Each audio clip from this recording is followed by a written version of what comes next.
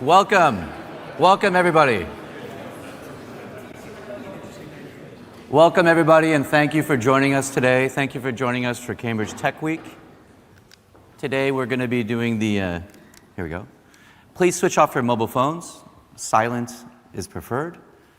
And just be in here, enjoy the evening, the time we're here together. No questions until the reception period, refreshments, but also during the panels, there's going to be a small little period for that. And then there are no planned fire drills, so if something happens, the team will take care of us, will take us outside. Claire will be there to guide us to the safe area near the building. Cambridge Tech Week is wonderful. I hope you're enjoying the week. There's a lot more to come. We have many nice events. Today is the deep dive on AI and quantum. I'll be here for the AI session. We have some wonderful speakers, wonderful panels. We are very happy to have had the support of our ambassadors. Many, many very, very supportive members of the community, especially for AI, for private markets, for investments, for tech. And we have a wonderful series of sponsors who have been here to support us with this lovely building, with the refreshments, with everything. So we're very, very thankful for our sponsors, excellent sponsors. And we also have partners who have been here to support us, to help us identify the panels and to bring the right people into the room so you can experience the technology, learn about AI, learn about how the industry is moving and how you can interact with AI within your companies and with the investors interested in them. We're also especially thankful of Cambridge Management Consulting for helping us with this wonderful building, beautiful building. And we are looking forward to enjoying a series of wonderful speeches that have been arranged to provide you insights for the day. And of course, PwC, a wonderful sponsor for the AI session. Thank you very much, PwC. I don't know if anybody here is from PwC, but thank you very much.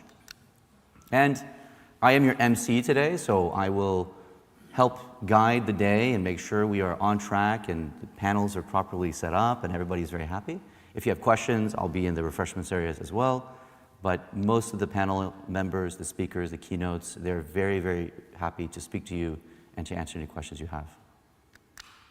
And we are very lucky to have the Right Honourable Lord Smith of Finsbury, Master of Pembroke College, Cambridge, here with us. Lord Smith has had a distinguished career serving as Secretary of State for Culture, Media and Sport, where he revitalized cultural access in the UK by restoring free admission to national museums and galleries and founding several key institutions, including NESTA, the Film Council, Creative Partnerships for Schools, and the Foundation for Youth Music. He is also an honorary lifetime member of BAFTA. And remarkably, I think this is an amazing achievement for anyone, he is the first MP to climb all of Scotland's Munro Mountains. As a Munroist, he's demonstrated a deep personal commitment to outdoor activities and environmental stewardship, emphasizing the importance of preserving natural landscapes and promoting access to the outdoors.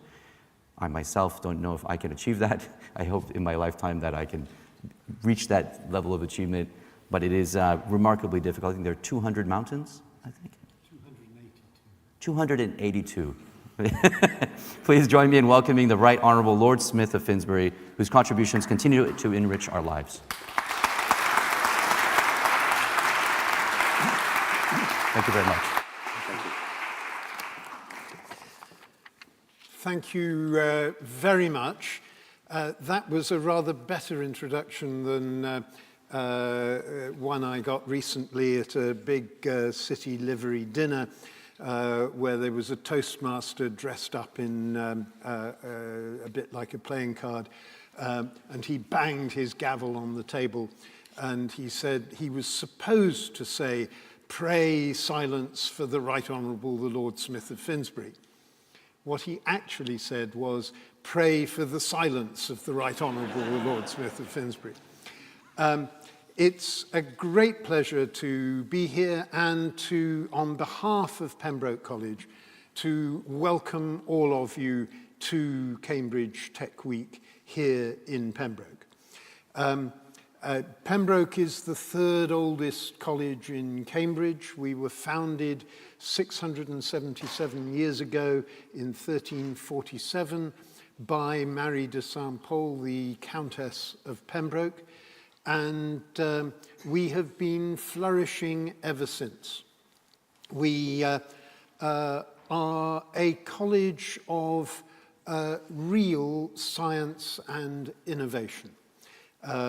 We are the college of William Fowler and Sir John Sulston, both of whom won Nobel Prizes for science. We're the college of Roger Long, who in the 17th century established the world's first ever planetarium. We are the college of George Gabriel Stokes, probably the most significant mathematician and physicist of the 19th century. And we are the college more recently of a man called Ray Dolby, who came to Pembroke to do a PhD in the 1950s on X-ray microscopy. He went on to invent the sound system that is embedded in every movie that you will ever see.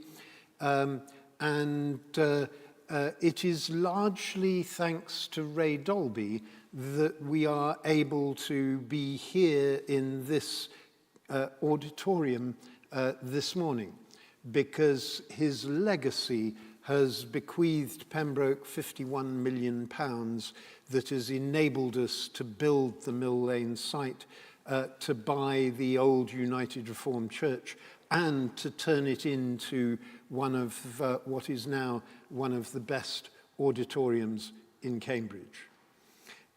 We continue the scientific tradition. Current fellows include Mike Payne, who hosted your dinner last night, who is working on quantum computing, Amanda Prorock and Carl-Henrik Eck, who are working on AI and machine learning, and Anil Madhavapedi, who is working with the use of computing to organize carbon credits and carbon offsetting around the world. So Pembroke is proud to be the host for Cambridge Tech Week. We hope that your discussions will be fruitful, and you have a big day ahead of you. So let me just say a very, very warm welcome to all of you here to Pembroke. Good luck and have good discussions. Thank you. Excellent. Excellent. I've heard that Tom is not feeling well, so we will move on to the keynote on lifting the lid, the technologies behind AI, with Elahe Arani. Thank you.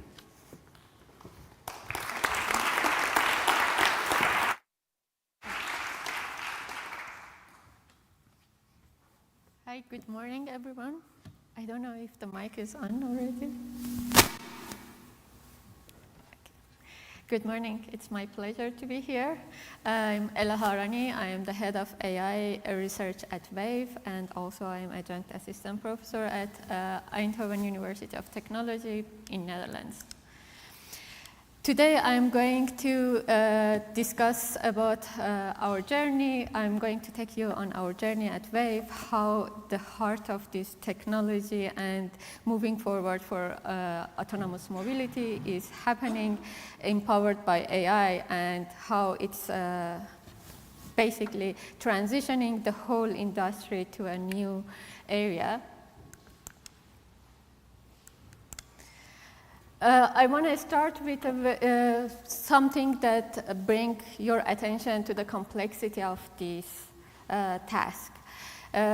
We want to enable autonomous vehicles to interact with the world that is not just complex enough that it works autonomously, just in the very controlled condition, but in a real cities and as complex as London cities, that there are so many users like buses, bicycles, pedestrians, even cyclists, everybody, and not complex enough, then once in a while we have so many of these work construction also going on. I'm going to play it one more time just to see. And then remember that these roads, this environment is not controlled, and the work is on its nature is very, sorry, I'm getting a little bit disrupted. The time is not set as 0. Okay, thanks. Thank you.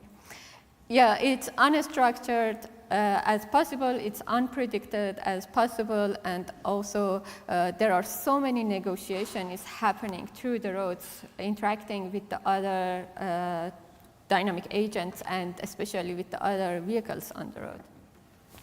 And then at Wave, we want to make this system to work not just in one controlled condition and one city, but can generalize to any new environment and any new road condition. I want to define a word that at Wave we are using a lot, what is embodied AI. Basically, with the whole innovation and the speed of technology moving forward in the field with the AI, as we have seen with large language models, there are so many new innovation and fast-paced technologies coming, but mostly in the virtual world. But we are living in a very physical world, and we are interacting every day within this physical world. And embodied AI is something that empowers the agents to interact in such a dynamic and changing environment and being part of our life. Imagine 20 years from now, the AI will be a synonym to like interacting robots that they help us in our daily life for everything, from workhouses, autonomous driving, very dangerous workloads in the streets, construction, and everything that agents, these robots, that they can interact and work. And we are what we do, our mission at Wave is to reimagine the autonomous driving and autonomous mobility through this embodied AI. And with AV 2.0 technology and approach, we mean that we want to build a system that drives autonomously and can generalize to many different vehicle types and work in different environments and scale very rapidly. And also enable us to use this system very efficiently, cost efficiently, and in a maximum speed that we can work with it across different countries and continents. But what does this AV 2.0 means under the hood? I want to take you to the approaches in the AV industry. With very traditional AV approaches, AV 1.0, the system is very modular. It has a lot of subsystems, and it's hand-designed and engineered to output a lot of intermediate outcomes from these modules, and all of them are engineered to work and interact with each other. But with AV 2.0, what we do, we replace many of these hand-engineered systems with one big end-to-end neural network that can just get the input, images and video streams, like camera-based, and come with the action that we can interact, send it to the control system, and then interact with the world. This is what with AV 2.0 means, and this is can be built very quickly with a lot of data, and it's more generalizable because it doesn't need all these intermediate labels and engineers that it's going through. And the system is becoming the beauty of this approach, AV 2.0, is the promises it brings. The beauty is about the computational homogeneity that this approach brings. It means that it can quickly generalize to different vehicle types and environment. Why? Because we are building our foundation models, this big neural network, based on a diverse set of data and a huge corpus of data that they can just mimic the human level driving. And they don't need these hands-on engineers and the labels. And to encounter with the new environment, they don't need to see the labels and all those intermediate outcomes to be labeled and train the networks and all those subsystems through them. And therefore, our system can very quickly generalize to new geofences, to new vehicles, to new sensor types, and also because our system is mapless. We are not using HD maps. HD maps on their own, they have so many different level of complexity. The roads are changing every single moment. There are new construction going on. The new roads are added, new roads are blocked. And then if the autonomous driving is relying on HD maps, it brings more kind of dependency and it acts as a blocker rather than just very quickly we can get our system and deploy it on a new city and new area.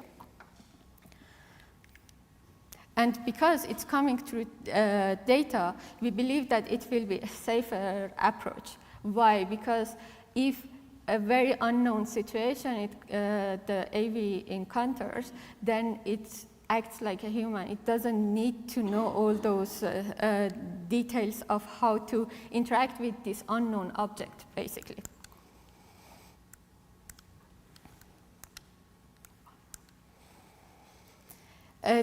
This is our approach. I want to just show you one example how our system works on very complex cities like London autonomously and can interact on different weather types, different lighting types, day, night times, in a quiet area, in a very hassle area, and it does everything, every negotiation, like this scenario that it understands the car goes backward, and it can follow its own route, basically, and not stop. And here, the negotiation with all the pedestrians that they are crossing waits, and then when it's safe, the bicycle pass, the pedestrians, they pass, then it takes the... And this is another example. Driving in a city like London, if you're going with the rule-based systems on the junctions, it's getting really hard to just design the system, how to interact with the rest of the car. The car needs to negotiate with the other cars. And this is coming through human-like learning, that we are just imitating how the human learns and how the human interacts with the world.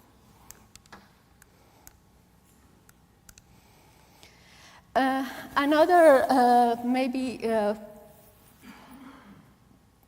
pros of using AV 2.0 over AV 1.0 that I already mentioned is to handling unknowns.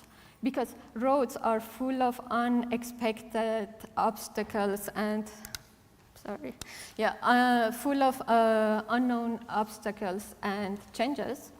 And then if AV 1.0 needs to know these objects in advance. Basically, AV 1.0 act as, okay, I know, classify the objects in the row, I predict their class type, and then I send that for predict and see how I should plan my, basically, trajectory and interact with that unknown object. But even for the humans, many of the objects are coming. We just reason around them and how we want to just pass them, stop behind them, or if we find another safer route, just continue, or without even bothering ourselves, what is this unknown object? And here our system is interacting with the world like that because it learns from the human behavior.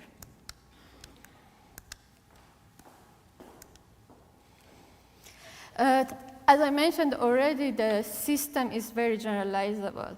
And basically, over a night, we can expand our fleet system to something like the grocery deliveries that we are partnering with ASDA to the new areas, covering new areas of the city through the UK, because we don't use maps, and these systems are human-like agents.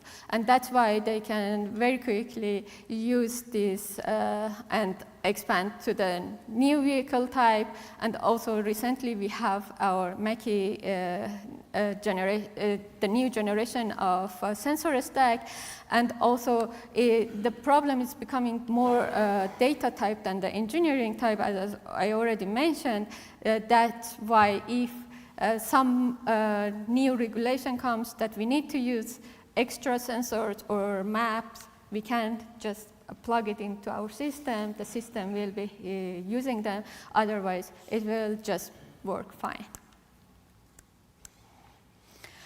At Wave, we are also pioneering the research and pushing forward the technology on its own. I want to get you through some of the recent breakthroughs at Wave that we have done.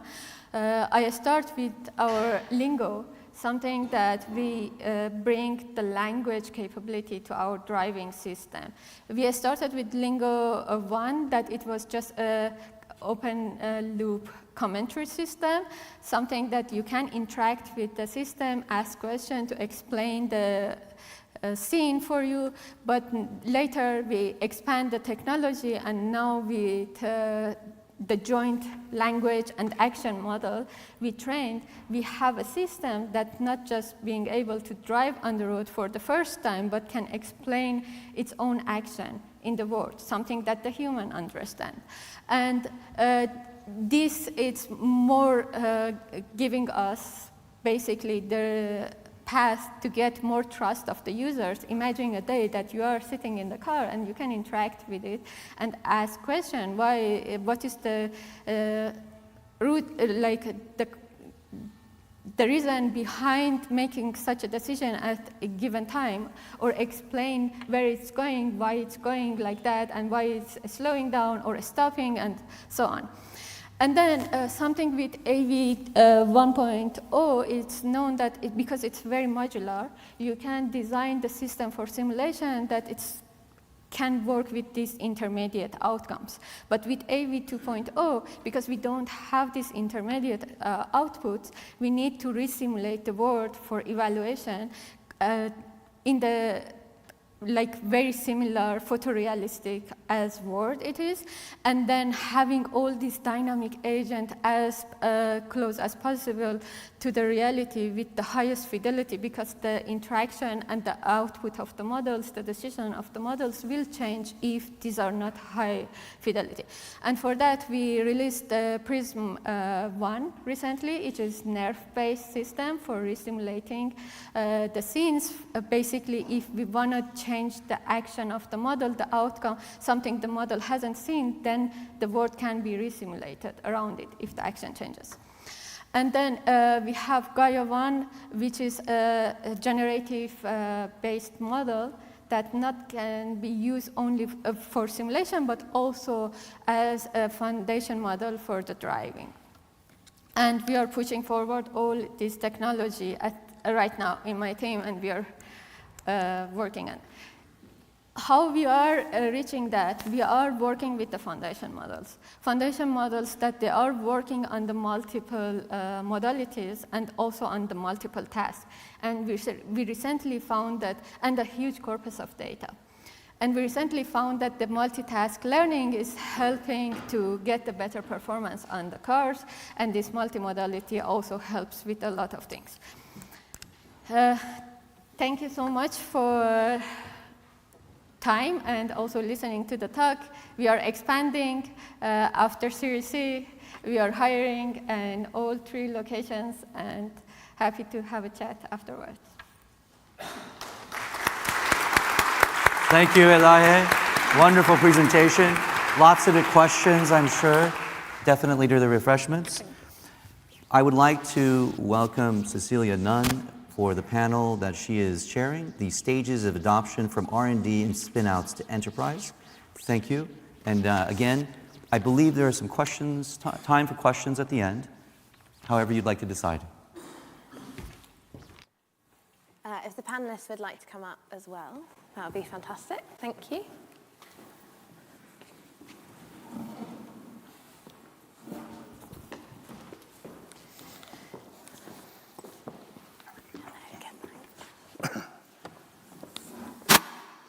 So I came all the way around there to here.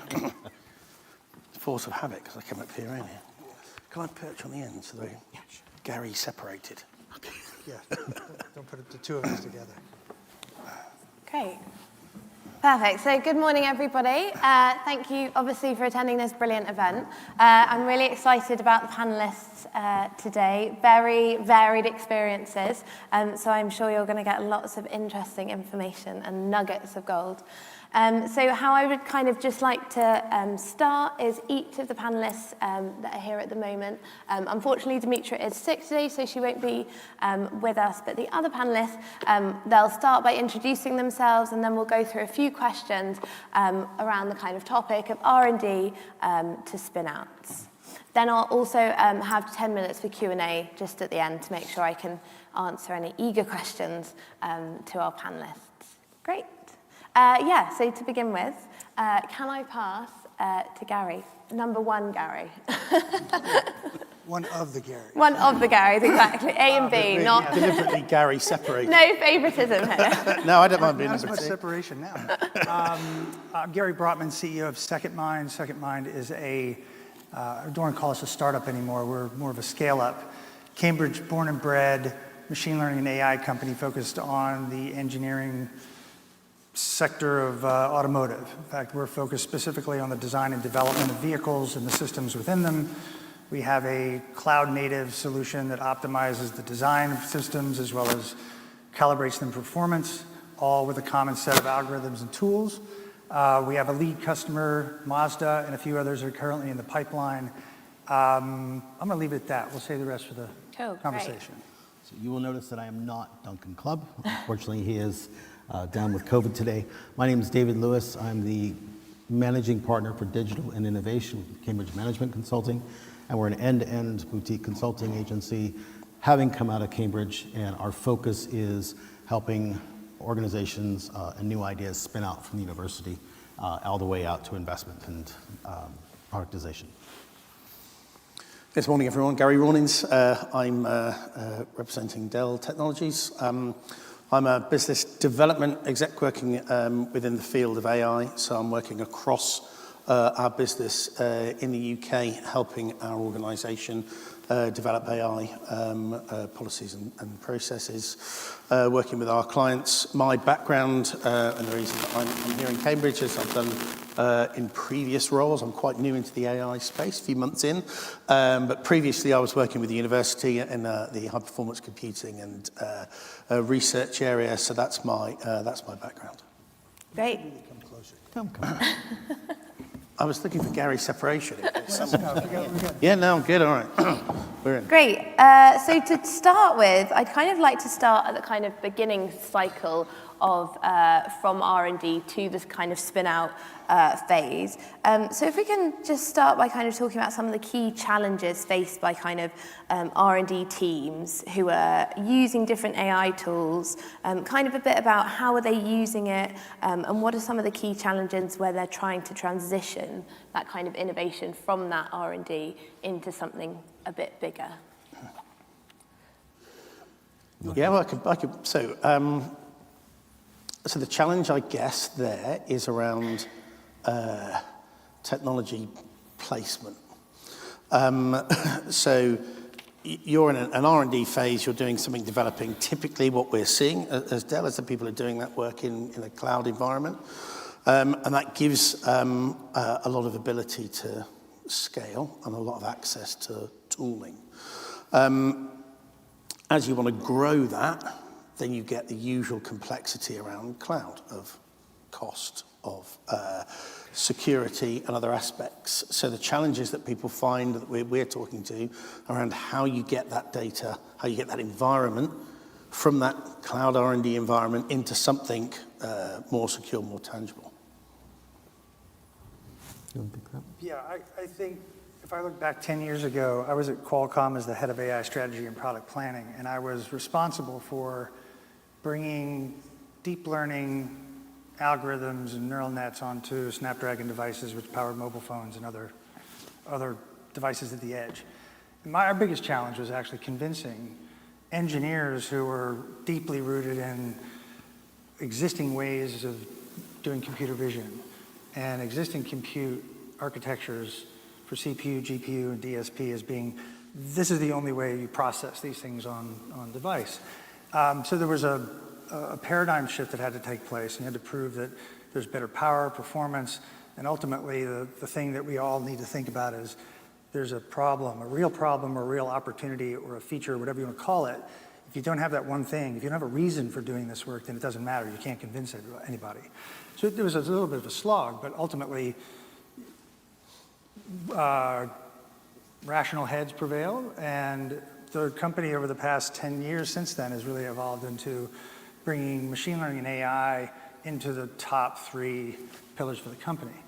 From the second line perspective, our challenge is to convince customers in automotive to change the way they're doing things today. They have tools that have been there for sometimes decades, big investment, hardware, software, infrastructure, and then to come in and say, we can solve specific problems in the workflow and plug into your tool chain relatively easily and replace the things that you know how to use, that you're comfortable with, that you can count on, and get them to actually take a risk and try it.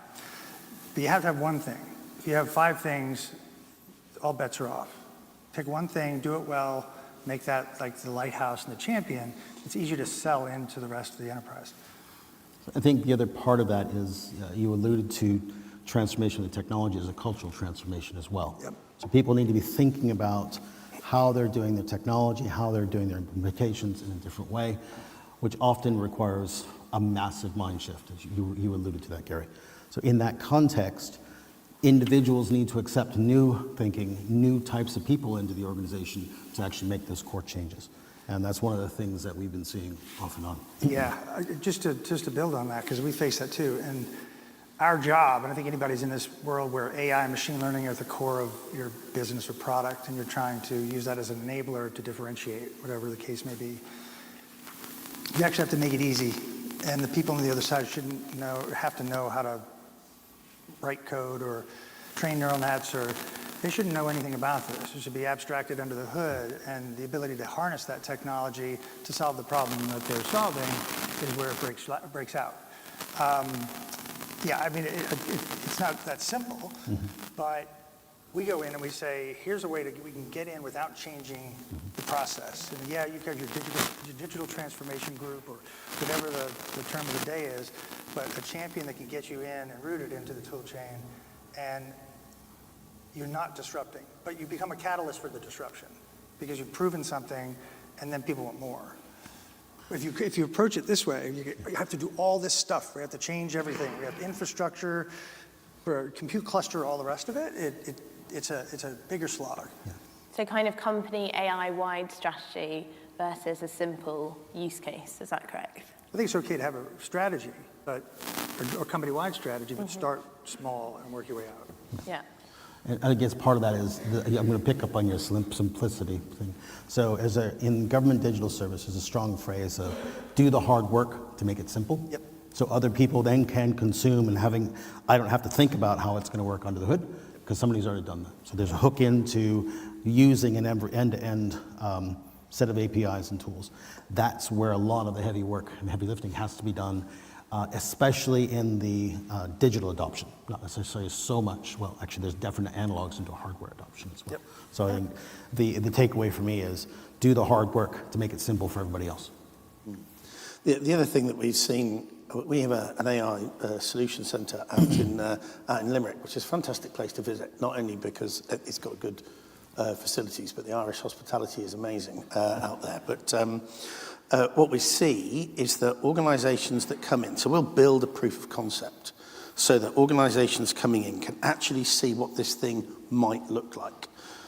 I think the stats are 86% of people who can visualise what something might look like will then take it through into a pilot. So when you're in that R&D phase, you're thinking, what could this look like? What does this do? Trying to get a view of, are we going to take it forward?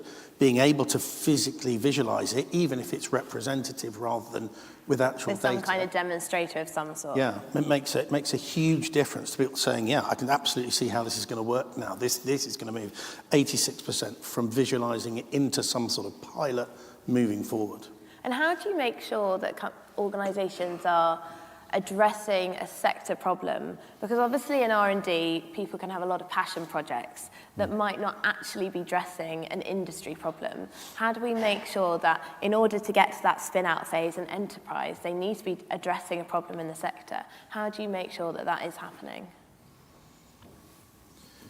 Yeah, well, I guess it comes down to how it's funded. If you've got, I don't know,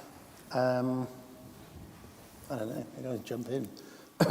The way that the way that things are going to come forward is that there's got to be money to pay for it. If you're looking at, every sector has got its own thoughts, and there are all sorts of vanity projects of people going, I'd like to be able to do this. But ultimately, to get anything from that embryonic idea phase into anything that's substantial has got to require funding.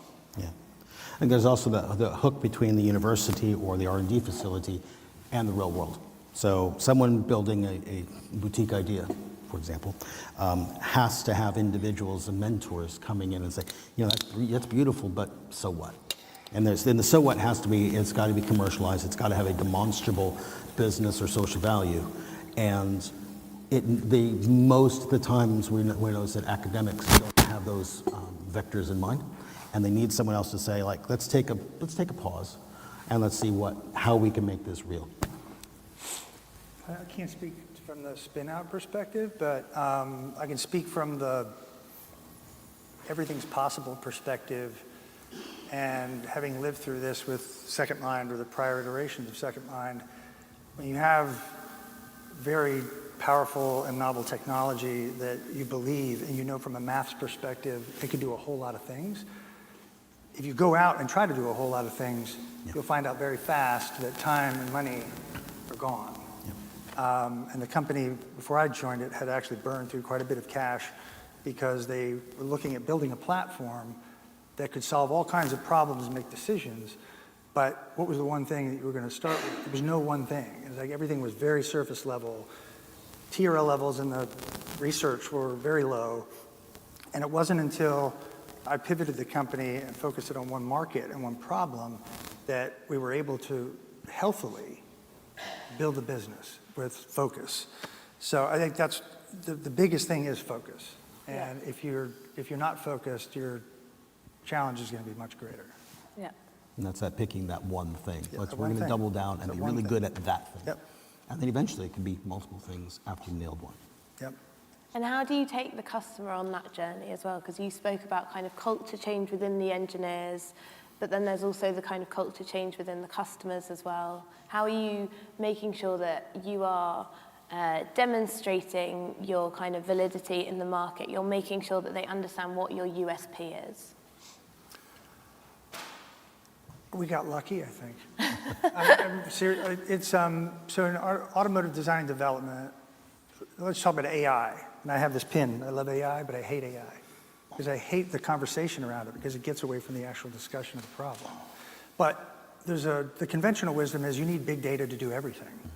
And yes, big data and big models and all the pixels that you could possibly get your hands on are great for autonomous driving because you have precious cargo in the vehicle and people on the road that you have to protect. But when you're trying to design a vehicle that has systems that are of n dimensions, dozens of dimensions, that really today's tools can't really handle efficiently and the human brain just can't comprehend, you need to find a way to do more with less because more data actually gets in the way of efficiency. So if you can find a way to find the signal in the noise and make better predictions with less, like we're not deep learning, Second Mind, we're more on the probabilistic side. Doing more with less is something that every engineer in automotive is trying to figure out because the dimensionality of their problems increases on a daily basis. So it was luck to some degree. But yeah, it's like that was a pain and we drove in and everybody related. it's still a slog to try to get them to understand, and they're technologists, and they really want to understand, but they shouldn't understand. We're not going to be engineers, and we're not going to be physics engineers with the system, and they're not going to be machine learning experts. So we have to abstract it enough to where they can meet in the middle. And I suppose, how does Dell deal with this? Because obviously you're a very large corporation there's a lot of kind of barriers towards the adoption of AI. How are you kind of dealing with that at the moment? Yeah, I mean, a bold statement, but I think Dell are the largest AI technology vendor in the world. Discuss it over a coffee, if you want to debate that point. But from my perspective, so we're not creating a USP. Dell are a technology vendor, right? We're providing the underlying stuff that makes this work, and we have a four-fold strategy in on with four. So we're embedding AI technology in our products with GPU-enabled systems and so forth. We are working with our customers in order to be able to integrate solutions. This stuff is running on our technology, but most important, we have a relationship with an ecosystem of partners. So Dell are providing a silicon-independent, open infrastructure environment that we work with people to build things on. So we're not making individual decisions about whether this needs to be in this environment or that or there. We have this huge partner ecosystem that says we can build these environments, but to make that easy, what we have are validated designs and pre-tested configurations and things that work. So customers come to us and say, I want to be able to do this, a digital assistant as an example.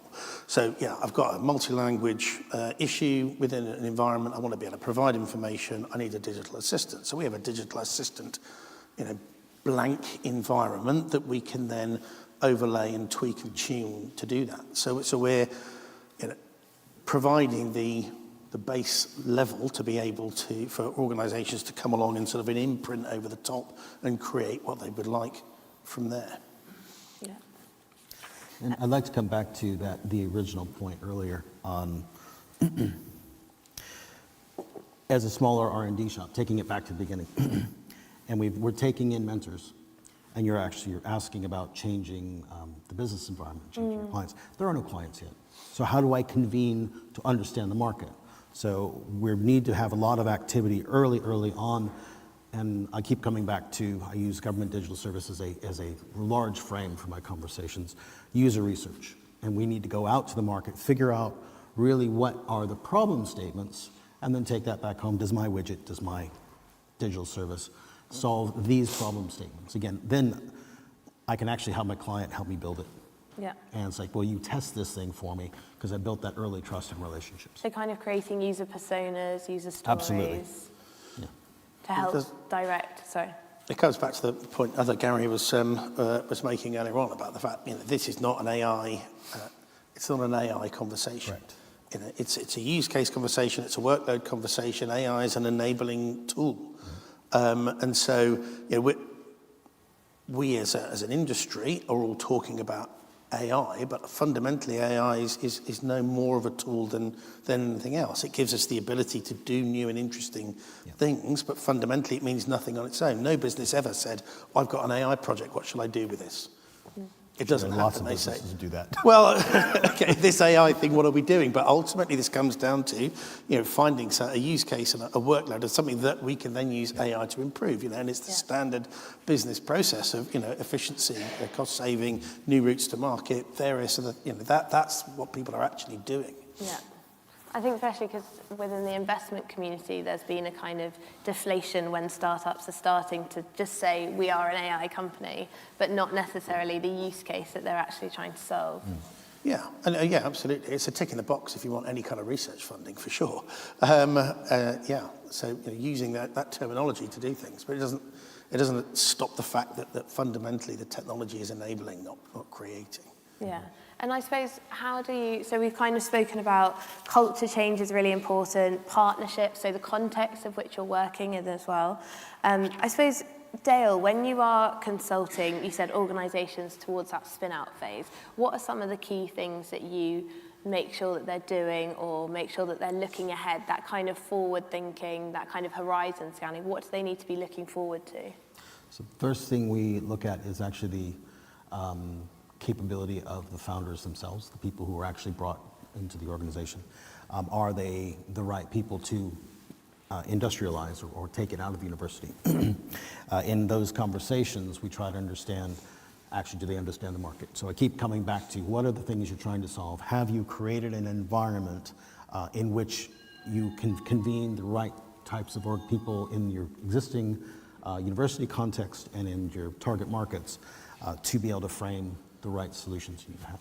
Once we have that, making the assumption that you can actually build the thing, we have a greased path to really get things out the door. And that's where it becomes exciting.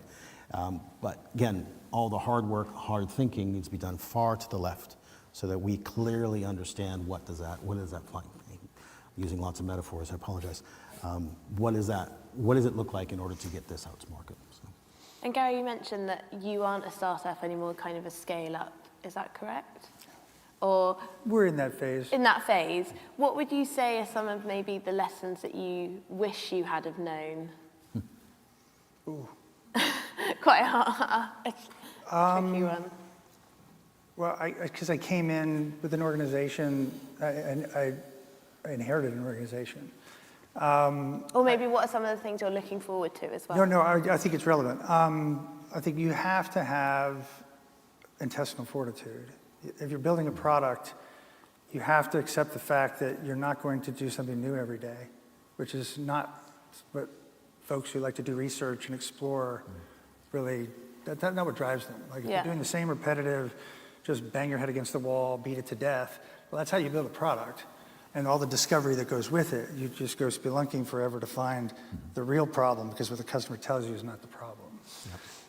And that's a different world than being in research and just looking for new technology to do new stuff.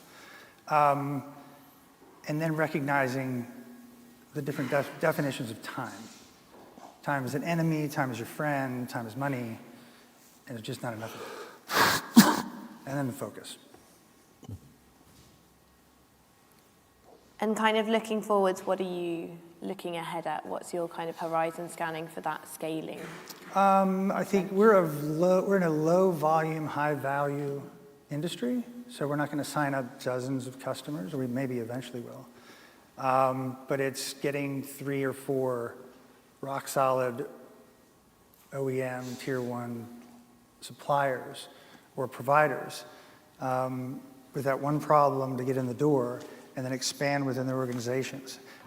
When we signed up Mazda as our first customer, it was such a big deal. It's like, wow, we've got Mazda. Like, yes, we're off.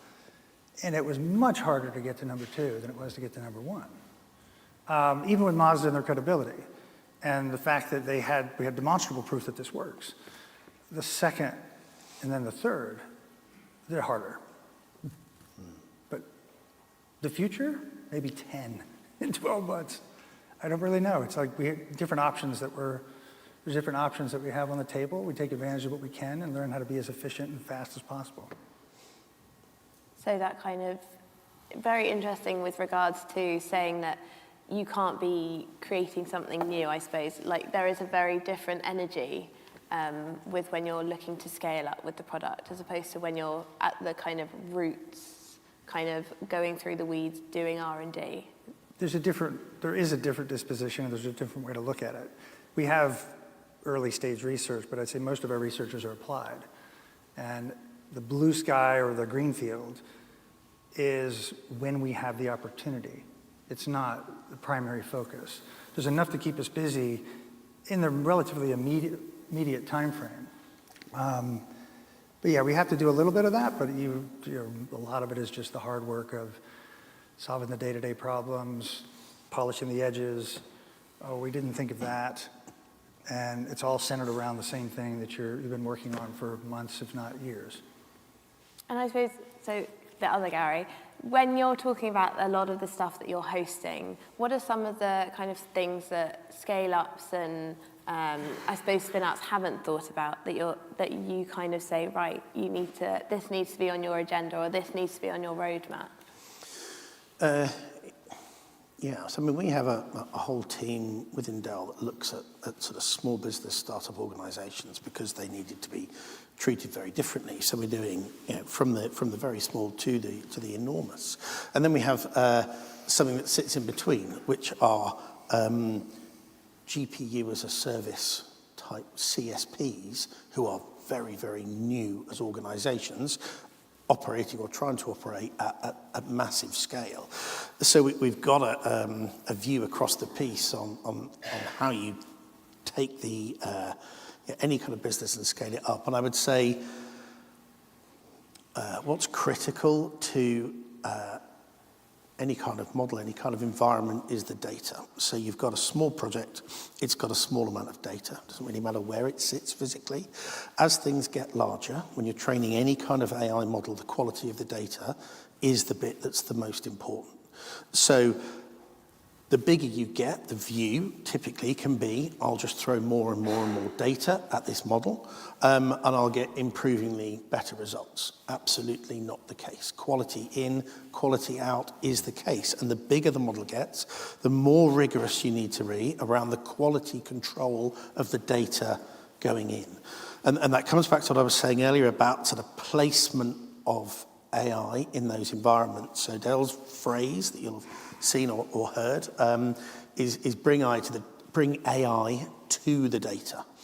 So we're looking at saying as you go from pilot R&D through pilot into anything at scale, the data volumes are the thing that are going to make the difference, make or break between what you're doing, between positive and otherwise outcomes.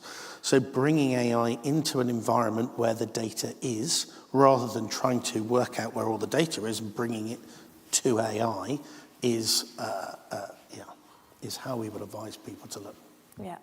And I suppose kind of just, we've heard lots of different things around the kind of different cycles, kind of life cycle of the journey. I suppose the last one is, do you have any tips for organizations trying to commercialize, thinking about something like a business model, and how they actually take it to market? Are there any kind of hints or tricks or tips that you would recommend? Open to all of you. And I think, so it depends where this is really industry specific. So what we're seeing as a business is there are some parts of the industry that are hugely adopting AI, and other parts of the industry that are not. So if you look at trading, particularly algorithmic trading, if you look at insurance, if you look at life sciences and other organizations, their adoptions and models are there. There are lots of other industries that are really in that phase where they're not hit the peak of the adoption curve yet. So understanding whether the market is in front of you is the piece that's really important. There are a lot of organizations that are sat there with a good idea, with a good website, waiting for a customer base to come within a particular market, and because that particular sector is not there yet, they're not on that, that adoption. So it's understanding that market. Yeah. If you want to try and do something in the insurance market, you're probably 12 months too late. Yeah. And if you want to look at other emerging markets, then there's huge amounts going on. So I think it's really, really varied. Yeah, and understanding the competitors in that market as well. David, did you want to? So I think the question is a bit of a macro question. It's not an AI question. And I keep coming back to making sure you've got an early view of what a potential market could look like. I've got a great idea, hardware, software, AI, for lack of terminology. Again, then that's a so what. I want to convene very early those organizations that could be my clients. I was thinking about what you're saying, Gary, on now having a client base. That becomes a virtuous circle because they are your users. They are embedded in making sure that you're successful. You want to try to build those types of early engagements, and that involves a lot of, we'll build very quick minimum viable products, proof of concept out there, and test it. And I guess the last thing I want to do is you want to keep the opportunity at all times of stopping. So I am putting something out to market. If it's if it's turning into something that is not going to solve a problem and generate revenue, you need to learn how to stop, because most organizations just keep carrying on thinking that they're brighter than everybody else and nothing comes of it. Any last tips and tricks? I don't know. It's just the fundamentals of building product. Yeah. And if AI or whatever breed machine learning is the solution to the problem, then use it. But, I mean, I worked at Qualcomm for 10 years. Very much a technology looking for a problem to solve business, but they captured lightning in a bottle twice, and they've evolved quite healthily. But starting off with, hey, I've got this LLM over here, and I'm going to build something with it. Probably a short lifespan, unless you really found something unique. And most use cases are not new. They're just doing things faster, better than you had before. So understand the problem, be passionate about it, relentless, the market, the customer, and then whatever the how is, if it's this breed of ML or that, or it's some fixed purpose code or whatever, use what is necessary to solve the problem and take the customer's pain away. Taking the customer's pain away, I'm sure. So it's a pain and Making it painkiller. painless. It's a pain and painkiller equation. Great. Well, great. We have some time for questions. There will be some roaming mics, so if anyone has questions, please put your hands up. Yes, there's a person at the front.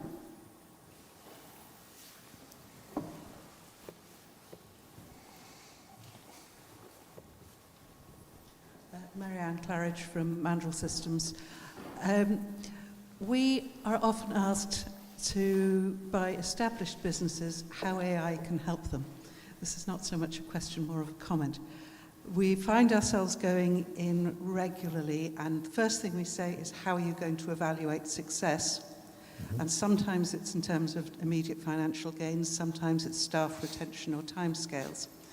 And as a rule of thumb, whenever we've gone in and evaluated the process, we find the one task that they should pick to start with is the most boring. It gets staff acceptance instantly, and that everybody knows how to do it and how to evaluate. Yeah. I'll actually pick this up because Gary and I were talking this earlier. It drives me insane when someone says, I have AI to do a thing. It's like, have you actually figured out what the business problem is? I mean, just like any flavor of the month, blockchain solved all my problems 5-7 years ago, and we saw how far that got. So it's the problems. I mean, and what's interesting is you mentioned the simplest low-hanging fruit. That is where you should start, because I'm going to get the most benefit operationally and drive out cost if I solve that problem that no one sees, because that's where a huge sunk cost is. Sorry, Don't start away from the boring stuff. Yeah. If it's the biggest pain point for the customer, dive at it. Yeah. I'm going to kind of eat my words a little bit, because yes, technology should be the thing, but if you have a focus on a specific breed of technology, then leverage it to the hilt. And if you find a big enough problem and your objectives as a business matches your values and you want to stretch beyond your core and invest in more, fine. But as an early stage startup, I guess you do have your toolkit. And then go in and see, what's the biggest problem I can solve for you? What's the biggest problem that you have that maybe it fits? Yeah, and it relates to personal AI experience and business AI experience as well. So, within a corporate environment, Dell are using AI at the heart of the business to improve our processes and background procedures. I don't see any of that. What I see now is that I've got a button on my computer that I can push that will make notes of all the ramblings I have and give me a summary of anything I said that was relevant that I can then send out to people. So that's what I'm seeing in terms of what's useful.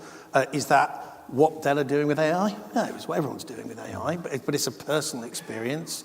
It's not what the business is doing, with the engine behind, which is, vast. Yeah. Have we got any more questions? Yeah, at the front.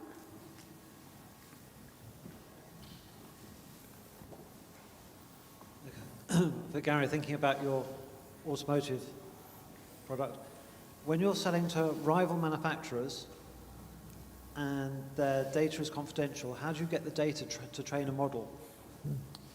Every client has their own tenant. Like we separate. There's no sharing of data. We don't have models that we repurpose, and everything's typically in the moment.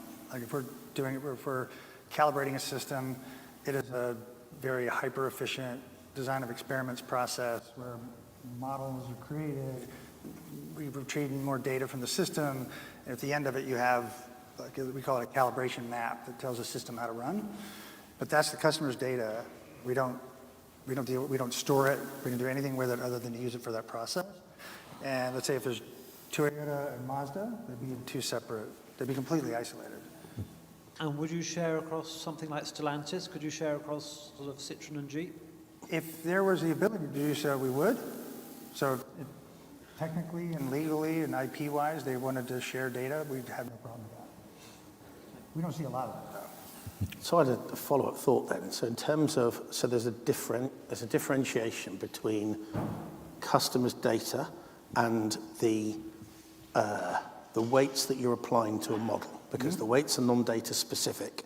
So do you differentiate between, okay, customer data clearly not shared, but the way that you're training models and the weights that you're putting in the neural networks and everything else, is that something that you could use commonly between competitive organizations? Potentially.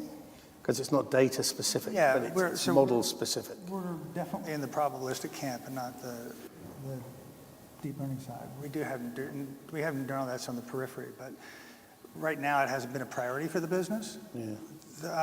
Every customer is different. Every data regime is different. The tool chains have the same tools, but they may be configured differently. Yeah. So it's not as easy as just taking one from another. No, because I mean, my view is that weighting in the model is as much the business's IP as the data would be. Yeah. And part of the challenge that we see of people using cloud models is that whilst their data is protected in the cloud, the way that they are weighting their models is not. That's visible to the cloud providers, whatever they happen to be. So, and I would think that is as much the business's IP, particularly if they're in that competitive space, than it would be, the data itself. Great, so yeah, I'm just going to round up now. I just want to say a massive thank you to the panelists. It's been incredibly interesting. I do realise as well there are certain things that we haven't touched upon, like regulations, standards, all these kinds of things, but obviously the panel is only so long, so we can only cover so many things. So if we can put a round of applause for the panel.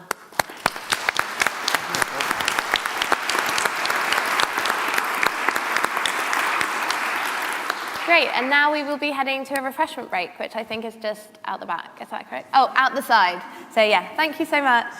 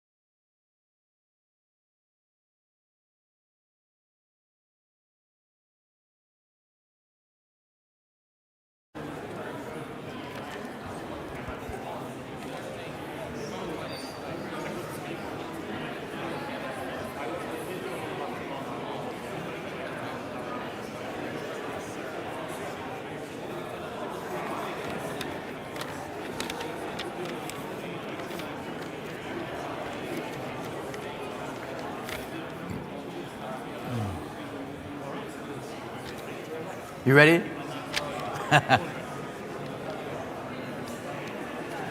Welcome back. I hope you enjoyed your coffee and the nice biscuits.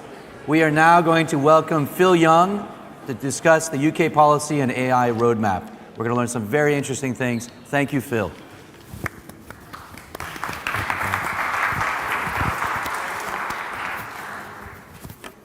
Hello, can you hear me okay? Everything good? All right, fantastic. Hopefully no feedback. Well, first of all, thank you for inviting me here today. It's a few things I need to add in caveats that I don't work for the UK government, so just to be very clear on that. I work for an organisation called Digital Catapult, which I'll talk about in a moment. So I can't talk explicitly about what the new government's policies are going to be or their strategy or their strategic roadmap. Which is maybe disappointing based on the, on the title. But what I'd like to do is talk a little bit about how AI policy, and indeed more broadly innovation policy, needs to be considered as a multifaceted and quite complex arena to play in, and how we consider all of the different considerations that form policy around AI. So there's not just a single lever that can be pulled and AI will suddenly be adopted, as I'm sure we all know.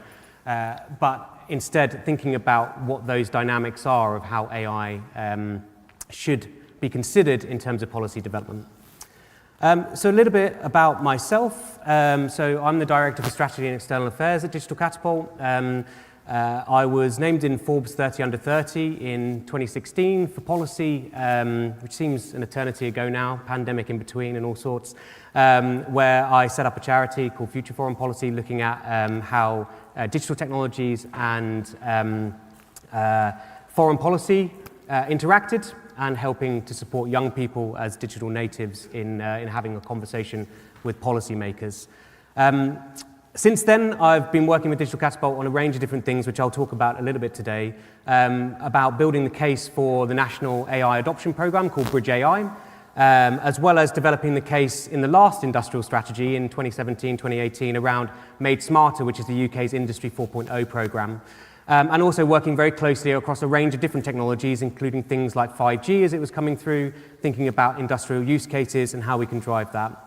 And more recently, working more extensively on things like digital twins, working on emerging concepts around cross-cutting infrastructure for data and cyber-physical infrastructure to build digital twins on. So a lot of different multifaceted arenas of technology and innovation and policy. I've been working in the tech sector for about 15 years, and I have been working with startups and in policy and strategy for a similar amount of time. A little bit about Digital Catapult. So we're part of the Catapult network. There's 9 different catapults. We're a £1.6 billion investment into the UK from the UK government. And that goes to a range of innovation centres that are distributed across the UK, across 50 different locations. And in addition to that, we have a model which is funded by the government, but also seeks to play a government policy delivery role, which is again what I'll talk about shortly, and also thinking about how we work with Innovate UK as the national agency for innovation. And we also work with the private sector, so how can we leverage private investment into the UK? Digital Catapult is a national innovation organisation, so we work across the country, and we're particularly focused on deep tech and the digital components of deep technologies, where there is a requirement for intensive engineering expertise and capabilities to be built in a particular technology area. We play this neutral and independent role, where we actually play this independent advisory role also to the UK government and to industry, and look at ways that we can connect those two things together. So, our interest in AI policy, I suppose policy in general spans a huge range of different areas, and when we start to talk about policy, we can very quickly go into rabbit holes, and the challenge is always thinking about how we pull ourselves up to the macro level, thinking about the dynamics of how things interconnect.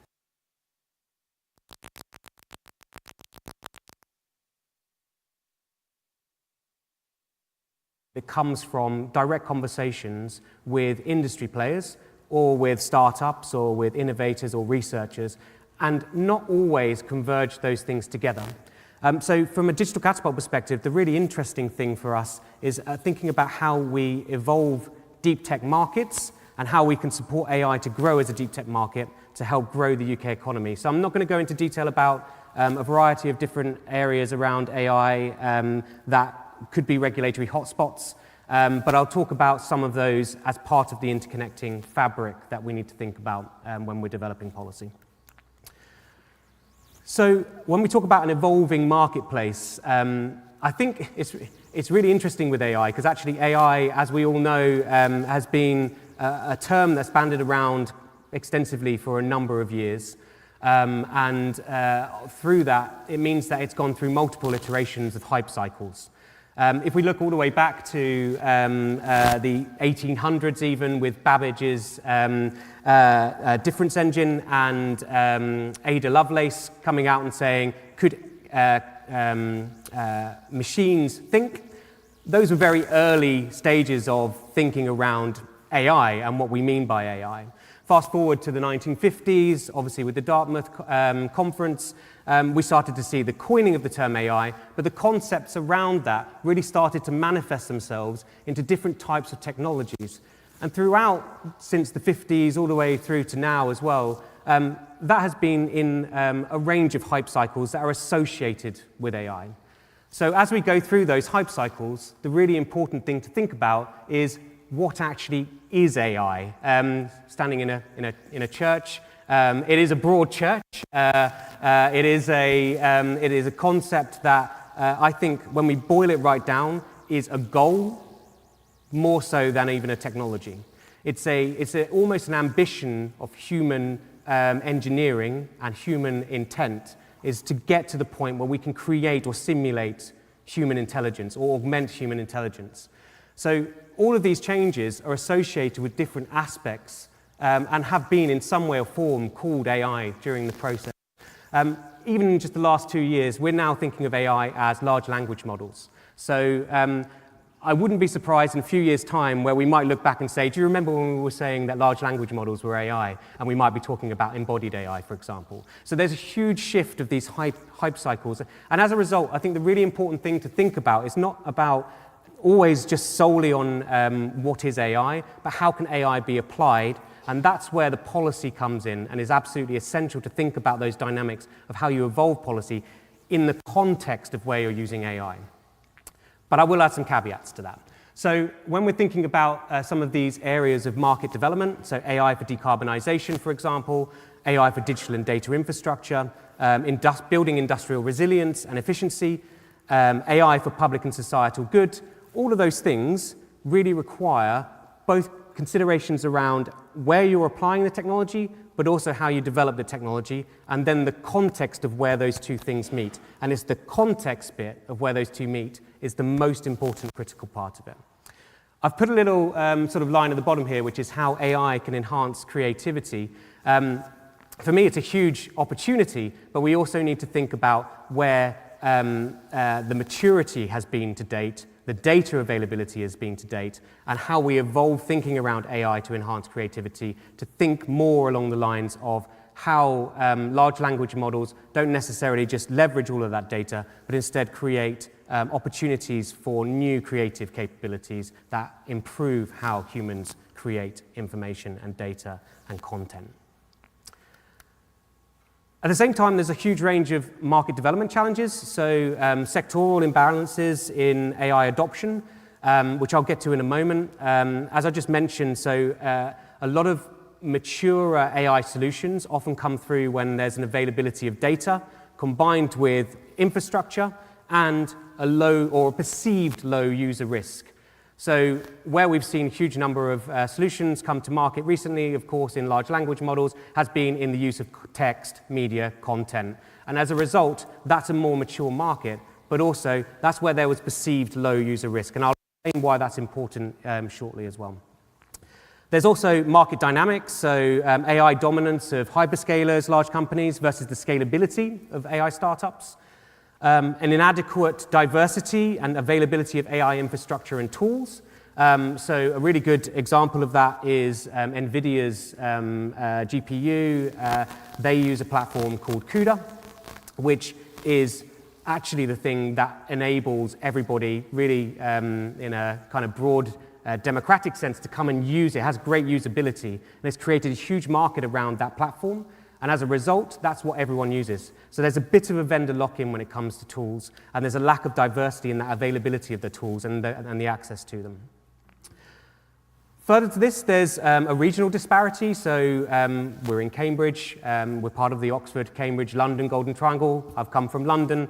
A lot of the dynamics around AI, not exclusively, but a lot of the companies, in particular the startups and scale-ups, tend to be grounded and placed in the Golden Triangle. And there are challenges around how we distribute AI capabilities across the country. And that is a huge question, but one that we often kind of look at in a kind of a more rudimentary way, in a very simplistic way. So again, we need to think about that. There's also uncertainty amongst companies around future AI regulations. So while there has been AI regulation that's come through into the market, the EU's AI Act that came into force in March, the Labour government coming in now have been talking a lot about how they manage the larger companies and the models that they're sort of larger, more sophisticated models that they have. But there's also just this general conversation around how we regulate AI. All of those things create uncertainty in the development of products and services. And building that confidence in what is coming and how we tackle that is really important as well. So a few final points. So lack of AI inclusivity and diversity. So that creates inherent biases in the data that we use, in the way that we train the models, in the way that we deploy them. And that, of course, creates knock-on effects. A lack of trust and transparency in AI solutions. So as we're developing these things, how they're used in different contexts. Again, we need to think about how we build trust in that and how we can create more verifiable and validated solutions in AI for the future. And finally, how can we think about how AI can itself be decarbonized? So I have a few stats here around the AI carbon footprint. So about 600,000 pounds of carbon dioxide emissions are used to train a large language model, which is the equivalent to about 112 petrol-powered cars over a year. Using generative AI for images, so like DALL-E or Stable Diffusion, it produces the equivalent of a car driving for 4.1 miles. One query of ChatGPT, just one, uses as much electricity as a light bulb for 20 minutes. And if you look at the more macro kind of trends, Google have 50% higher emissions in 2023 than in 2019, and Meta's Scope 3 emissions have had a 65% increase from 2020 to 2022. So it just gives you a highlight that it's not just about how AI can be used to decarbonize, but also how do we think about how we decarbonize AI as well. It's really critical. So as we go through thinking about all of these challenges and these opportunities, and we look and map this to the UK government's strategy, we have 5 missions that have been set out by the UK government. And mission-based approaches to innovation and policy making are really around how you considered a systemic or systems-based view to tackle the problem. But the problem is that most policy and indeed most research and innovation often happens in silos. So it's really important to have a consideration or these challenges are ultimately connected together. So a really good example, when we were developing Bridge AI, if you went out to speak to a variety of different stakeholders in the AI space on both sides of the supply side, of the developers, and on the demand side, you'll get different answers to your questions. Your first question might be, okay, why are you not adopting AI?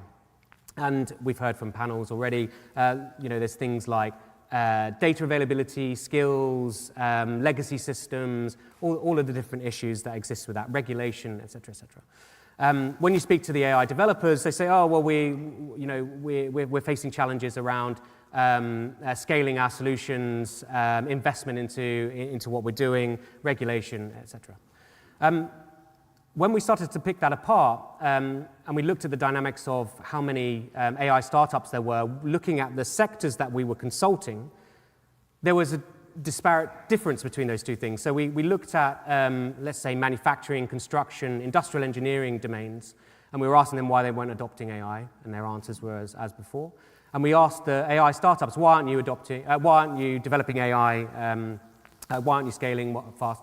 So we didn't ask the right questions necessarily, but at that point we kind of thought, well, how many AI companies are actually working in those sectors? And when we did an analysis of that, it was roughly around about 5% of AI companies were looking at probably about 95% of the other industrial sectors that sat in the market.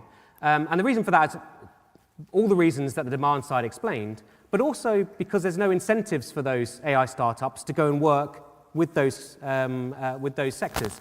There's not a legacy of entrepreneurs, there's not an easy access to data, a quick customer pipeline, so there were real issues. So when we started to develop Bridge AI, we started to think about how do we connect all of these different parts together, and how do we consider how we think about the dynamics of when you pull one lever to help to scale AI startups, how can we also think about how we can get them to pivot into sectors that they haven't considered, or develop products and services in areas that they haven't thought about?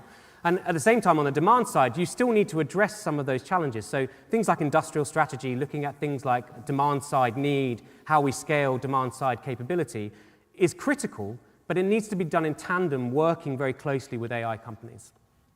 At the same time, you need to think about the research infrastructure, you need to think about the hardware and the platforms that you use, and you need to think about responsible innovation design in how you bake those skills into those capabilities. In tandem with that, as you start to think about all of the different component parts of a program, we need to think about standards and regulation and how those things come together and fuel the market, and how you can build confidence across each of those areas, from how the AI is developed to how it's deployed in the context of the sector, to then how researchers might try and tackle problems or challenges that they might face in the verifiability and the validation of that deployment of that AI into the context of working in a particular sector where there may be safety critical systems, for example. And at the same time, we also need to think about cross-cutting aspects of data readiness and availability. So as we move forward into the next, we're entering into a period, we have a new government, if anyone hadn't noticed, and we're entering into a period now where there is considerable interest in how AI can be used, both in the public sector, but in the private sector. That is a persistent thing from government to government. But where we're up to now is that there needs to be a consideration around new strategies that will come through over the course of the next year to 2 years around AI that will ultimately address some of the challenges in a more systemic way. And I think that's the really important message that we're giving to the government at the moment, is that you need to think about all of these things together, from regulation and standards to local capability building, and how you leverage capabilities on the ground in specific regions and local areas where there is expertise, and how you connect clusters like the Golden Triangle outwards into those areas as well, and the skills that they can bring, while also leveraging and trying to pivot existing digital-first companies who are maybe make up the digital ecosystem in particular cities and regions, who often working with the companies and the customers on the ground there to also implement and use AI capabilities as well. When you think about the business models for the future, so moving away from the use of AI for simulating human creativity to thinking about how it enhances and improves and augments human intelligence, and how that can then be used in terms of the data that we collect and how that is available for people and innovators to access.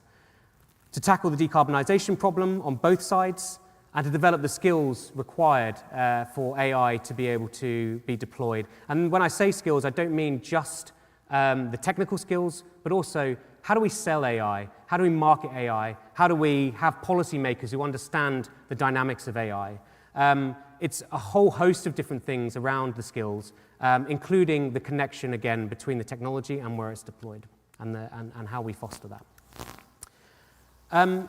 We also need to get the AI infrastructure right. So from a data perspective, we need to think about creating the data architectures and infrastructures that are needed. Sometimes we need to, some evolving thinking around how we can think of data as a critical national infrastructure for the UK and data architectures in specific areas, and there's some work around that from the National Data Library that is being introduced and being explored at the moment from a public sector perspective, but I think further consideration is needed around how data architectures are considered for innovation in the private sector as well. How we enable AI through to be deployed into networks and manage our networks, including where we locate computation power and computation resources, whether it's close or far field, and how we connect those two things together. Addressing the tools and plumbing issue that I mentioned earlier, the diversification of that. And if that's not complex enough, we also need to think about how AI is converging with other technologies as they're scaling and what that means for as we move forward.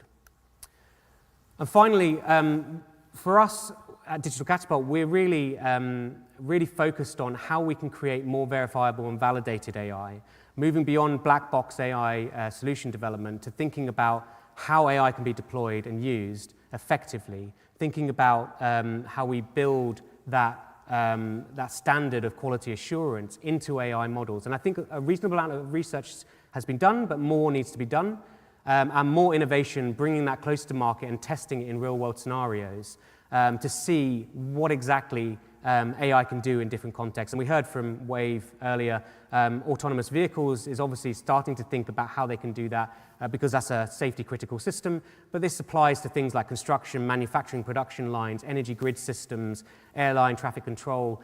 It's really important to get all of these things right because these are the areas and sectors that are the ones that are laggard, falling behind and struggling to adopt and deploy it. So for policymakers, it's really important for them to think about these things, to think about them collectively, to think about how they can tackle all of these challenges in a joined-up approach, rather than in silos of policy development. How we can ensure that key programs are stood up that are ultimately going to address, at the same time, regulatory challenges alongside the technical challenges, and thinking about the broader macro infrastructure that is required for the development. So for Digital Catapult, we're really keen to engage on the development of future programs around this, to position these with the UK government, but also to consult widely with industry to reflect your needs and value into what's required for AI development in the UK. And these are some of the areas that we're starting to look at. So the continuation of Bridge AI, but also how we address all of the things that I've mentioned previously. So on that note, I'll leave it there. A sort of open question, I suppose, for everybody to think about is how we can help to advise policymakers. How can we help drive the agenda in the right way, in a constructive way?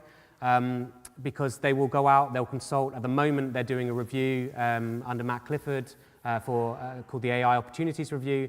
I would encourage everybody to try and engage with that process because I think your insights and perspectives will be really valuable. But most importantly, I think this is an ongoing process and there's such a dynamically changing environment in AI and in its deployment. Throughout the next year, there's going to be a development of new strategies, the industrial strategy as well next year as well is expected. Those are the types of things that we should all lean into and make sure that there's a balance between considerations on the demand side and the supply side and how we all work together. So on that note, thank you very much. Thank you, Phil. Very interesting. I'm sure you have a lot of questions coming at the next refreshments. I want to introduce Ray Eitel-Porter, and he'll be presenting, or actually organizing and chairing this wonderful panel on evidence from industry. What are you really using AI for? Thank you very much. And please, the panelists as well, please join Ray. Thank you.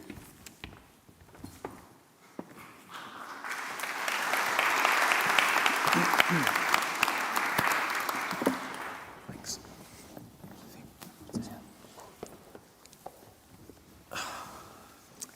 Wonderful. Good morning. I'm delighted to be here chairing this panel I think we hear so much about the potential for AI. It's going to be very interesting to get into the nitty-gritty of what people are actually using it for. What are the applications that these different colleagues on the panel here are developing here and now. Just to introduce myself, my name is Ray Eitel-Porter. My career has been at the intersection of technology and consulting. Most recently, I led responsible AI globally for Accenture and stood down from that full-time role in the spring to focus also on writing a book about AI safety. I'm a senior research associate at Jesus College here in Cambridge and also do independent advisory work. So the way we're going to structure the panel is I'm going to start by asking each of the panelists to talk for 2 or 3 minutes about a particular example that they're working on right now of using AI in a practical context, and they will introduce themselves and their organization at the same time. Then I have a few questions which I'm going to ask them. We're going to try and draw out some of the common themes across these different use cases which we've explored, some of the lessons for perhaps people here in the audience. And then we're definitely going to be leaving time for questions. So please make a note of anything that you would like to quiz the panel about, and we will come and ask you for that question later. So let me start here with George. Perhaps you'd like to kick off, introduce yourself, and just talk a little bit about your example. Sure. Hi, everyone. Pleasure to be here. I'm George Drayson, the Chief AI Officer and co-founder of Appella AI, a conversational AI company that's focused on creating AI voice assistants for customer service that is enterprise-ready and is both safe, robust, as well as very flexible to use. My background is in research, and I'm currently also studying for a PhD in natural language processing, and previous to that, a master's in engineering from University of Oxford. So about the use case that we're working on is very central to the company, is on creating AI voice assistants for customer service that are built from the ground up using large language models. Now, being able to use large language models gives us a lot of power from both the natural language capabilities and also the flexibility and dynamicism, but they have their inherent challenges, which I'm sure we are all aware of, such as hallucination or going off topic, and there are many more that we could discuss. But the power of them is also very obvious, as we can see from how quickly ChatGPT has gone on from huge development in industry. So how we approach this is in a very robust and secure way because we are a customer-facing company. So we have built a framework around these large language models that allows us to make sure that we can control them to be exactly task-oriented in our use case, and this is based around what we call a supervisor framework. Now, this means that we can actually define the task-specific roles for each of our large language models, such as FAQ answering, appointment booking, and etc.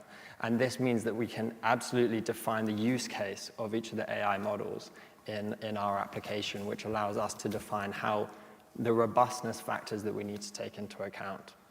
And that's a good introduction for now about it. Brilliant. That's a great story to start with. I mean, all of us can relate to customer service, and I think we can probably all imagine how generative AI can really help in this context.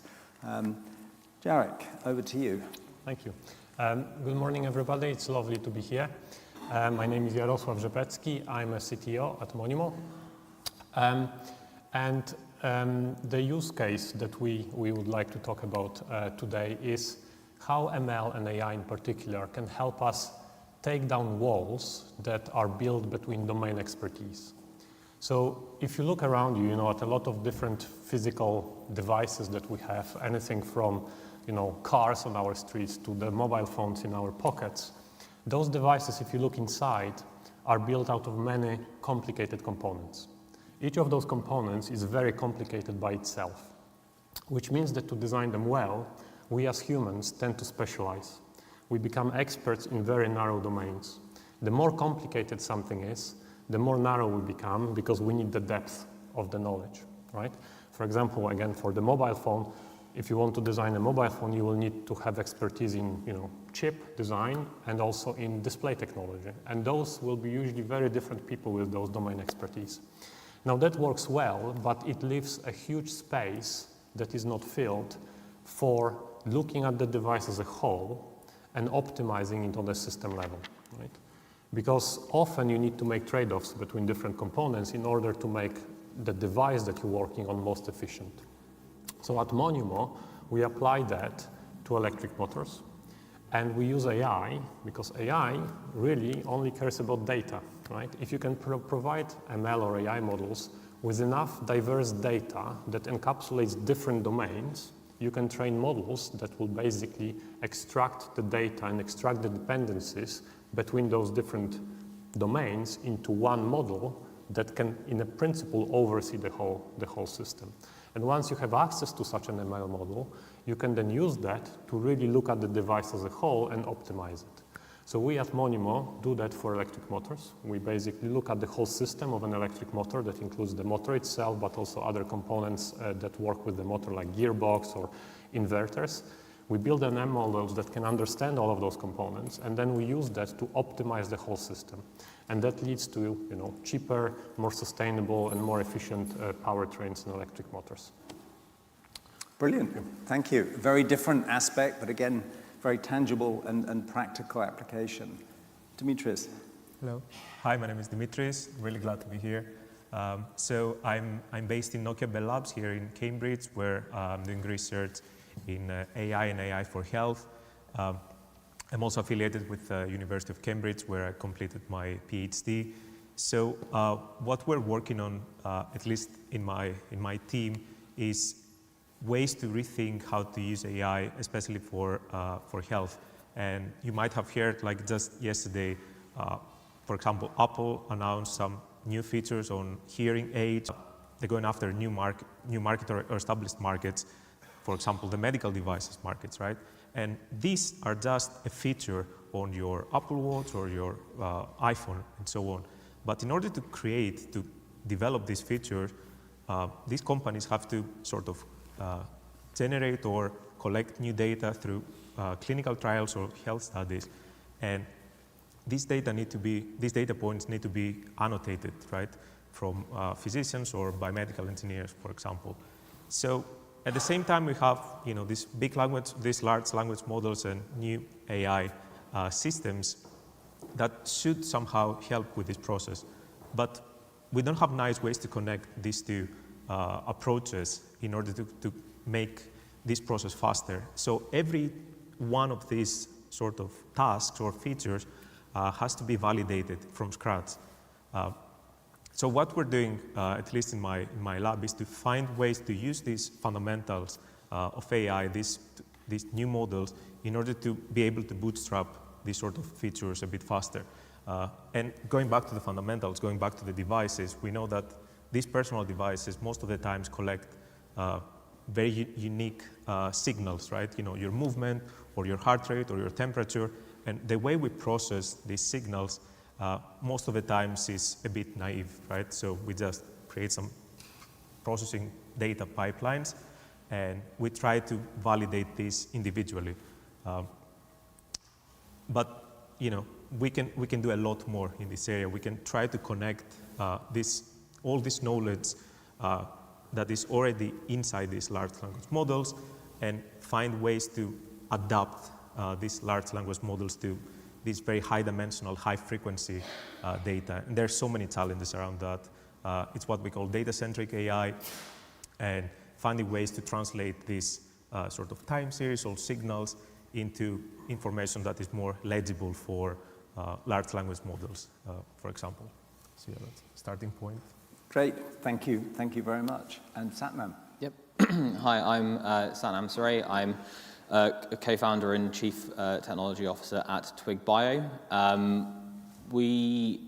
Twig is a biotechnology company. We engineer microbes to create chemicals and industrially relevant products and ingredients to go into personal and beauty care products.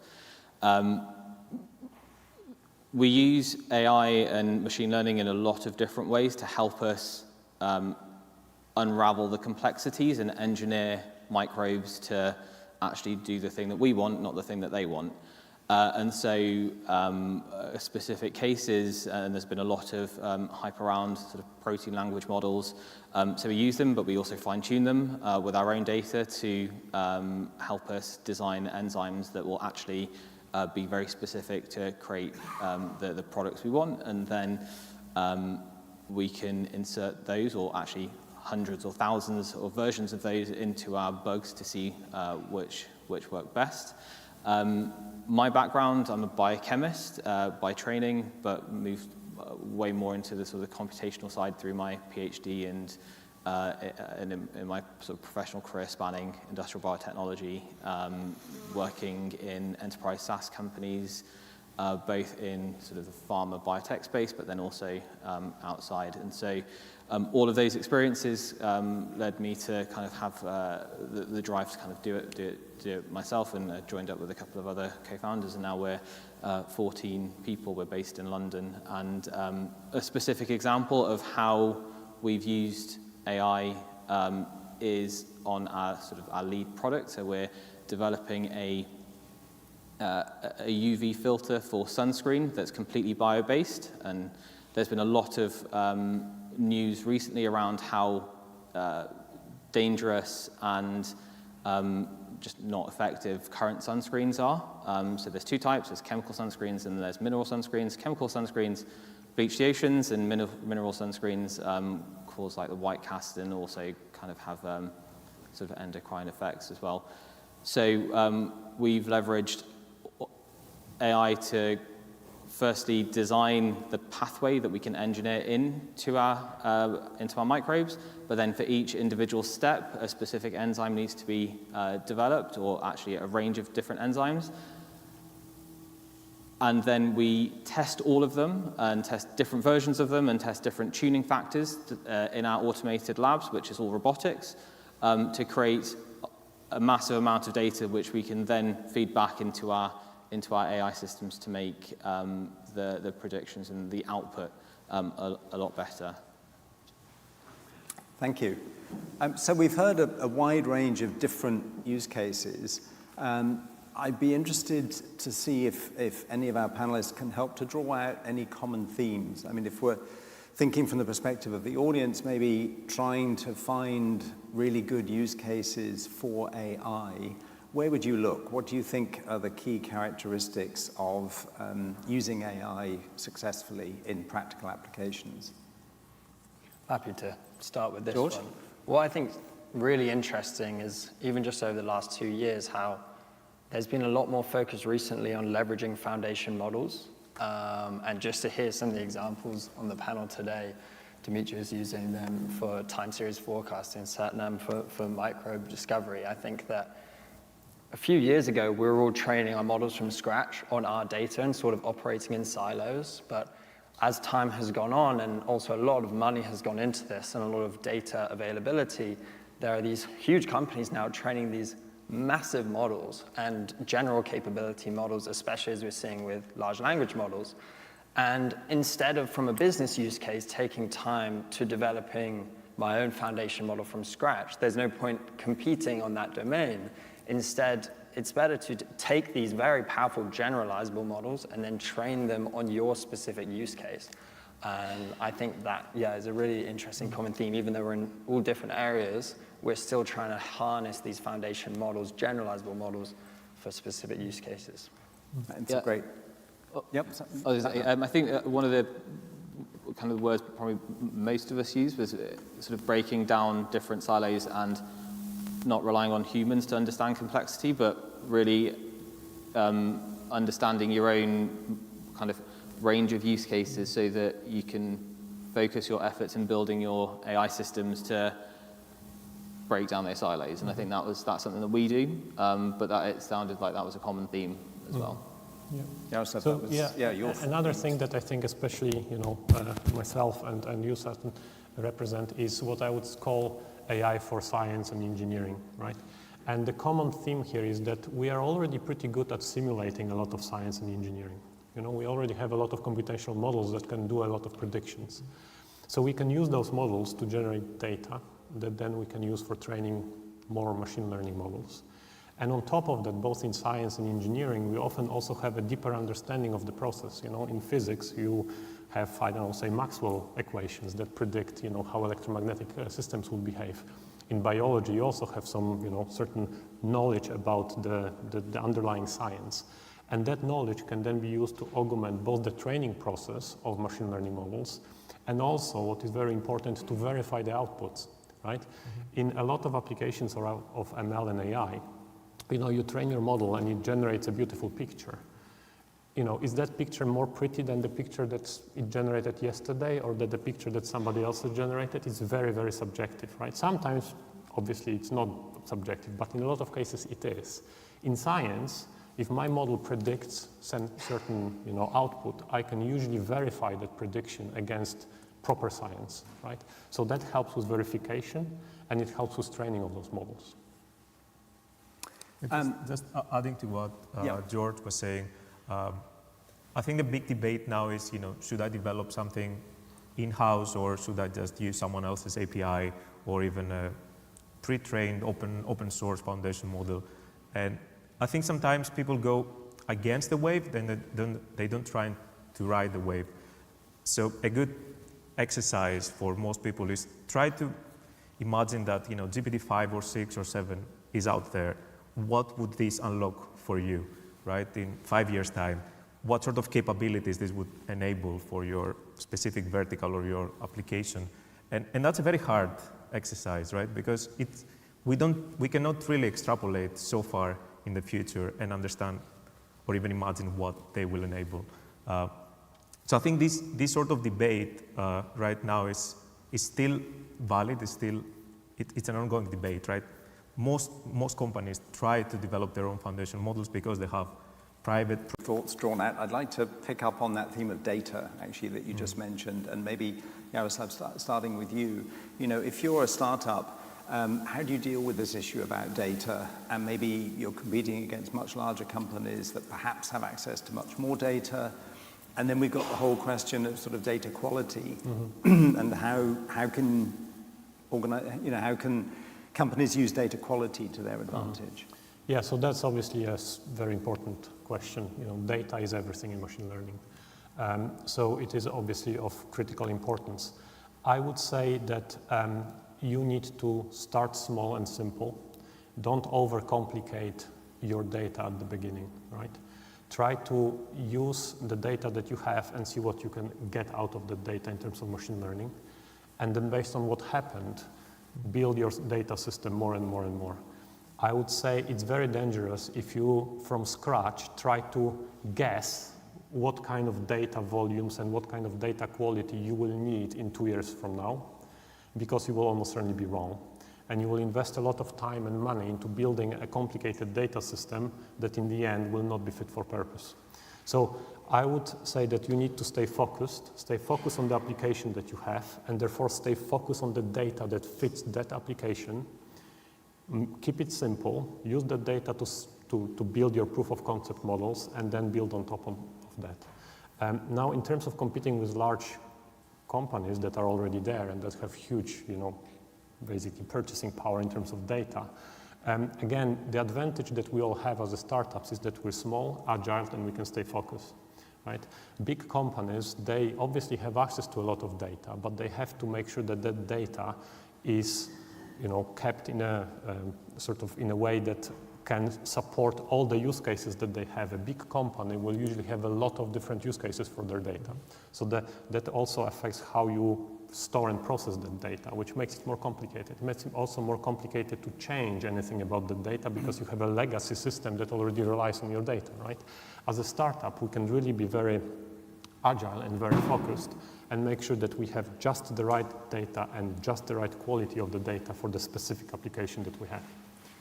Great, thank you. To add to that quickly is that try and design it so that when you're acquiring data, you're generating data. So in our case, that's an experiment that actually happens in our lab.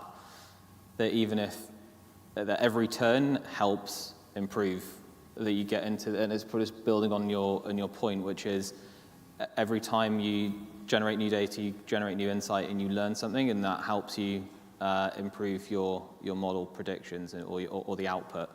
And for a startup, and we're through this at the moment, we're sort of less than 2 years in, the focus is key, but then also not spending all of your money on like massive amounts of machines or spending loads of money with a CRO or something to do that for you. And it's really kind of thinking what's the best bang for buck. It's essentially a trade-off, and that's a key point, because you've got to think about your what's the next milestone you've got to hit, and be really focused on that, and not the scientist or the engineer in you going, oh, there's some really fancy things that we could do. That can come, but you've sort of got to earn the right and hit your milestones before you can expand. Yeah. Great, thank you.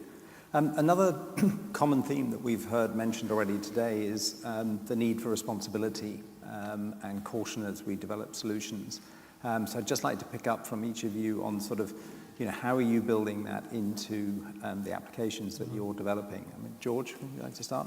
Yeah, so I think it's really important, and it's one of my main focuses as Chief AI Officer, building AI products that are customer-facing, especially, where it's really important that the solutions that we're building are both robust, but also safe and responsible to use. And I think what's really important, especially in the time we are now, where we're very almost pre-regulation and it's taken the time to actually instill, is that there's a lot of onus on the developers to develop in a responsible way.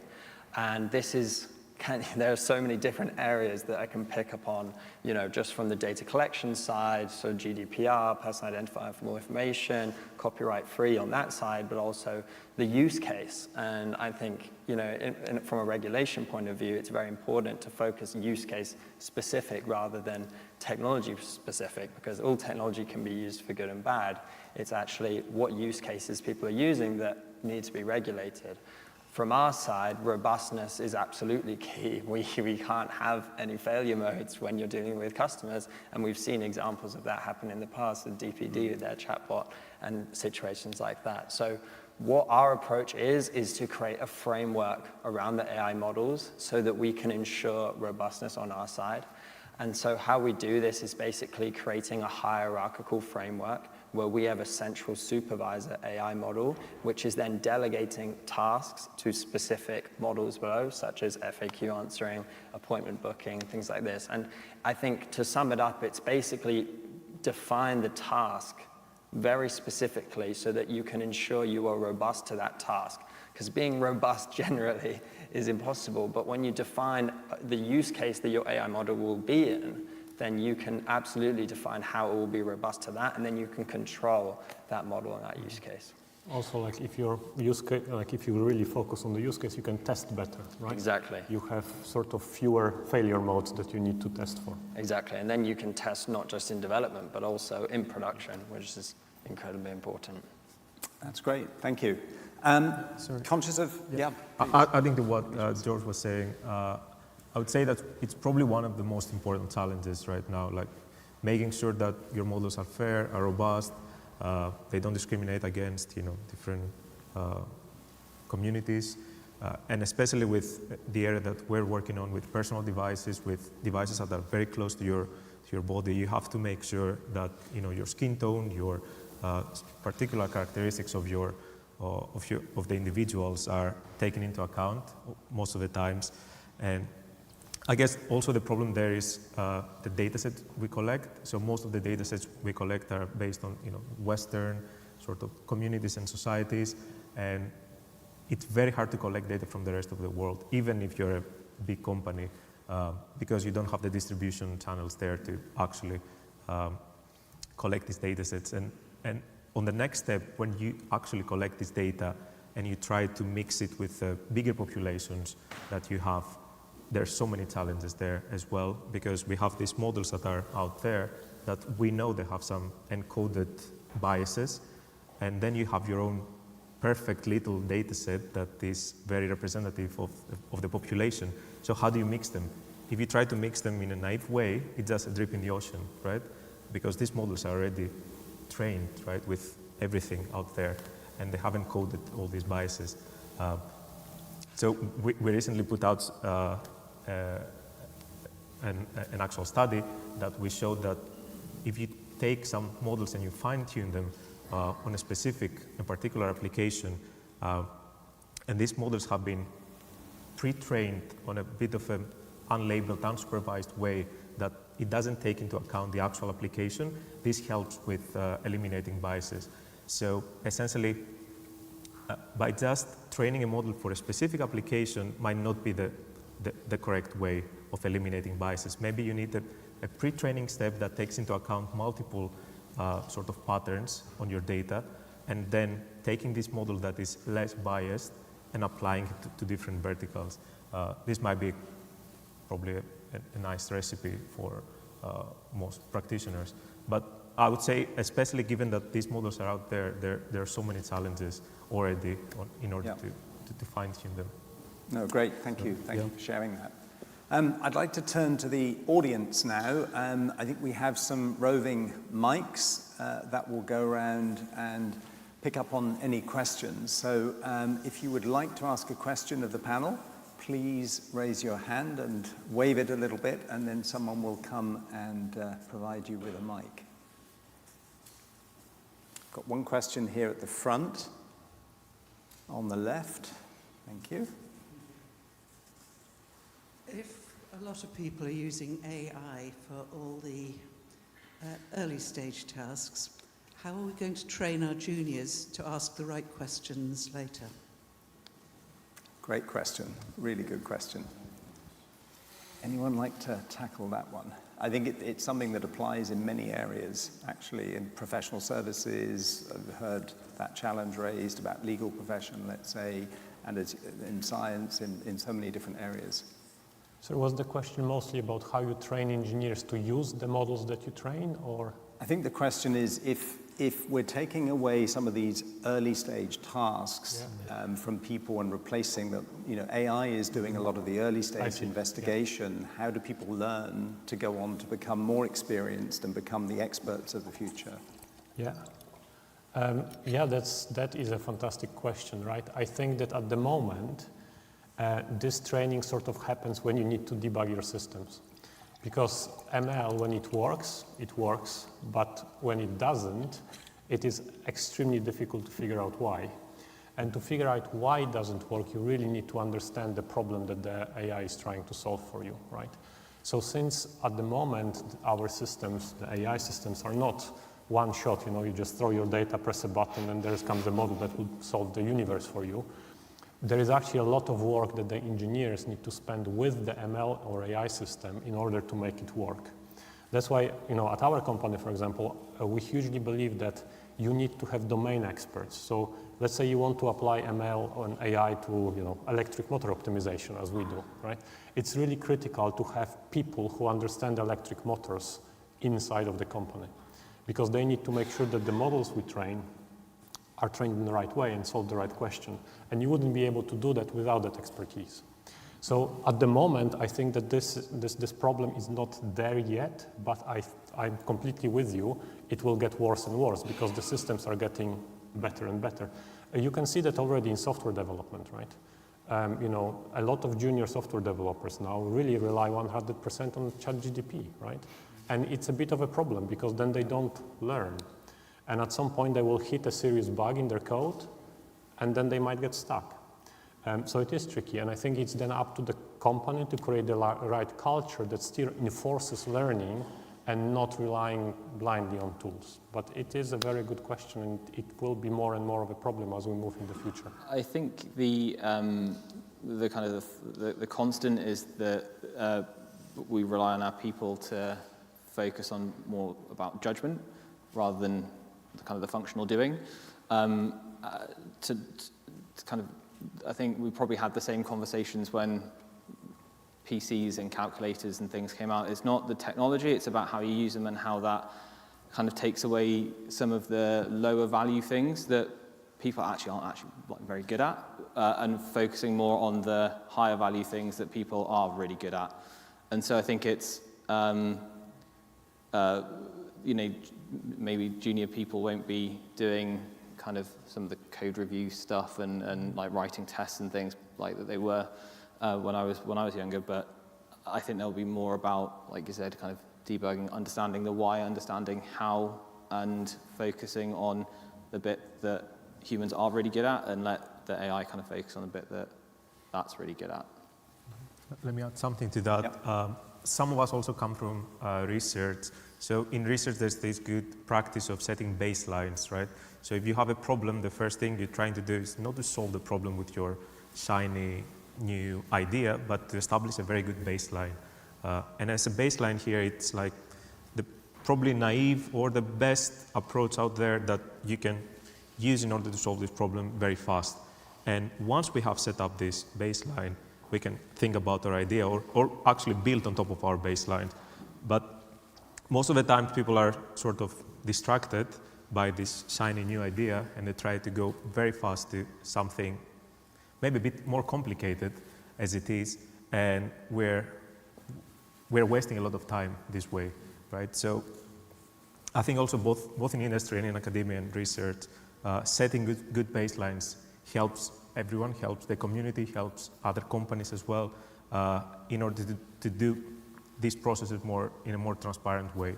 And that's something that can be taught, we have the responsibility to teach the new generation of people, of engineers, to follow good practices and set good baselines in all these AI tasks and AI systems. Thank you. Do we have a last question? And at the front on the left, please. We'll have to be quick with our answers. Yeah. So. Thanks. I'm thinking about technological change, and one of the biggest issues is psychological, human, how we understand technology. And one of the issues I see in AI is that it's really difficult to wrap around the mental model people have to build to understand how AI works. Because, thinking about the mobile revolution, it wasn't just the hardware, it was, for example, the skeuomorphic design to understand that this is my mail, this is my desktop. And we're using words that are related to our real world. But now AI is like this magic box. And how are you looking into going beyond that? Because you're all technical. So probably for you, that's not a big issue. But for the rest of the world, it's going to be a huge issue to get AI to go beyond labs and startups and get into the hands of the real people that will need it and use it. Great question. I can George? start with that one. Yeah, really interesting question. And I think it's really important, especially just like the title of this panel today, we're talking about actually using AI in industry. And I think obviously the first thing to tackle is to have your use case, have your problem that you're trying to solve. But the next step is to understand what AI can actually do, so you can understand which are your problems and which part of them AI can actually either automate or help solve. So I think it's essential that we move beyond the sort of black box of it, and we move more towards making sure the expertise is available to people so they are being able to fully understand that side, and also educating people in business so that they can understand what are the capabilities, and it's not just, a magic thing that we can have solve everything. There are only specific parts that we can use, but it is very powerful technology. Very quick. Yeah, so I would say that maybe the fundamental technology is already commoditized. There are so many different models that do the same thing, at least in the language area. Maybe in a specific application, we don't have the actual models out there. But maybe the competitive advantage will come from the user interfaces, like new ways that people can interact with these models, or new applications, new user experiences. So all these are really unexplored and undiscovered. So that's where the added value might come from. Brilliant. Thank you. Please join me in thanking our panelists.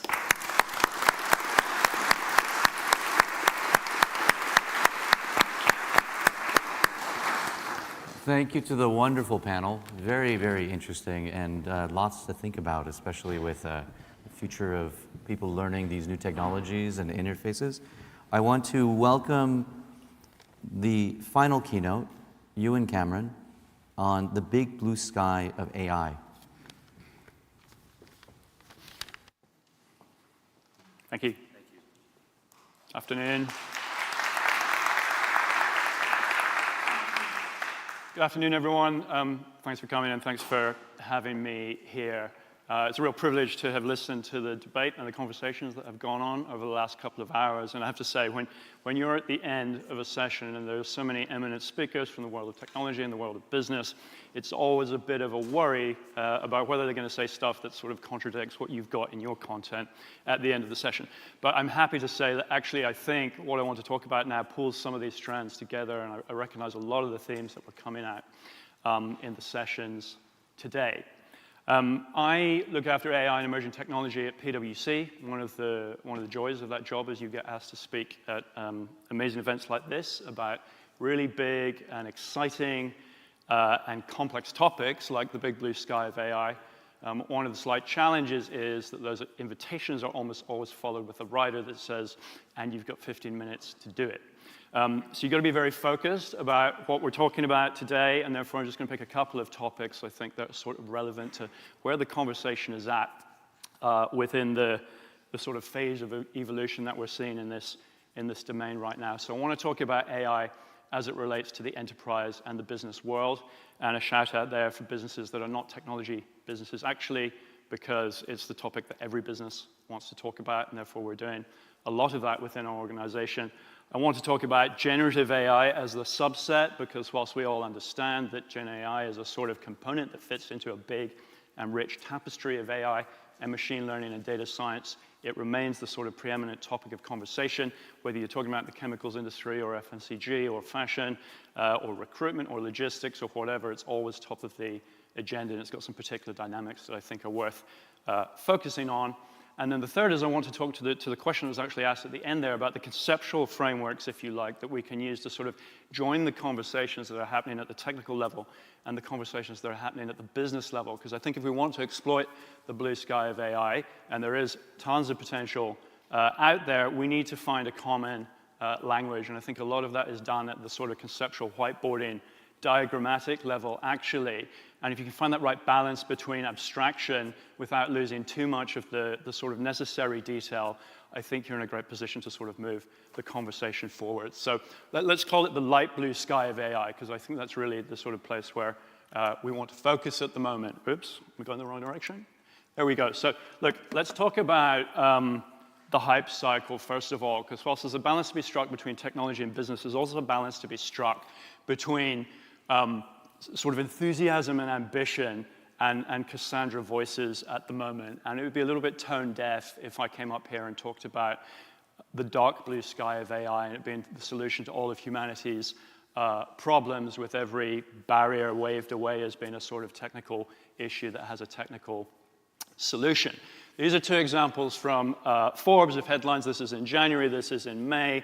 There are literally hundreds of other sort of A/B examples from loads of preeminent journals, and this is the kind of stuff that the business world is consuming. You know, it's the same outlet, it's the same level of preeminence, if you like, in the way it's displayed, and we've gone from sort of breathless, spiral-eyed evangelism to kind of hand-wringing pessimism within the space of like 100 days in terms of these headlines. And actually, neither side of the coin is really the full truth, right? One of the challenges here is sort of threading the needle, because we all know that plane lands safely is never an exciting headline, and people, you know, they were getting column inches in January doing this, and then they're getting column inches in sort of May and June and July doing that, and the truth lies somewhere in between. There's another example here from the FT I won't dwell on, but, you know, Gemini make an amazing mobile breakthrough, and then even Apple can't explain why we need AI in our products. So it's really important, I think, to help our business clients navigate through this world. And it's sort of indisputable that in the classic hype cycle, and, you know, as people who've been in this field for a long time, I know some of them are represented in this room, this hype cycle goes back about 50 years in this direction, but in the latest phase, we are here, right? There's no denying it. There has been a sort of acceleration of unrealistic expectation, and now there's a bit of realism coming into debate, but some people are being a bit naughty and saying, okay, do you know what, it hasn't done the thing that I wanted to do, so it's time to kind of crumple it up and throw it in the bin, and that's equally ridiculous. So if this is the only stuff you're consuming as a sort of business reader, if you like, it's not unreasonable for you to go away with the assumption in your mind, and I know this is a sort of strange analogy, but I think it's quite a good one, that Gen AI is a little bit like David Beckham, right? The media builds you up, the media crashes you down, and everyone's focused on the things that you can't do, not the things that you can do. Like this famous quote from George Best, which I think describes the state of play at the moment, you know? When he was speaking about David Beckham, he said he can't kick with his left foot, he can't head a ball, he can't tackle, and he doesn't score many goals. Apart from that, he's all right. And actually, it's not a bad description, because like any advanced technology, there's a ton of things, of course, that generative AI can't do, but that's not really what we should be focusing on. It's the bit that's all right that we should be focusing on. And actually, just like David Beckham, the bit that's all right is actually pretty damn good. And the way that business people need to think about this technology is understanding what it can do, understanding what it can't really do, but utilizing the exceptional talents that exist in a number of specific places within the context of a larger system. In the case of David Beckham, that's a larger team with complementary skills. In the case of generative AI, it's a larger system that has other technology components and also critically humans in the loop. So we encourage people to focus on the reality curve, if you like, rather than the hype cycle. You can sort of represent it like this. It's true that the hype exceeds the reality, but it's also true that the reality in terms of the performance or potential performance of these tools continues to grow. And often it grows in steps, like many technologies, and particularly in this world, particularly when you're talking about the general purpose tools, increases with new releases in terms of the sort of the possible frontier, right, of this technology and what it can do. And it's equally true, to introduce a third line, that the Gen AI reality is a step forward from the classic AI reality in terms of the range of capabilities that it provides, in terms of natural language interfaces, and in terms of generative capability around unstructured data of text and image and code and so on, and that those capabilities, if they're harnessed and understood, can create real value, real social value and real economic value in a business and enterprise context. So these three lines, if you like, in terms of performance over time are important. So why is this movie different from the ones that we've seen before? You know, many of you will be familiar with this. I think there are three reasons, really. This new AI movie of Gen AI is a little bit different. A, because of power, you know, B, because of democratization, and C, because of speed.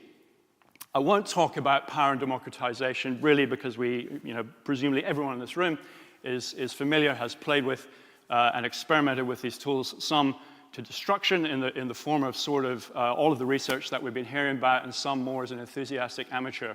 But we all know with the public tools that not only we have experienced it, but our kids have experienced it, our parents have experienced it, our employees have experienced it, our bosses have experienced it, and that's one of the reasons for all the hype that exists around this world, okay? It's released to everyone at the same time it's released to the people who need to use it to sort of create value and make money. The thing I do want to talk about, though, is speed, because I think the speed of evolution is the really distinguishing characteristic of the Gen AI phenomenon, at least so far, and that is kind of the hardest one for businesses to deal with, in my opinion. Some of you may have seen this graph before. It's a famous one. It keeps being sort of updated. It's published in Science. And it essentially represents the speed with which different technologies, whose job it is to interpret unstructured data of different types, have gone from being hopeless, 0, to human-level performance, 100. And on the left-hand side, we can see handwriting recognition and speech recognition, and then we move on through into sort of increasingly complex language comprehension, code comprehension type tasks. Now, the story of this graph is pretty clear, if you look at it for a while, is that the gradient has sort of done this over time. And the time it took for speech recognition and handwriting recognition to go from not being a thing to being better than humans is about 15 or 17 years. They follow different trajectories, but roughly that length of time. Okay, you don't, in the business world, need ninja reflexes to be able to deal with change at that pace. But when you move over to this side, it's a far more complex environment. And I think that's what a lot of businesses and a lot of enterprises are struggling with, right?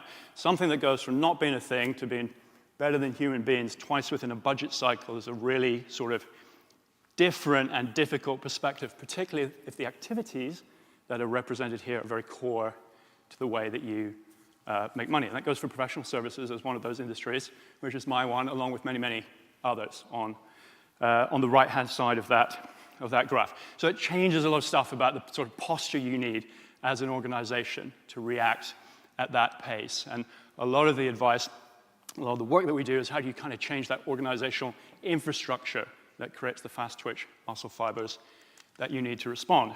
Now, the best way of illustrating the pace of change is through illustrations, ironically, and this is an example, some of you may have seen this before as well, which is the same prompt over about 20 months in Midjourney, a hyper-realistic image of Harry Potter. And you know, it's pretty impressive, right, the pace at which that change has taken place. And it's not hard to see why this might not be useful in a sort of business context, and this might be pretty damn transformational in a business context. It's the same task, and I think, you know, I can't remember who was making the point before about, I think it was in the first panel, one of the Garys was making the point about, you know, this not being a new task, it's just that the machine is better at the task than it used to be. So I think gradually we're moving from this sort of binary classification, machine can do this, machine can't do this, to a more nuanced question about how good is the machine doing? Is the machine doing the thing that I need it to do in order to generate value within the specific context that I've got in mind?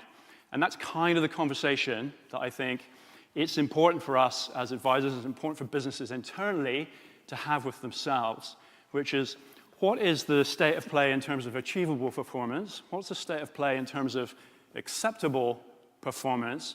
And where are the sort of trigger points in terms of adoption at which, you know, my employees or my customers or my clients will accept the use of technology because that performance hits a particular trigger. So a lot of this has been discussed today. I won't labor it, but there is a sort of achievable performance curve, and this is a very simplistic representation, so please don't throw too many rocks at it, but performance is increasing over time, and achievable performance depends on a number of things. It depends on the state of play of core Gen AI tech evolution, right? We don't have much control of that over businesses unless we're operating at the coalface in the research or big tech community.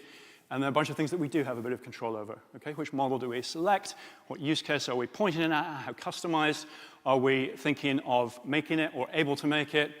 Importantly, are we using the Gen AI as just a sort of intent detection and tool selection layer? Or actually, are we executing that task natively within an LLM, which, as we all know, is not always the best idea, rather than calling a tool that really knows how to sort of answer the question that you've got, the quality of data, which we've talked about extensively, you know, user training and the experience curve, and the human in the loop quality control that we're prepared to inject back into the system to make sure that the final outputs are okay.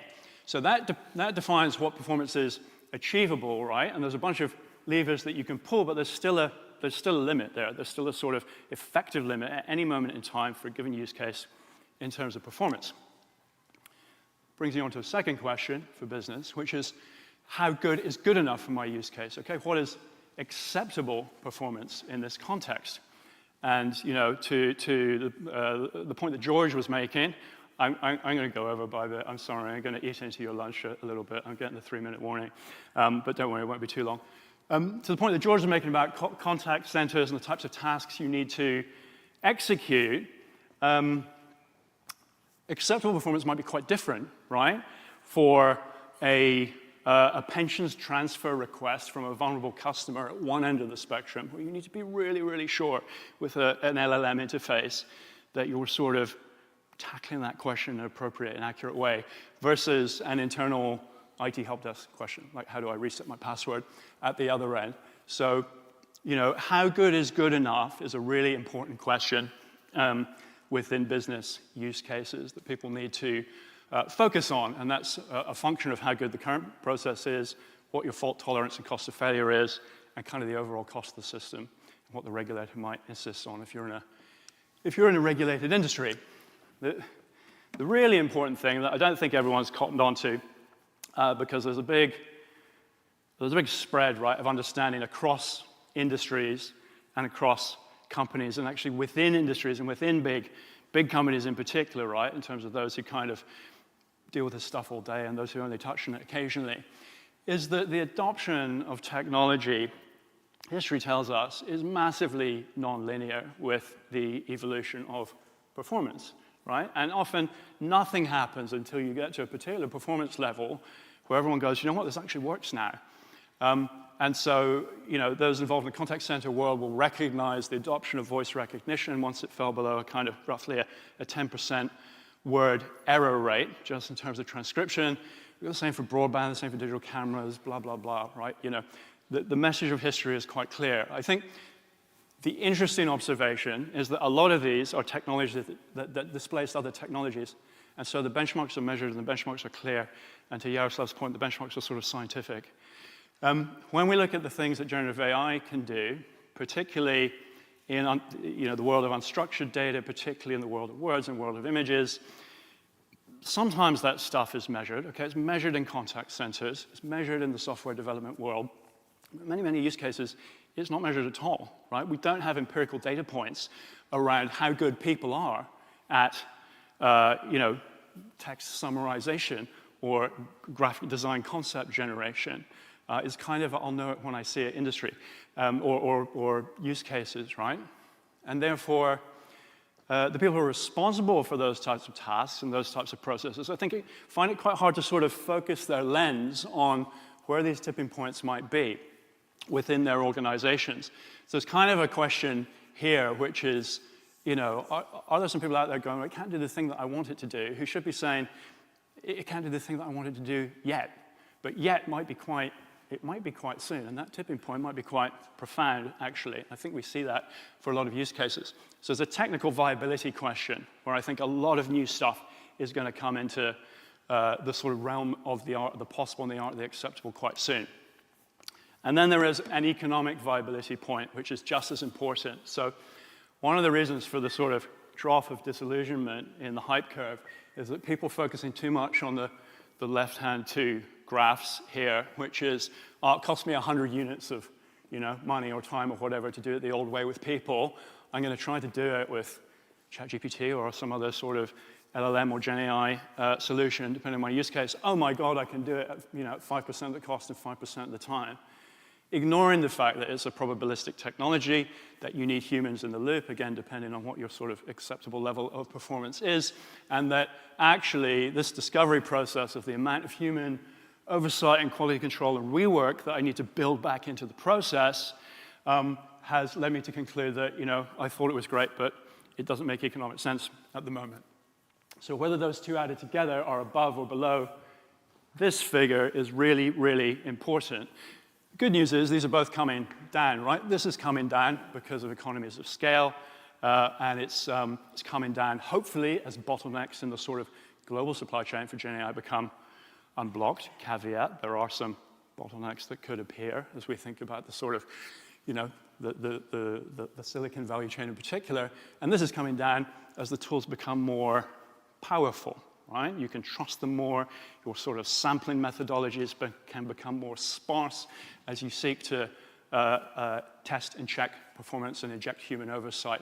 And therefore, I think we'll see, again, this come down below the tipping point of this number for a lot of use cases as we move forward. So technical viability and economic viability actually facilitating potentially significantly more adoption in a number of different areas over the next couple of years. The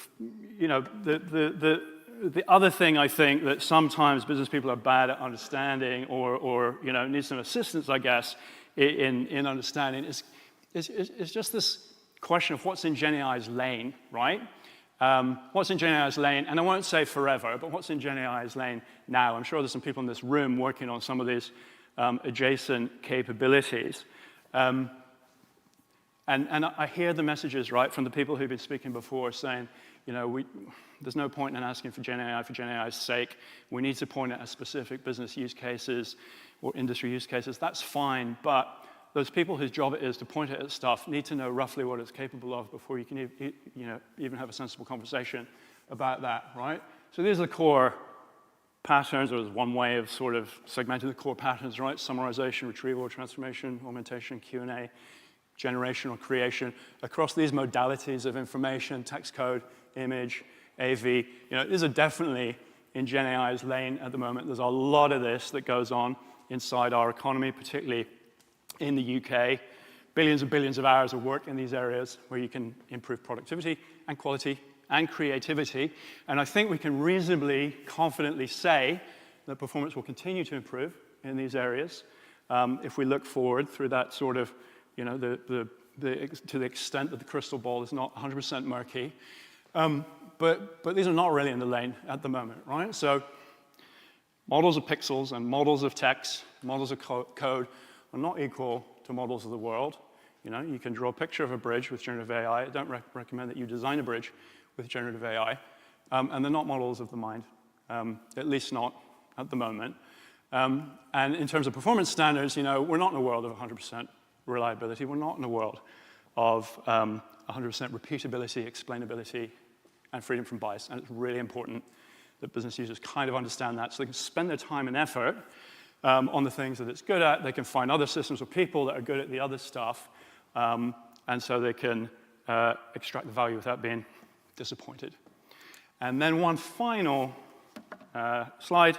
This is the last one, which I think is kind of quite important because, again, it defines a characteristic of this technology that's a little bit different from ones that we've seen before, which is the potential power and the exploited power are kind of different things. So when we think about that performance curve, we're really thinking about these curvy lines at the bottom because we're sort of in a world where no one knows what these tools are capable of, the general tools, when they're released, even the people who have designed them, right? And there's a race every time to sort of try to exploit the efficient frontier of the technology.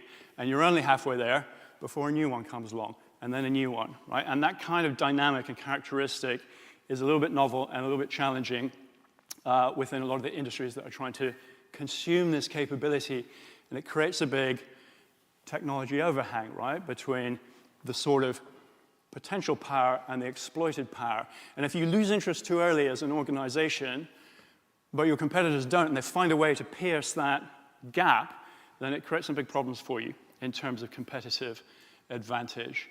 And the enterprise implications, well, we talked about those before. So just to wrap up, okay, the things that I think organizations need to think about and the language that we need to draw upon in order to have sensible conversations: reality curve versus hype curve, the speed at which the technology is evolving, achievable performance versus acceptable performance versus the tipping points, what's in Gen AI's lane, and the constant evolution and moving of the goalposts as something that businesses need to configure themselves to respond to in a way that perhaps they haven't before.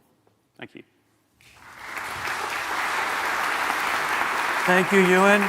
Thank you very much. Thank you for aligning our blue sky. I think Allison has some things to say before you go off to your lovely lunch at the main college. And don't forget, 1 o'clock, they're going to serve tea, coffee, and biscuits. Allison, please. Thank you very much. Thank you, everyone. Hope you've enjoyed the mornings. Just some notes. So if you've registered for the quantum session this afternoon, please register again at reception after lunch. If you have only registered for this morning's session, then please enjoy lunch. But unfortunately, we're sold out this afternoon, so there's no available seats. That does not apply to the CBA delegation or anybody that's bought weekly tickets because you're already registered for the full day. If you have any dietary requirements, you should have received a little ticket on your badge. If that hasn't happened, there will be people standing outside the door at the dining hall. If you speak to them, they will get you sorted. And then finally, to get you to the dining hall, if you just proceed through the doors, we'll have people guiding you there so you'll be able to find it easily. But other than that, thank you very much for coming, and we hope you had a good morning. Thank you. Bye.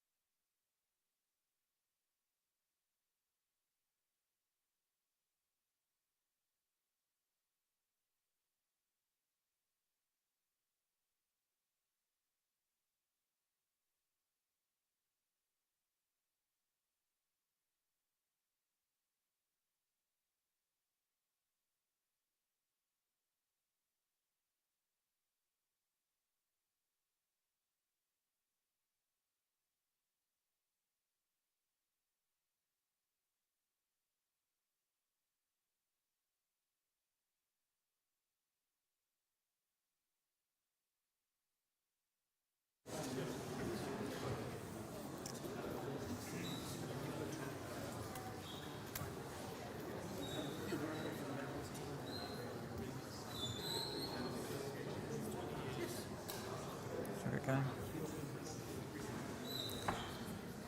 Good afternoon, everyone. I hope you had a great lunch and managed to dodge the hail on the way back over here.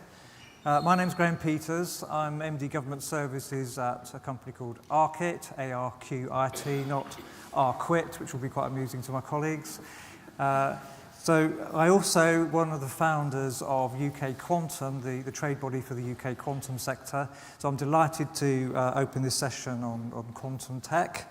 I want to thank the sponsors for today, our partners, our venue sponsor, which is why we're here in Pembroke today, and of course to my colleagues in UK Quantum who helped formulate this session. So to start with, we're going to learn a little bit about what's happening in the field of quantum today from Sir Peter Knight. Peter. Oof.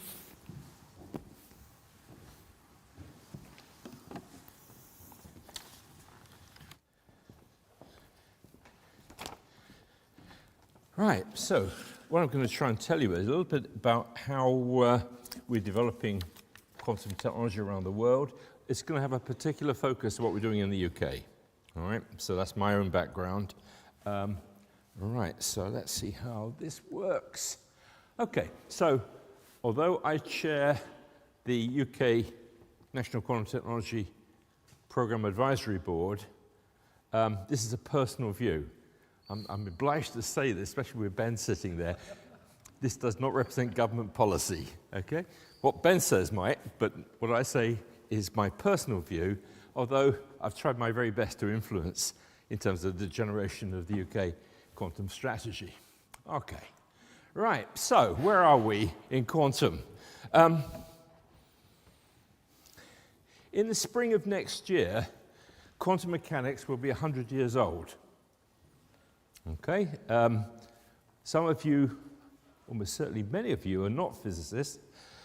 Quantum mechanics owes its birth to hay fever. Werner Heisenberg, who was the discoverer of quantum mechanics, suffered terribly from hay fever.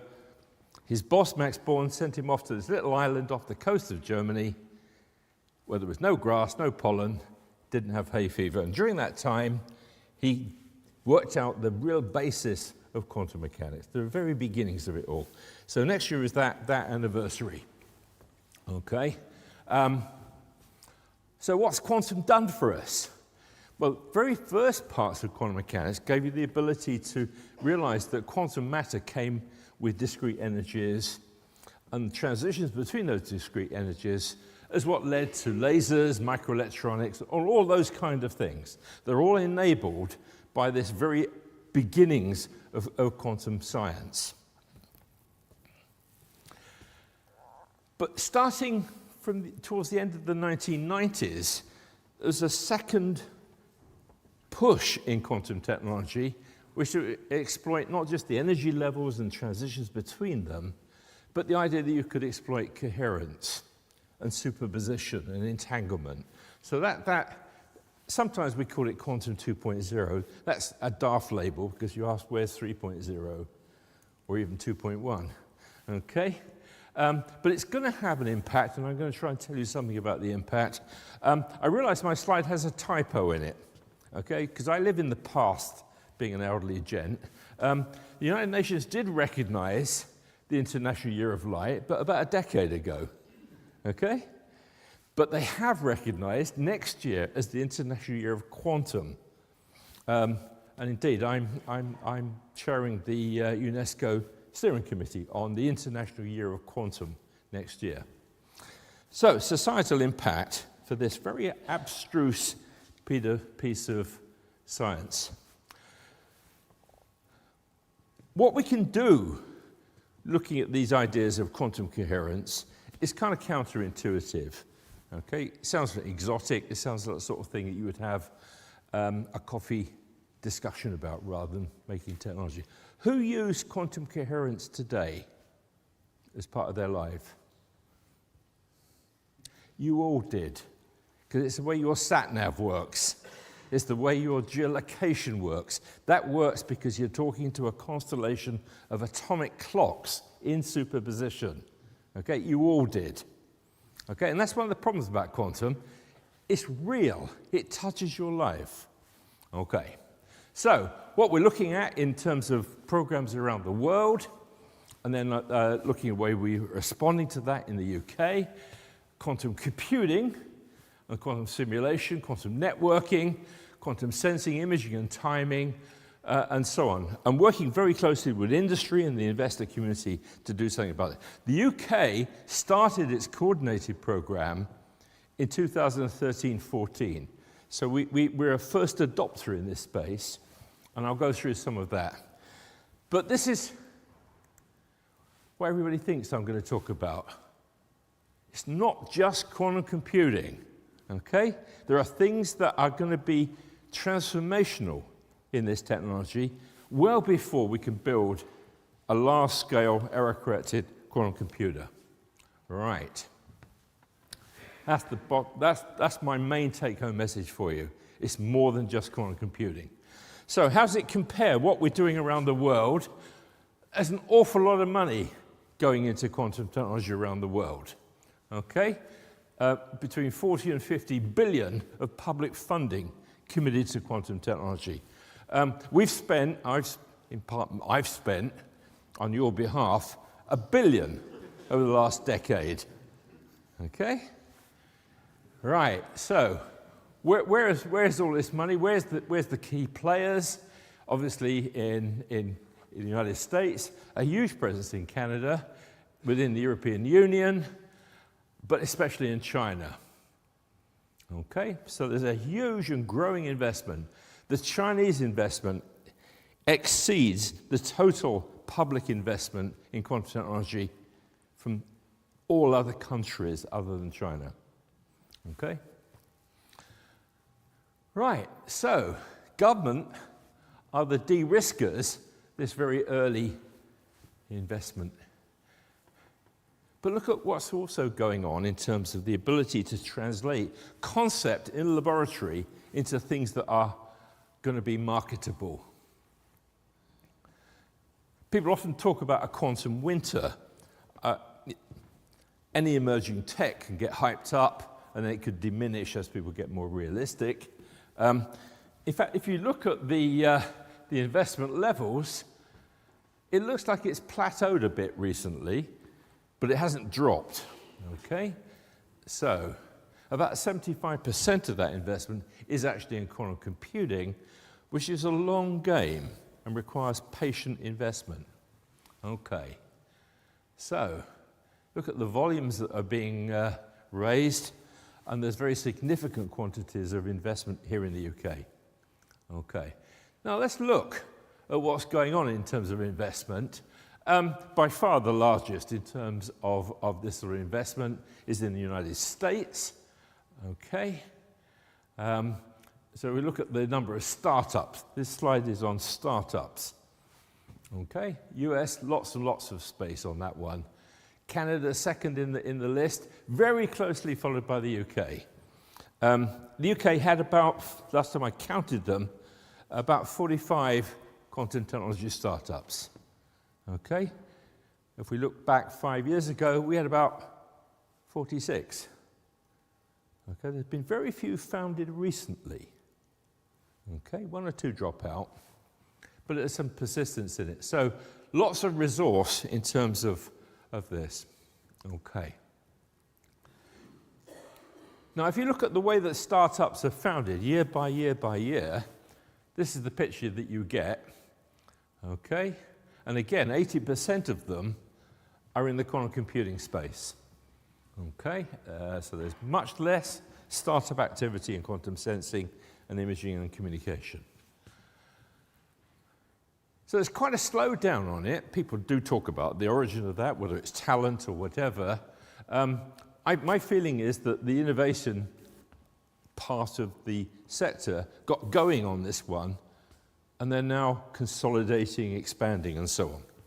Okay, right, so where are we in the UK? So in terms of metrics, things you could measure, we're first in terms of research quality and impact, high impact, first in Europe, third in the world. In terms of business community, second for the number of quantum companies around the world. If we look at private investment, again, second. Okay? Where are we failing? Investment from the majors compared with the US. Okay? We don't have the investment that Google and so on have had. Right, so we've got a very complex ecosystem. Below are all the partners in the National Coordinated Program.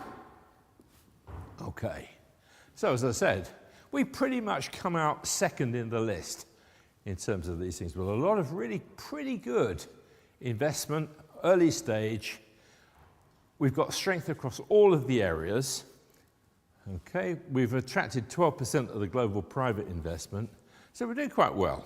But in comparison, there are lots of other people in the race as well.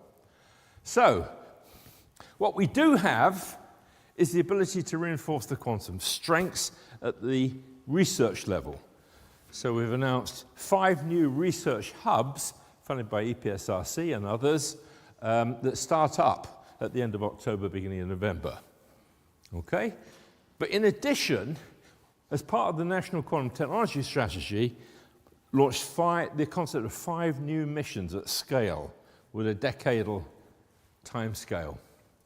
Okay? And some of these are very ambitious and may not be met. Okay? No point in having an innovation process that everything works in. That's not an innovation process, that's business as usual. Right, so a UK-based quantum computer capable of running 1 trillion operations and supporting real value in terms of what it does. Advanced quantum networking at scale. Philip and I were talking about this during the break. It's going to be called the quantum internet. It's a vile name. It's stupid, but we're going to have to live with it. Okay? I give up. But the sensors are going to enable us to do something really interesting in terms of healthcare. We want to be able to provide resilience in terms of navigation and timing with clocks. And we want to do something about situational awareness. Okay, so a few examples. These little tiny atomic systems that process in superposition in atomic clocks, I can make versions of those and put them in a cycle helmet-like structure, and I can monitor brain activity, functional brain activity. Top left, that's already being deployed by surgeons treating juvenile epilepsy. Okay. The middle one, quantum technology in space, so that you can start to do long-haul communication using quantum via a satellite system. Okay. What are we doing about net zero? Monitoring greenhouse gases, infrared cameras that are quantum enabled to look for methane. Okay, there's a spin-out called QLM. The first commercial trial of a quantum secure network here in London, in the UK, BT, Toshiba leading on that one. Looking at how we link up quantum with data centers, pioneered very much by the Southampton group working with Orca, but also measuring what's under your feet in a brownfield environment in terms of civil engineering. Okay, right, so I love this because it panics people. The crypto apocalypse. It's a word I invented. I regret it to some extent. Quantum computing is not just fast. It turns what was previously a hard problem into an easy problem. Factoring is a hard problem. Okay, multiplication is an easy problem. A quantum computer is a very different animal. So if I take 100 classical bits in a processor and add 1 bit to it, it increases the capability by 1%. If I take a quantum machine of quantum bits and add 1 quantum bit under real control to that, I double the size of the machine. That scaling is why quantum computing is going to be transformative. But hardness underpins the internet. Factoring, hard classical becomes easy quantum mechanically. What's the time scale for building it? Maybe a decade. So we have to re-engineer the entire cryptographic protocols to replace TLS, RSA, all the rest of it within that timescale. And that's the process that NIST is leading on. And of course, the threat space is that harvest now, decrypt later. There's nothing you can do about it. It's in the bag already. All right. So, size isn't everything. IBM, the Eagle processor, the Osprey processor, the Condor, it didn't behave itself. They've gone back to a little one again that's under control. Okay? Size isn't everything. Quality is everything. Okay? Right. I think that's an interesting object lesson in getting things right before you scale them up. Right. So, lessons learned. We started early, first adopter. We are producing great research. That great research is translated into things of societal value. But you can't do everything. What do we focus on? And that's something we're worrying about. What do you do in terms of scale up? You need patient capital. And that's really important if you're in a decadal journey to build a large-scale machine. You've got to get the right, bright people into it. And then finally, we've really got to avoid hype. Because in any emerging tech, any disruptive tech, there's an awful lot of crap out there. And it's up to us to dispel that. Thank you for listening.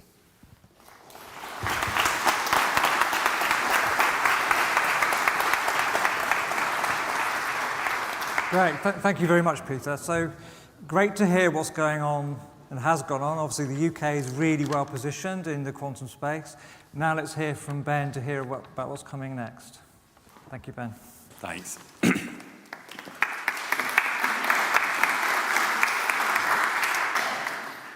Hi, everyone. So I'm Ben Christie. I'm from the Office for Quantum at the Department for Science, Innovation and Technology.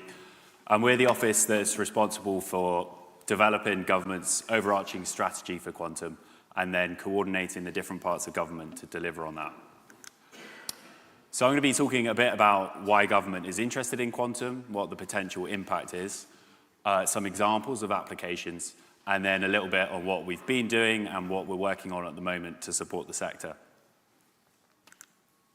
So starting off, what's the potential impact of these technologies? So we expect that they're going to have a transformative impact to the economy and to society. And you can see, oh, the image hasn't quite come out. But anyway, this is meant to have some great examples of applications. So there's 3 broad categories of quantum technologies: quantum communications, quantum computing, and quantum sensing. And those are really cross-cutting in that they're going to affect lots of different sectors and industries and have applications that are really broad, from improving medical diagnostics, discovering new drugs, to monitoring our infrastructure.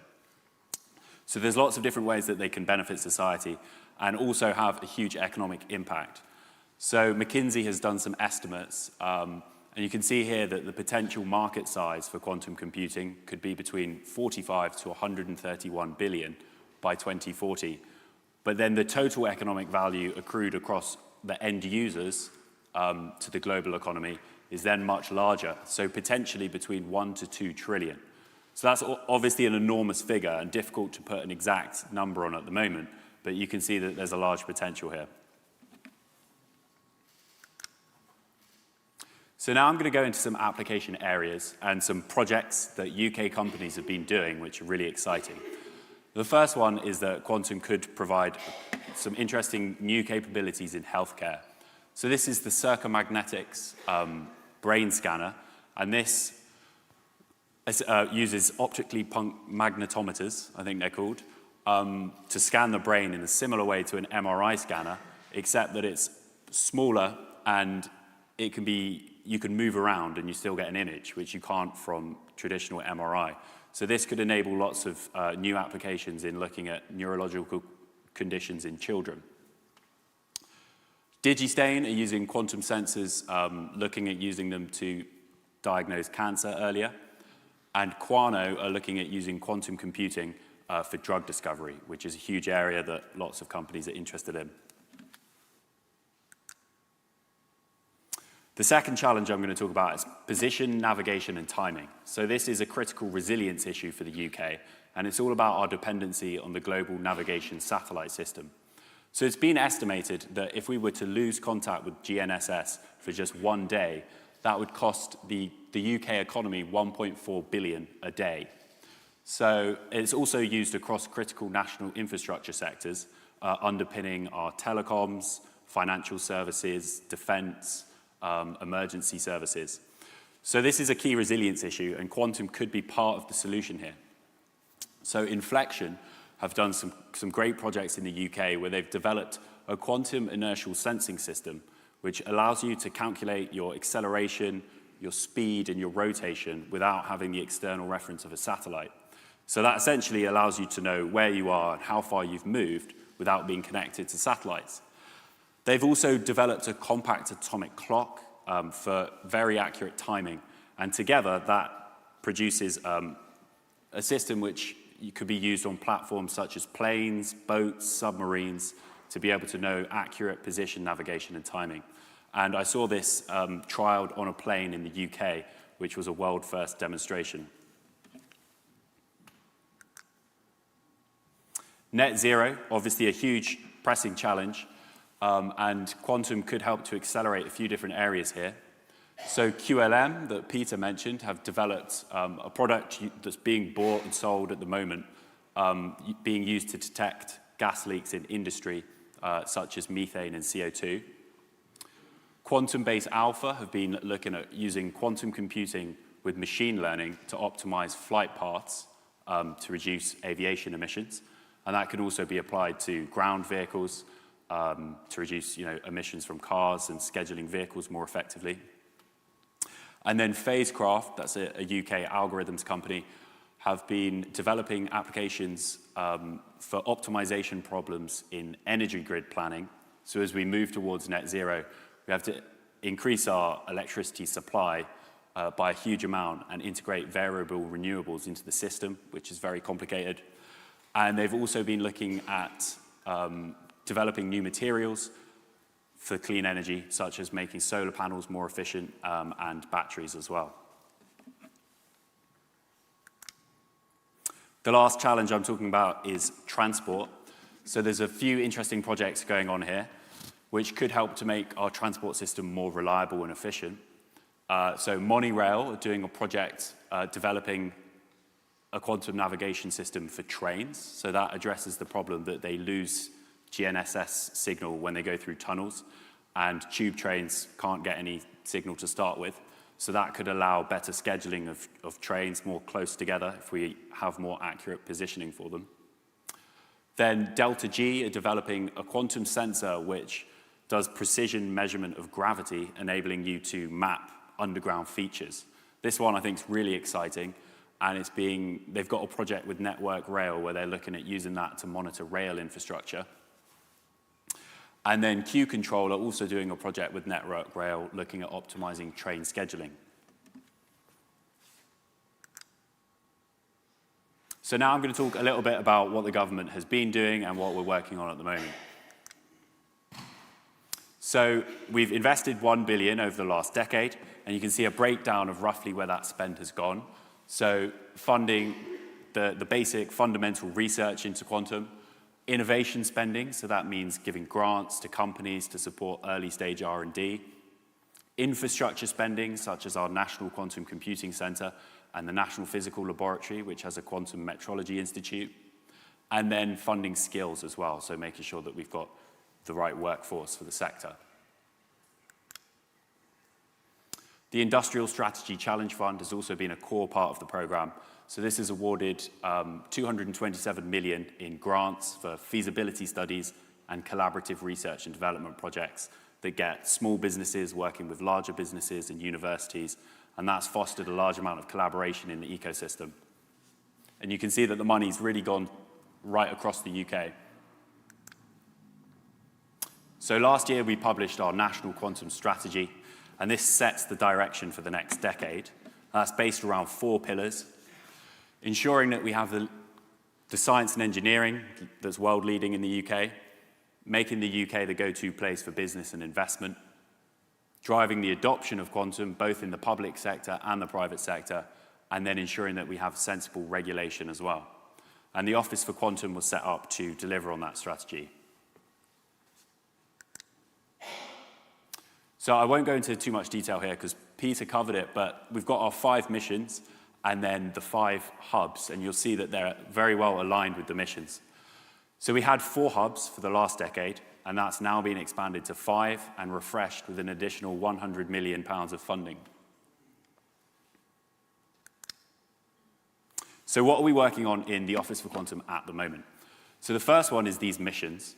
We published the headline ambitions last year, but we've since then been developing the actual detail, so the delivery programs, and we're consulting industry at the moment on what those should look like, so the specific competitions that will help to deliver on that. The second one is a spending review. So this is how money's allocated within government, and we have a 1-year spending review this autumn. So that will be a relatively small one, but then in spring next year, we're going to have a multi-year budget. So we're working with program partners to plan for that. We're doing work on standards. So we're doing a government response to the Regulatory Horizons recommendations on how to regulate the quantum sector. And we're working with the National Physical Laboratory on a standards network pilot, which is engaging industry to define what our priorities should be on standardization. Then on skills, we've had a skills task force, which has had over 25 meetings this year to identify what the skills gaps and requirements are for the sector, and we'll be publishing a final report this year. We've done a lot on international engagement, so we've had several trips already this year. Upcoming, we've got Japan, the USA, and Germany. And then we're also doing multilateral collaboration through something called the Quantum Development Group, which is a recent initiative started by the US, working with some trusted nations on quantum.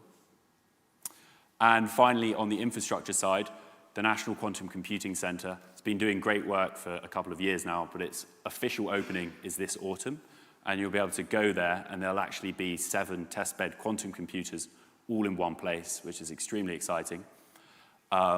And then within DCIT, we're looking at the infrastructure requirements of the sector and how those relate to other technologies, such as semiconductors, and that's following on from the Royal Academy of Engineering's infrastructure review that was published earlier this year. Thank you for listening to me. If you've got any proposals, ideas, or inquiries, then that's the email address for my team, so please do get in touch. And I think I've got a couple of minutes now if anyone has any questions. Okay, if not, I will hand over. Oh, yes. Yeah, thanks. Hi, Andy Lewis, Global IMI Limited. Basically, has the government's output about budget and budget rationality, if you like, left you optimistic or pessimistic about the budget coming up in 2025? For quantum technologies? Indeed. Yeah. So to be realistic, the 1-year budget is likely to be like a rollover continued spending of what we had previously. And then it will be in the spring that we get that longer term budget with more sight and clarity, enabling more initiatives.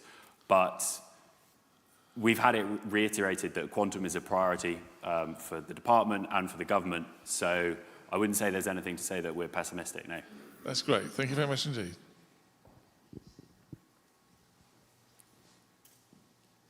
Great. Well, I can't see any other hands, but if anyone wants to chat afterwards, just grab me. Thank you.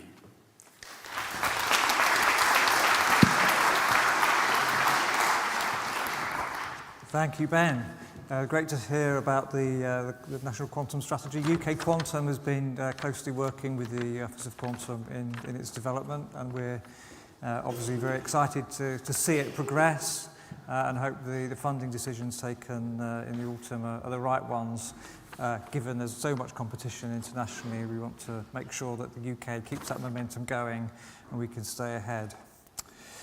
So now, having heard a little bit about the applications in both Sir Peter's talk and Ben's of quantum technologies, now we're going to hear a little bit through a panel and explore how those technologies can be integrated into into business. So if I could invite the panel to come up to the stage.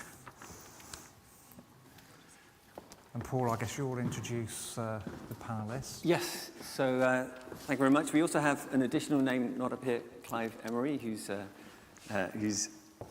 relatively late entry, so apologies for not having you on here. So thank you, everyone. So my name's Paul Seeley. I'm from the Digital Catapult, and thank you very much for, still got 2 minutes, 2 minutes left. I'm sure I've got more time than that. So thank you, everyone, thank you for listening to us, and thank you to the organisers for inviting me here. So we've got a great set of speakers and panelists here. I'm really looking forward to it. So the idea is to talk about integrating adoption. So from the Digital Catapult, we're a deep tech innovation organisation. We focus on the adoption of deep tech. And so this is very much where we're interested. And so we've got a great set of panelists from a different mixture. So we've got big companies. So we've got Zygmunt here from IBM, very big in the quantum space. And we have Yeva from a research background and from research organisation. Also mentioned, it was earlier on in the slide, so that's great. And Fazal, who's an end user. And so that's sort of can really talk about bringing that into the company. And also Clive, as I mentioned, from Fraser Nash, from a consultancy, but also has a close interest into how to use these. And so we want to think about the practical applications of how you can use quantum technology. So what I'd like for you all to do, actually, I've kind of introduced you, but if you could introduce yourself and what you see as the opportunities that most excite you in quantum technologies. Let's start this way around. So, okay. Hi, everybody. I'm Zig. I'm from IBM Research, and I tend to describe my day job as making the world's networks quantum safe. So I'm trying to sort out the apocalypse that Sir Peter has caused. I was very interested a few years ago to try to think about the potential applications of quantum computing in telecommunications. I've spent most of my career working in telecoms, and clearly you can do interesting things around network planning, you can do things around thinking about how you manage radio frequencies. There's lots of cool stuff. But interestingly, in terms of adoption, in terms of the business, that's not likely to be something that happens in the short term. Other industries, other sectors will happen quicker. And that's what caused me to get excited about this change, updating all of our security, making the world quantum safe. And I think the next session will actually talk about that in more detail. So for the rest of the time, I'll focus on interesting uses of quantum computing. Hi, I'm Yeva. I am a quantum algorithm scientist at a startup called Facecraft, which you heard about a little bit in the last talk. And effectively, maybe just to introduce what we're about and maybe what the perspective that I'll be talking about from, the goals of the company are effectively to make near-term quantum computers useful.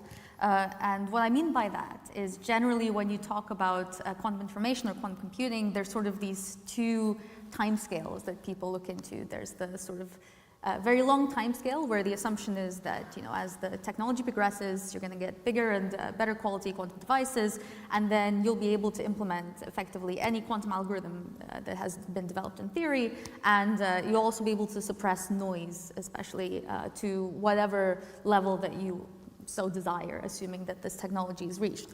So that's very much in the long term because developing quantum technologies is hard, so you wouldn't expect this to happen for another 10 years maybe. But the goals of Facecraft specifically is to see what we can do that's useful, that can be applied in industry in the next few years. Because the truth is we already have quantum computers that are big enough to do things that you can't do classically. But the problem is that they're still too small to do an arbitrary computation. You still need more resources to do whatever you want to do. So what can we get out of these near-term systems, and how can we do that most efficiently to actually, make quantum useful sooner? And so primarily what the company focuses on is material science, quantum chemistry, simulation, so drug discovery, materials discovery kind of things, which are easier to implement on smaller devices because they're sort of natively quantum systems already. And the other thing is optimization, combinatorial optimization, things used in logistics, in sort of various scheduling problems, vehicle routing, many, many applications. This is also quite native to quantum systems. You can make the translation very easily from the problem to a small quantum device. And so a lot of what Facecraft does and what I'm excited about really is seeing how we can use this sort of edge of technologies that we're able to access now with quantum, because it's really the edge of what we understand about information as humanity, how we can apply that to actually get something useful out, especially given that these systems are already basically here and will only get better in the next few years. Great, thank you. Thanks. So, hi everyone, I'm Fazal Chaudhry. I'm a Principal Systems Engineer at the UK Atomic Energy Authority. This is an organization that's a non-executive department of DESNZ, which is Department for Energy and Science and Net Zero. We're based just south of Oxford, and our primary mission is to realize commercializable fusion. Now, we're not there yet, but that's the ultimate mission. But alongside with that mission, our other objective is also to realize and to maximize scientific and economic impact from fusion as well. So I'm essentially the lead control systems architect on the UK's flagship project called STEP, which is a fusion pilot demonstration plant designed to go live in 2040, and it's designed to demonstrate power from fusion onto the grid, electrical power onto the grid. Now, to realize that, that's an extremely complex challenge. It's huge amount of information entropy that describes a problem space. And to realize that we have both problem from the perspective of iterating through a very complex design, as I mentioned, huge information entropy, so exploring a huge amount of design space with a very complex optimization, designing new materials right down from the atomic scale all the way up to the the macro scale, looking at new control architectures, you name it, we've got to do it. But what that means is that we've also got a massive technology gap, right? And so the question is, okay, we need a certain capability, but we have a gap in the technology. So my job is to do, okay, what is it that we need? What is it we need to deliver? But then how do we deliver that? Where's the gaps in the technology, and what technologies can enable us to do that? And through that journey, we've identified that quantum technologies could be, or has actually the potential. We've done a lot of work on this to essentially address a lot of those technology gaps. And we're looking at the full spectrum. So we're looking at imaging, networking, sensing, and quantum computing. And one of the key ones we're looking at is a combination of quantum computing and sensing to do what we like to call embedded quantum systems. So looking at them with respect to like real-time systems. So that's what I'm doing at the moment. And I'll give it to you, Clive. Cheers. Hi, I'm Clive Emery from Fraser Nash Consultancy. We're a systems, technology and engineering consultancy. We're about 1,500 people with offices across the UK and Australia. And we support clients in a wide range of industries, such as energy, defence, government, transport, and a whole other load of things I won't mention. So we very much see quantum as something coming down the road that we need to be involved with. So we've got a small but growing quantum team looking to see how we can build this into our business. So our clients trust us to solve their most complex computational problems. And so the opportunity for us, or the dream, is that in 10 years' time or whatever, the client will come to us with their problem. We can look at the range of different tools, be it AI or quantum, find the perfect matches quantum, and then solve their problems quicker, better, whatever, than conventional results.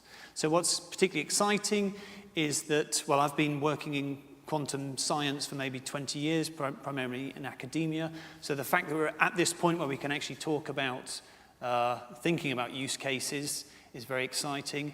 And the recent pace of development is mind-boggling to me. So to be involved with that is what I find particularly exciting.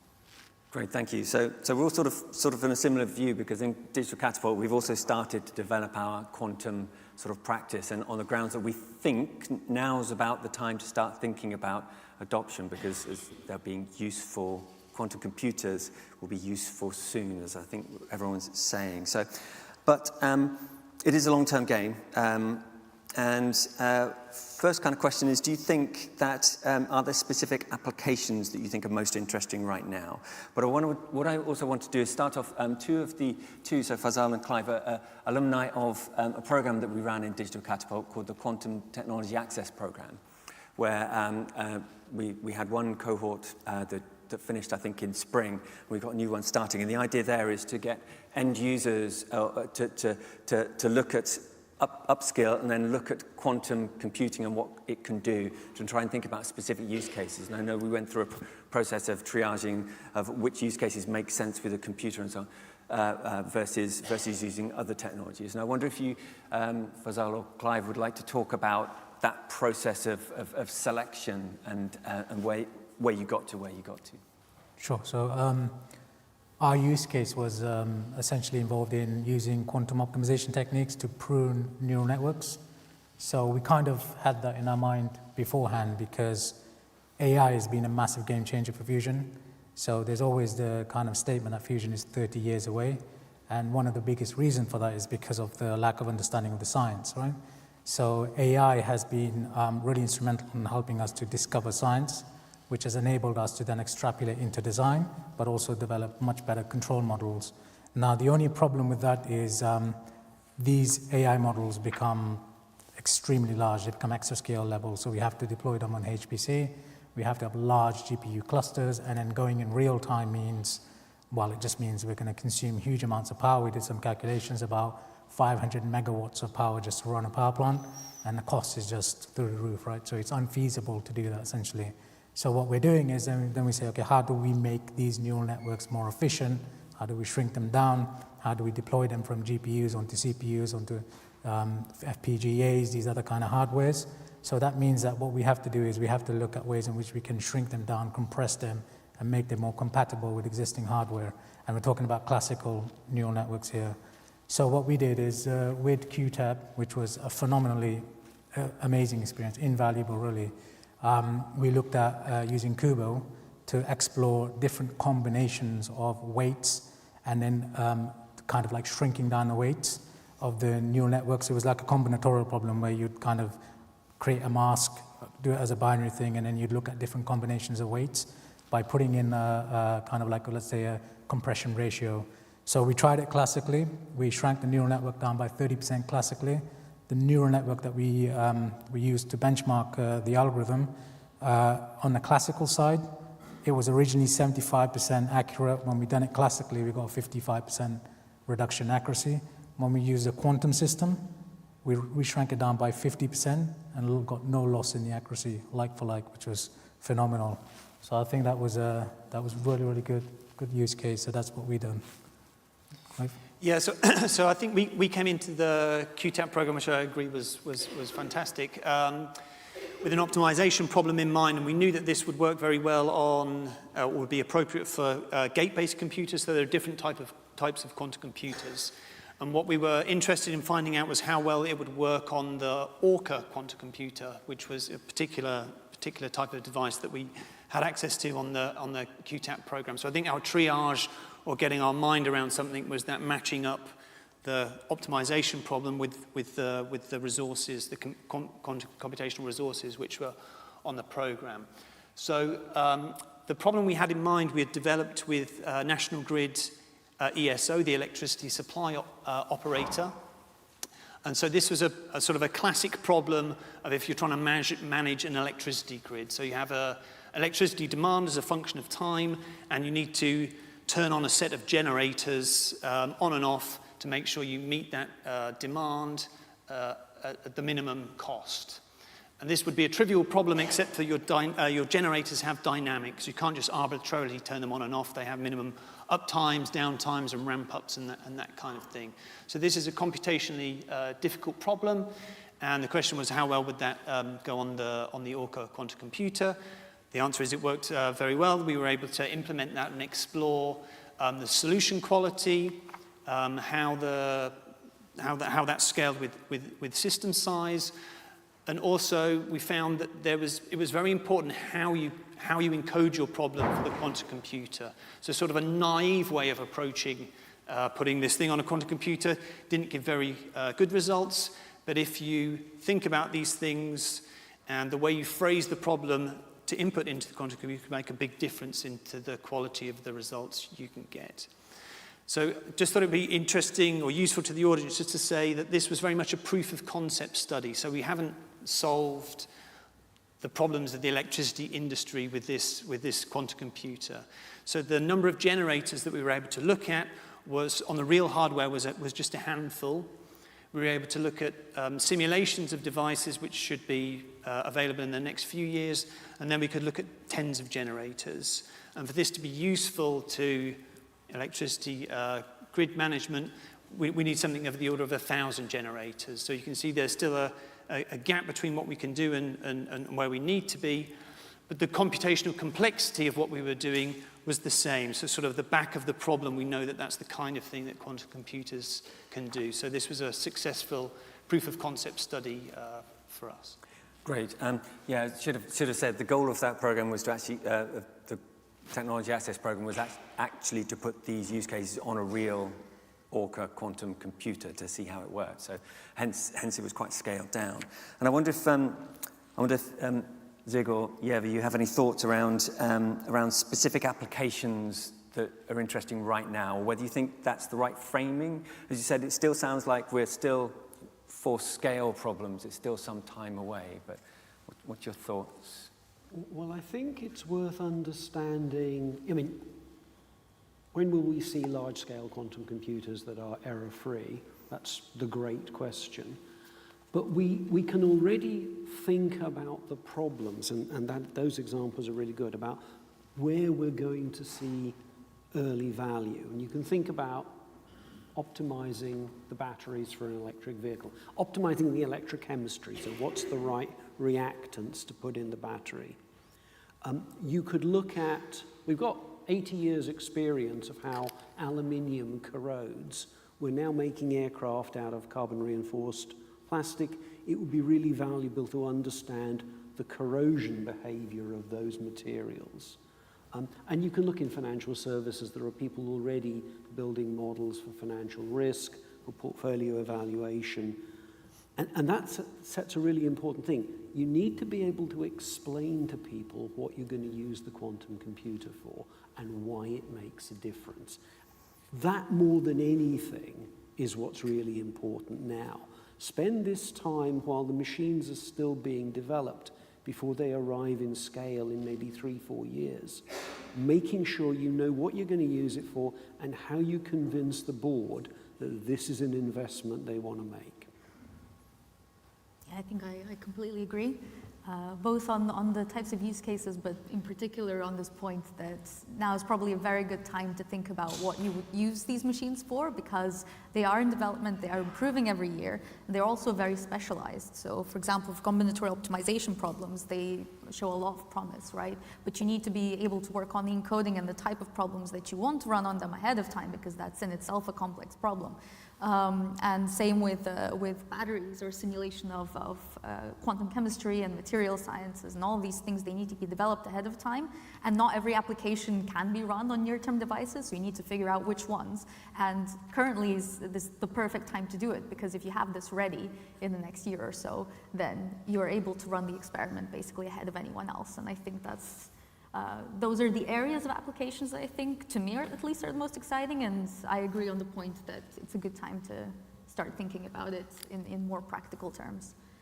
Great, because that's what we're trying to do here. So another sort of following on, and I think we were discussing this, what do you have a sense of prevailing views of potential end users? And I think this is something, Clive, you were going to, what's their sense when you have these kind of discussions?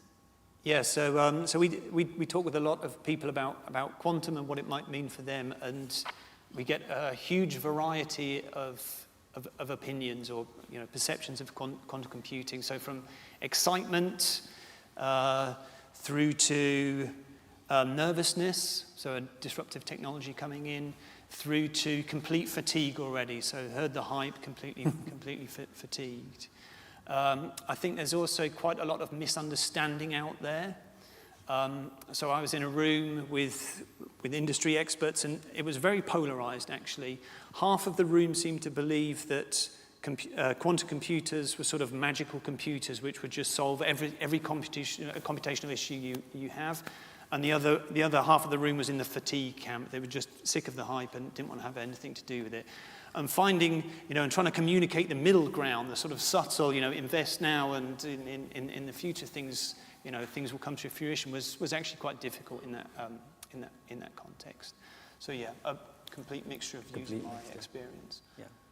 And Zig, did you want to comment on that as well? Or? No. No hype. No. Okay. No fine. hype. No hype. Yeah. Okay.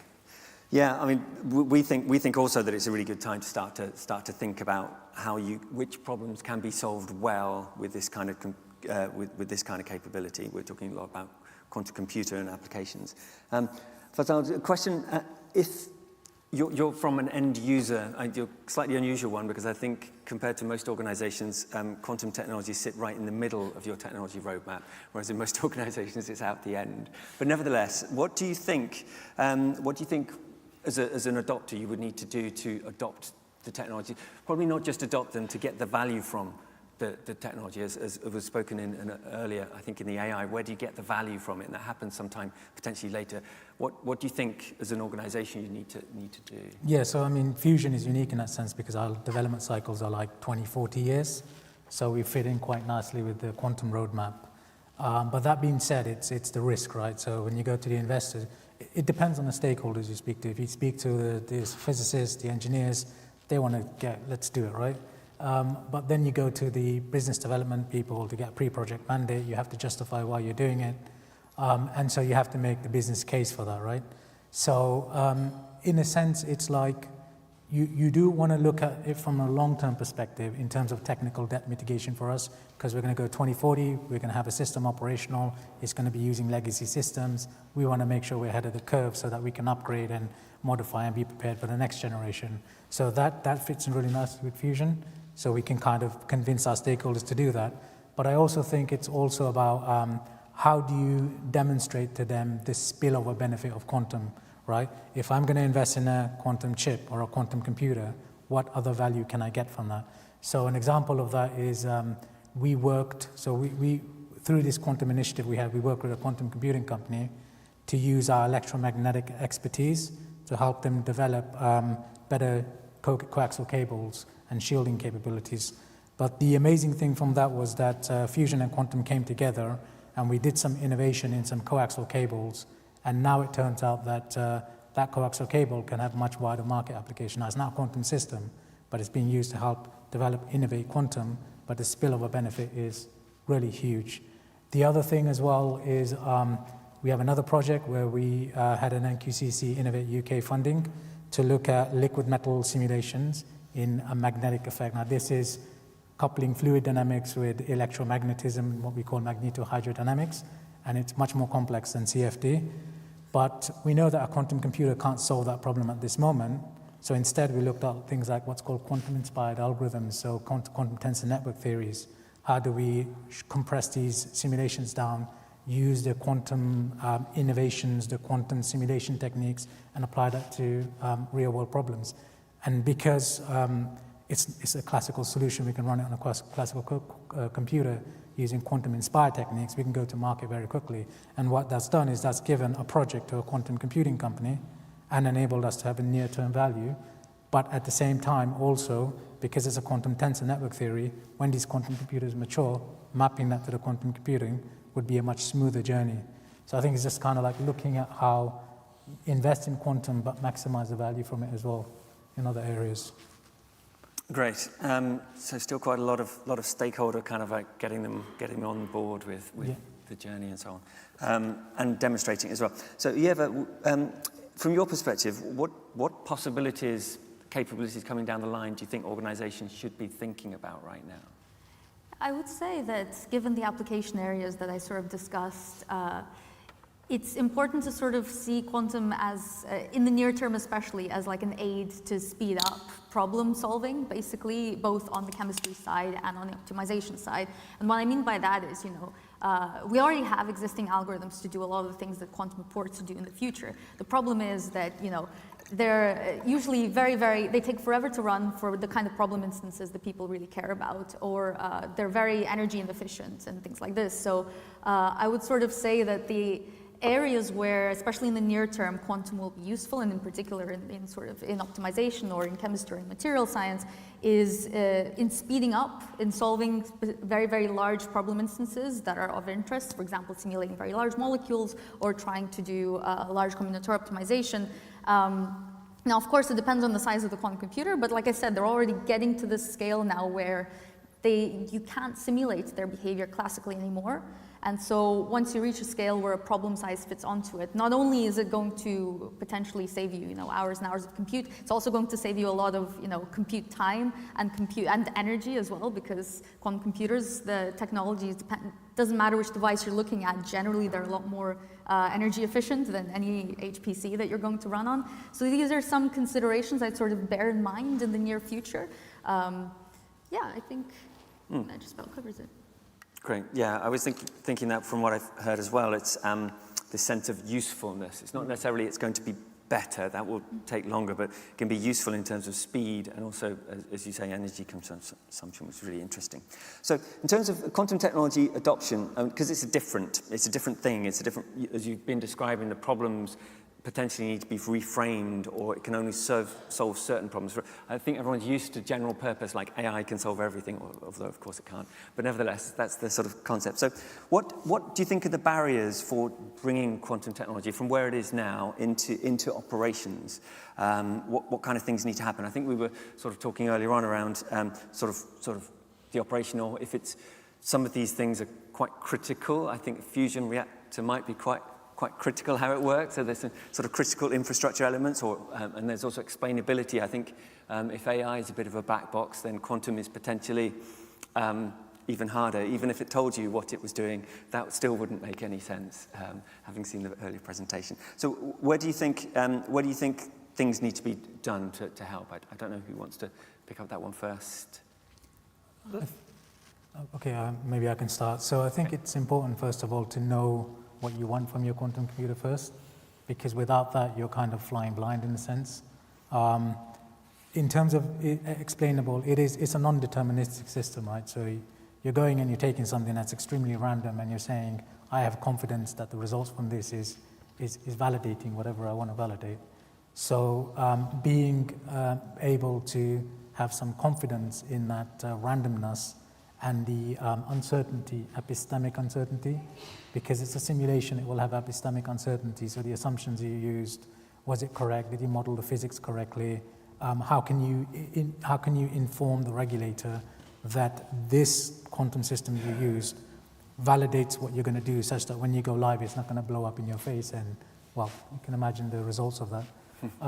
So doing that is very important, and it's kind of like, let's say, you got your TRL, you got your technology development, you want to identify, so that's what you have, you want to identify where you want to go, so that's your market, trying to get that right, that's going to be dependent on your use case, and then it's saying, how do I get there, which is productization, how do I productize this?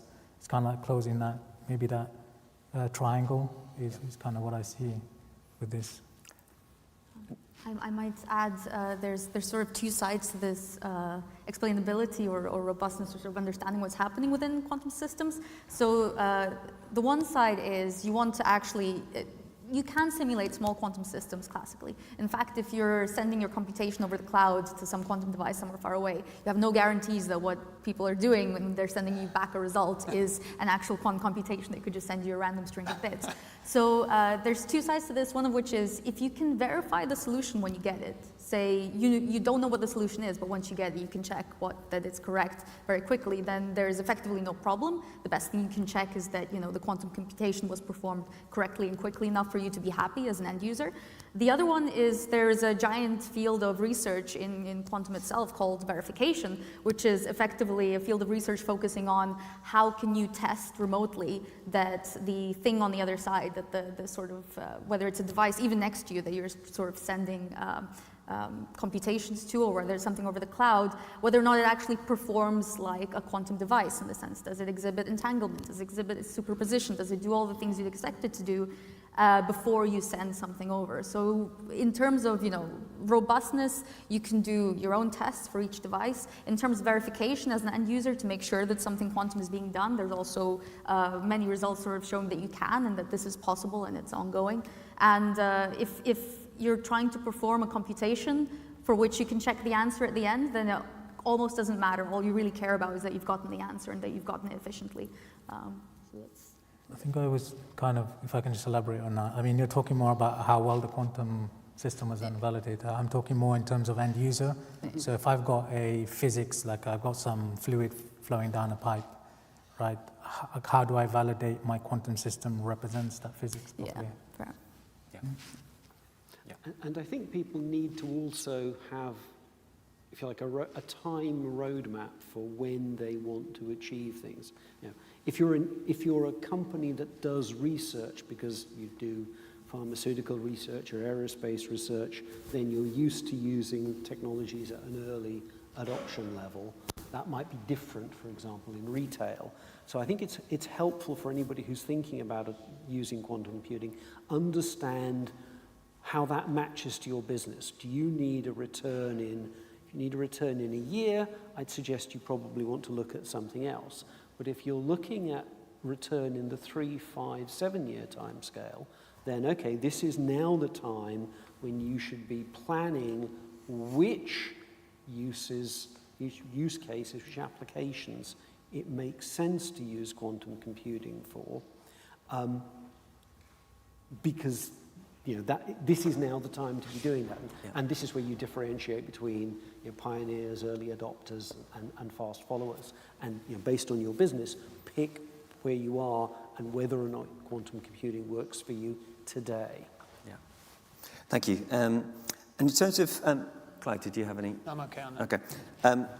Next thing sort of touched on a little bit is, as well as adoption, we're talking in quite abstract terms about quantum computing as if it's just sort of somewhere around. But they're real physical things, and sometimes they're quite hard. They have to be very cold. I think your one has to be very cold. And so there's probably a bunch of deployment aspects for bringing it into the real life, as it were. What do you think we need to think about in order to make that easier, to prepare so that, let's say, the innovators are able, or maybe even the sort of early majority are able to start to use those? Right, so it's great fun building your own quantum computers, and I've got a whole group of postdocs who do that. But for somebody who wants to use them, it needs to be a service. And so one of the things that we focused on is basically we put all of our quantum computers on the cloud, and you access them through a Jupyter notebook just like you access your AI and your data, your analytics tools, right? So it becomes something that just fits into workflow that people already use. So firstly, these things become a service. Quantum computers, unless you have really specialized needs, you probably don't need a quantum computer on your premise. Several of our clients have got them. There's one in the cafeteria at the Cleveland Clinic. But they're a pharmaceutical organization. They can use an entire machine. For most people, it will be a service in the same way that access to high-performance computing clusters are a service, in the same way access to GPUs are a service.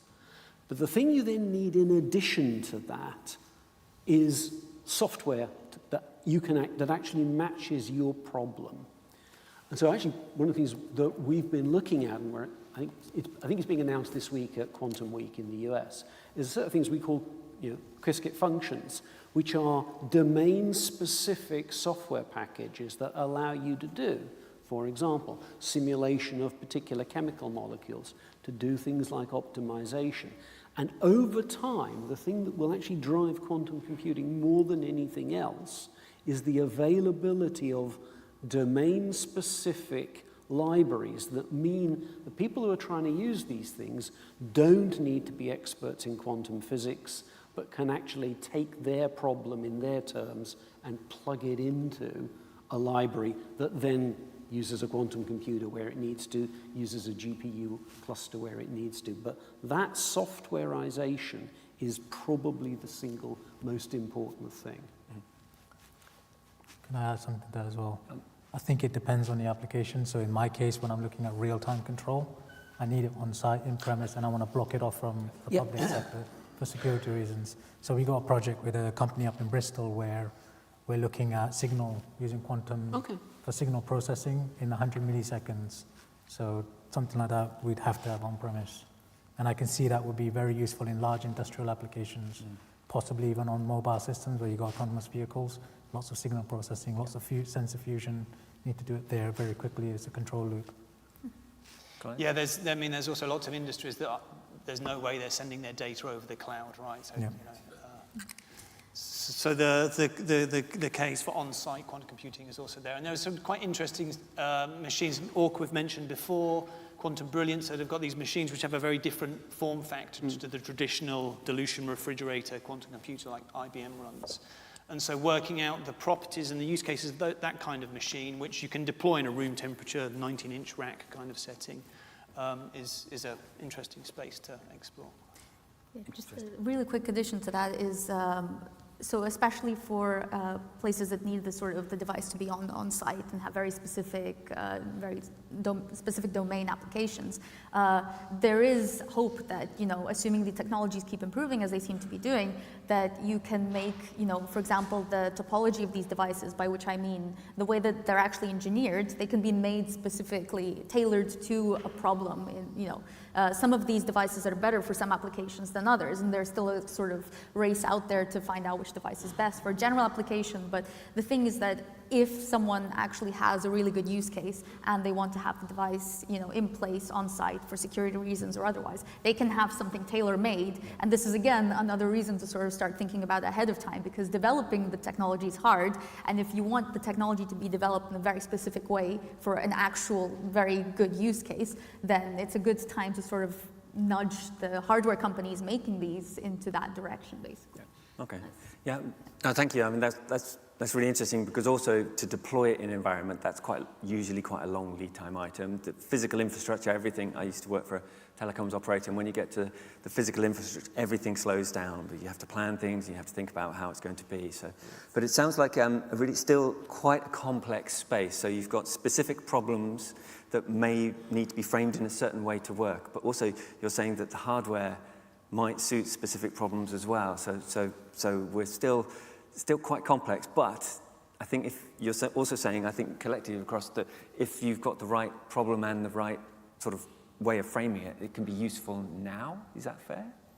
Yeah, in our case, so the signal analysis problem, doing that, so we got basically fibers running through about 20 kilometers of high temperature superconductors, and we're looking for a needle in a haystack, which means we have very high spatial and temporal resolution, so it's a high volume data process. And we're looking for like a small feature in signal, so no FDR type signal. We only need like 20 logical qubits for that. And that's, I think they said there's about 50,000 physical photonic qubits, which means that we can get advantage with 50,000, not a million qubits. So that's a really great example of an application that's classically power and cost. That's the advantage, and speed up. Yeah. But with a lot less qubits, so scalability is better. Yeah, it's exciting. So we're right on the edge, which is really good, really good. So so we're just going to, I think we've got 15 minutes left, so we're just going to have final comment, and then we'll go to questions. So if you can, as a final word, to accelerate adoption, to speed up people using quantum technologies, quantum computing in this case, what would you like? What would be your hope as the next step? So if I start with Clive? So my trivial answer is better hardware, right? If there were hardware there, we could do more stuff, and then it would be an easier sell. The less trivial answer is, so assuming a technology roadmap unfolding in front of us, I think the key thing that I would like is probably an awareness education kind of thing, and it's what kind of problems sit well on a quantum computer, because then you can look out for things coming down the line. Mix and match, that works. Okay, let's concentrate on that. So that sort of basic understanding of what quantum computers are good at and what they're not good at.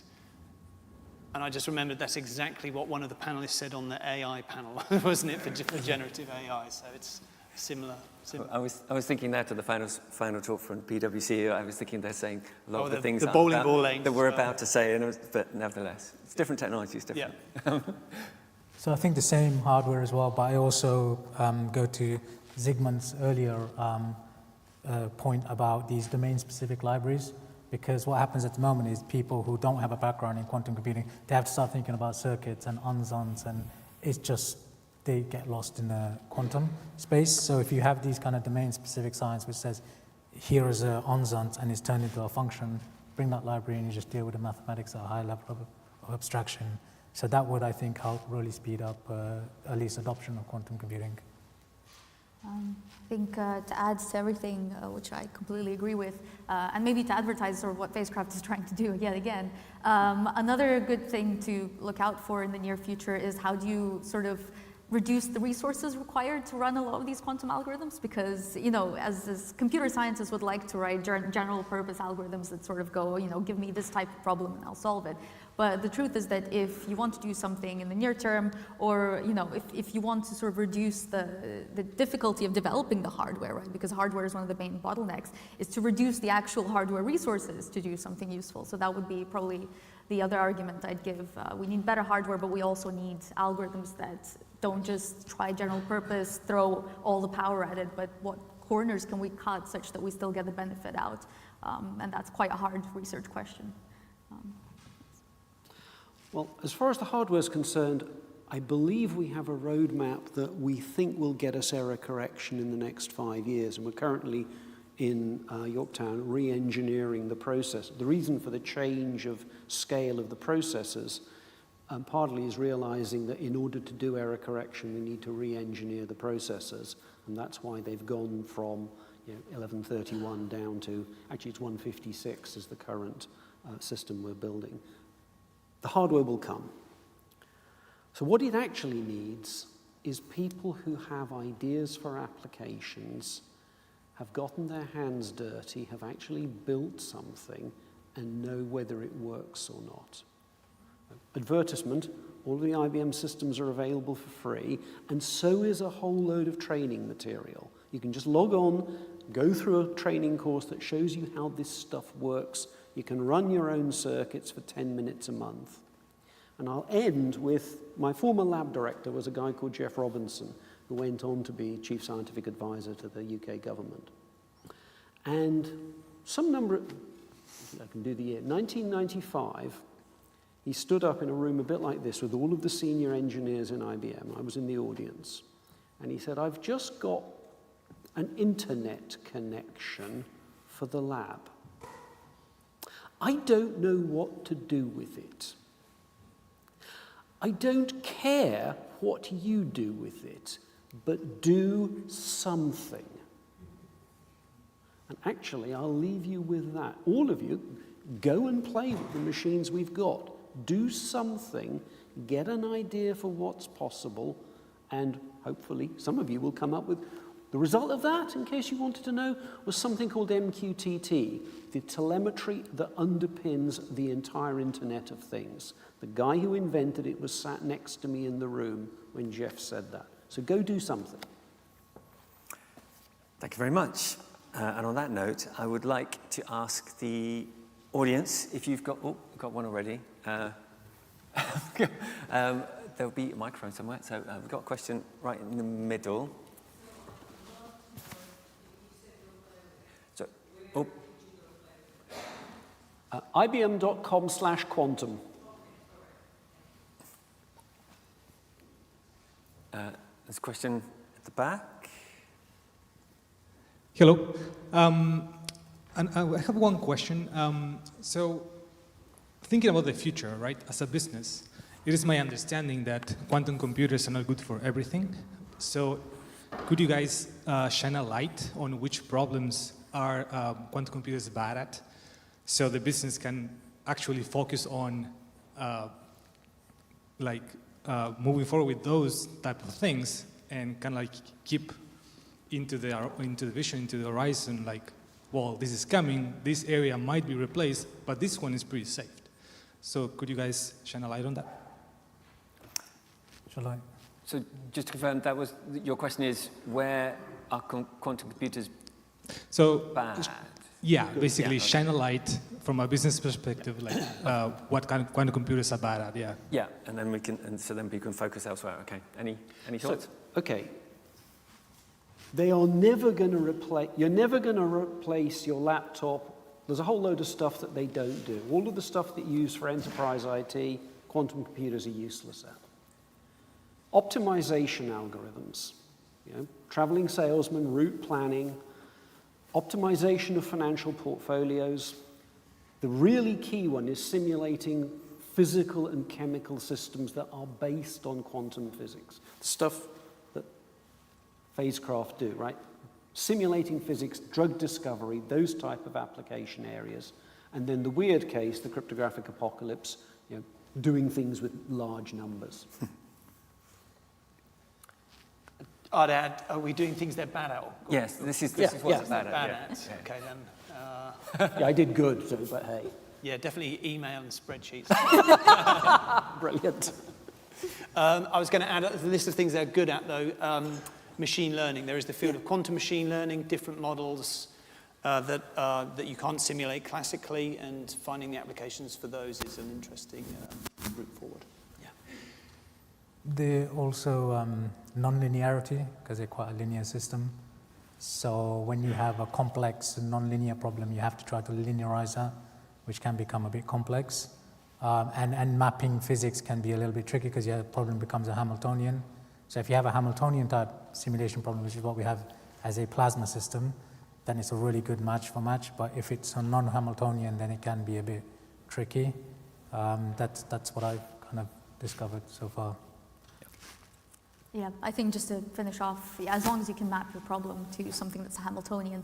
It is true that usually when we do quantum computing, we think about linear only. However, you can insert non-linearities into these things, but that becomes complicated. So it really reduces the sort of, so just to cap it, quantum computers are universal computers. They can technically do everything a classical computer can. It's just that trying to encode something like email onto a quantum computer is a nonsense problem, and it's going to cost you far more time to do than send an email.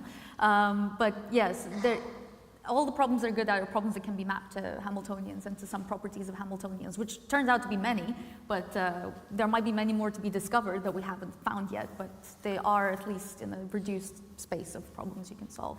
Yeah. Thank you. Oh, got a question. Two questions over there. So I think first one was front. Hello. Do you know of any cases where they've used quantum computers existing to design quantum computers? To design a quantum computer. Optimization. To optimize the design of a quantum computer. That's the Not question. yet. Not yet. No.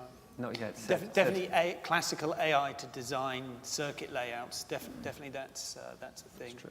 Yeah. And like gate operations, like the nuts and bolts of what's going on, but not quantum AI to do. Yet. I think that might be a future problem to be solved when they're a bit bigger, I would guess.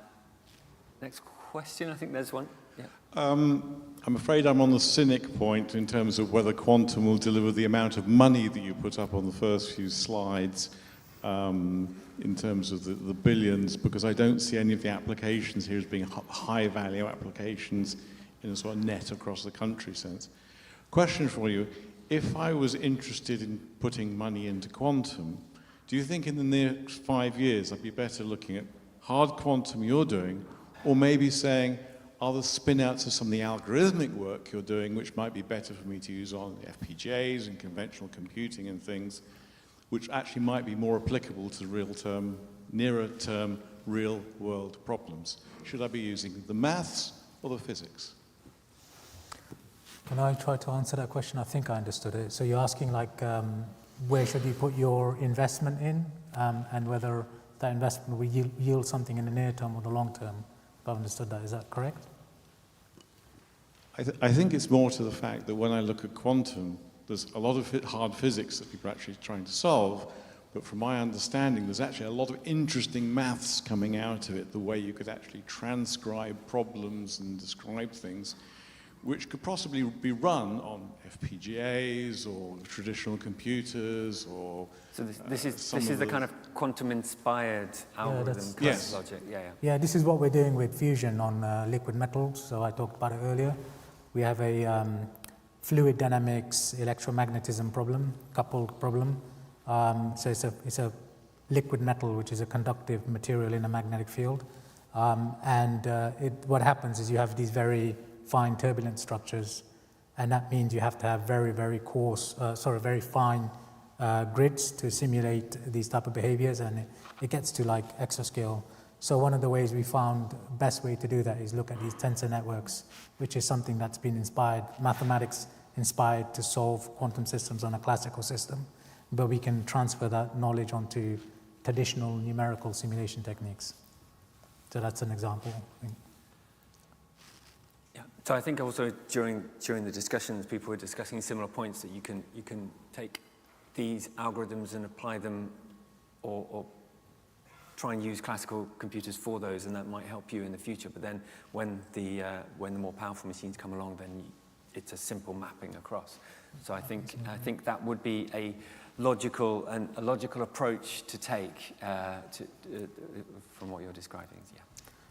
There are other things as well. Like I think it's like in material science they use DFT, density function theory. It's a classical system.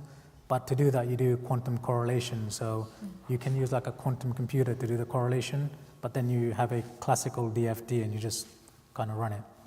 It's optimized. Yeah.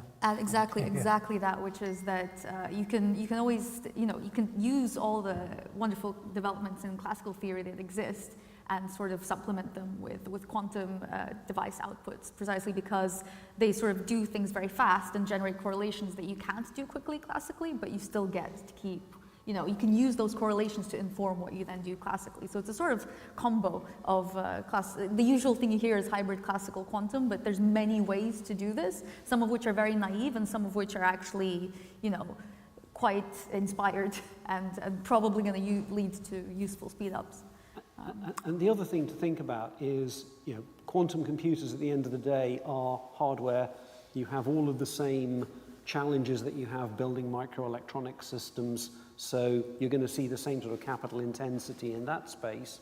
The algorithm space, I think, is much more open, and there's an awful lot more potential for people to do really creative stuff in terms of new algorithms, either whether for quantum computers themselves or potentially to take some of those ideas. Great. I think we're out of time, unfortunately, so thank you everyone for your questions, and thank you especially to the panelists for their contribution. I thought it was really interesting, really fascinating. I learnt a lot, and hopefully you did too. So thank you.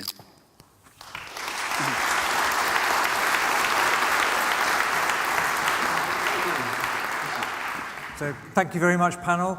So we're going to return here at 3:30 for the next session. I think I heard in my head Sir Peter Knight saying earlier on that quantum is much more than quantum computing. That session was mainly about quantum computing, but later on there's some more sessions where we'll talk about other applications of quantum tech.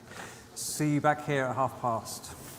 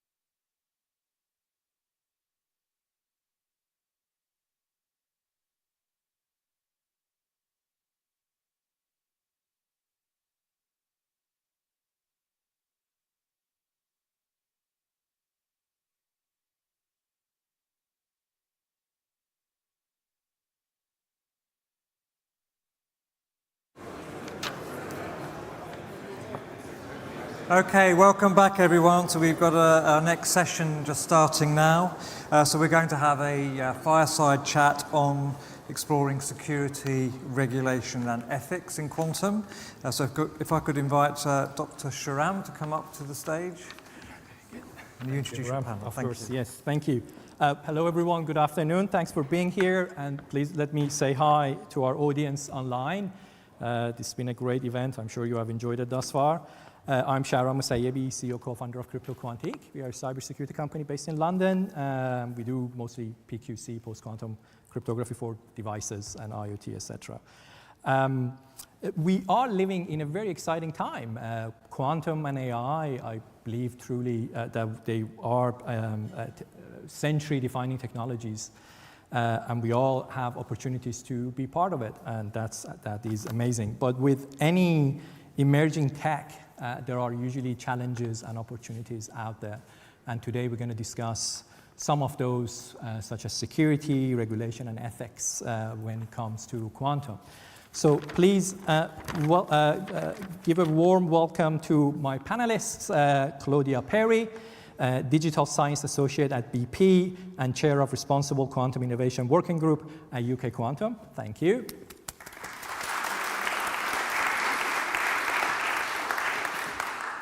And also Dr. Philip Intalora, Group Head of Quantum Technologies at HSBC.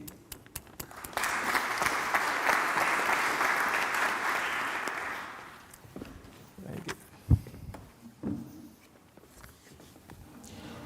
Excellent. Thank you guys for being here. Why don't we start with a quick introduction about your background and also tell us a little bit about your organization and how today they're taking advantage of quantum technologies.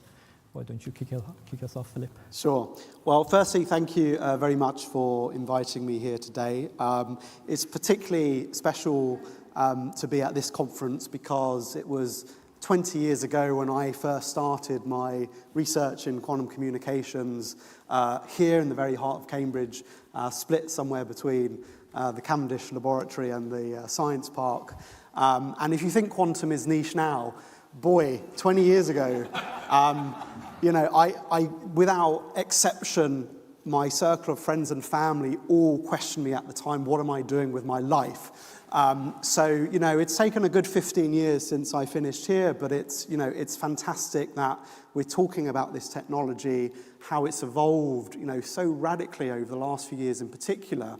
You know, to the point where it's being featured at conferences like this, but probably more importantly, where it's being seriously contemplated in big organizations like HSB, like BP, and many others.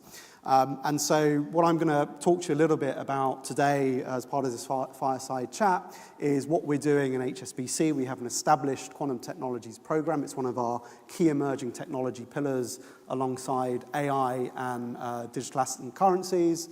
And, you know, effectively we're preparing the bank for leveraging this technology both on the offense side, critically on the defense side as well, particularly for financial services. And, we're going to talk about some of the things we're doing and bring those to life. Very good. Thank you. Claudia. So hi everyone, I'm Claudia Perry. I've got a background in maths and computer science, but I now work for BP in a team called Digital Science, which is the company's digital research and development organization, trying to understand emerging technologies, frontier technologies, how we can use them, what we might need to do to prepare for them, that kind of thing. Specifically, I work a lot around quantum technologies, that's why I'm here, quantum computing, but we also look a lot at quantum sensing, communications, that side of things as well. So the team has been looking at quantum since around 2017, initially thinking more about monitoring the space, but we've now got a fairly established research group that we call the Compute Revolution COE. And I guess something I'm quite excited about at the moment, we've been looking at some quantum sensing applications around hydrogen detection, so developing handheld hydrogen detection devices that will help us in forecourts of the future that supply hydrogen or might supply hydrogen. We're using quantum sensors to more accurately detect that hydrogen from a distance in order to keep our operations safe for our people.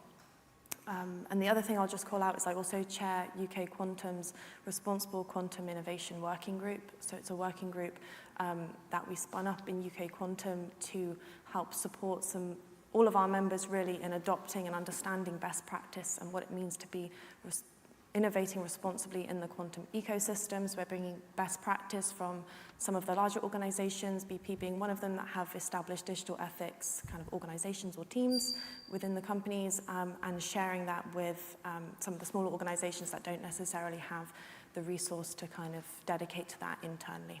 So having a lot of open conversations about what the future might be in that space. Thank you, Claudia. So Phil, you mentioned that you are preparing banks offensively and defensively when it comes to quantum technologies.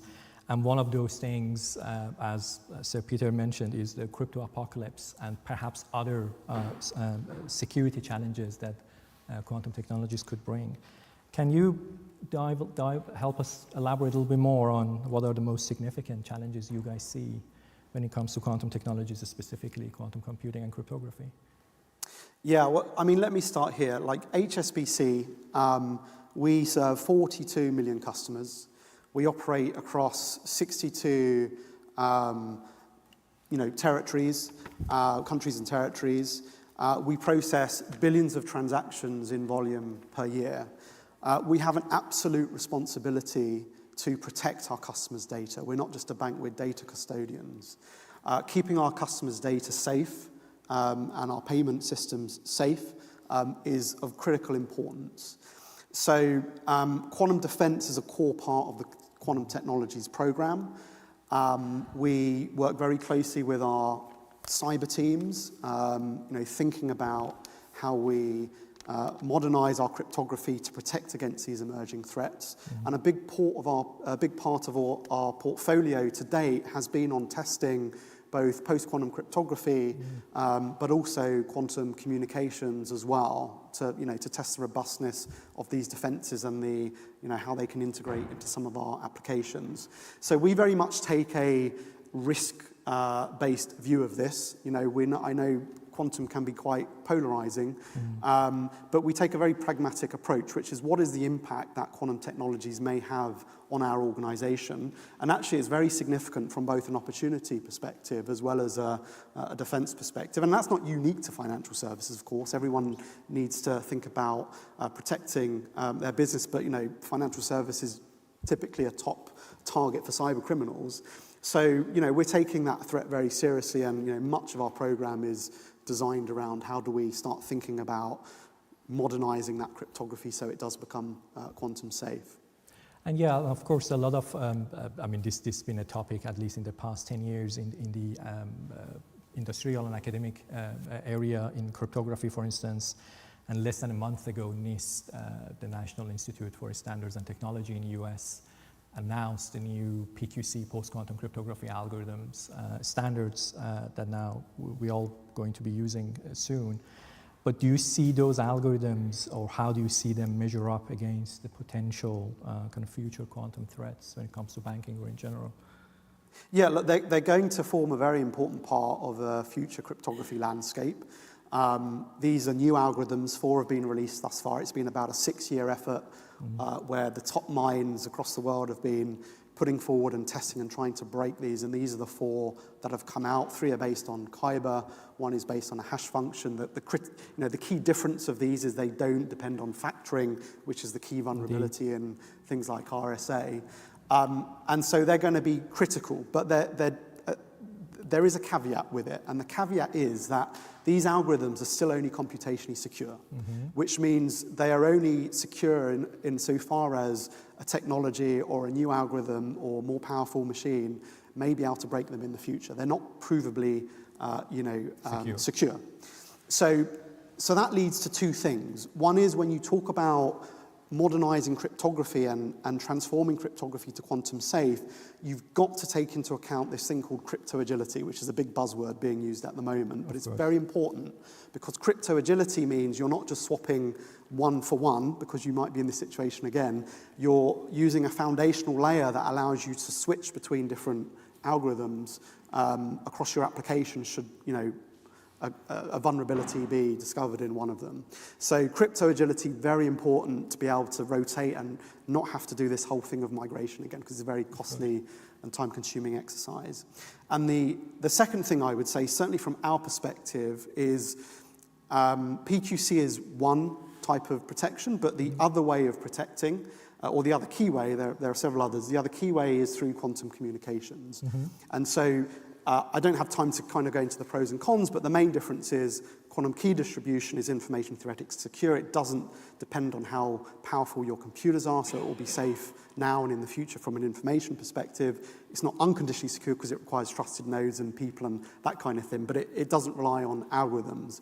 So we're also looking at that. These are more edge cases. They're not going to be the scalable solution. They're more edge cases, but the underlying kind of takeaway from our perspective is we're not discounting any technology that may help us keep our customers' data safe. Yeah. And so both of those are key parts of our defense program. Some sort of hybrid or kind of parallel solutions next to each other.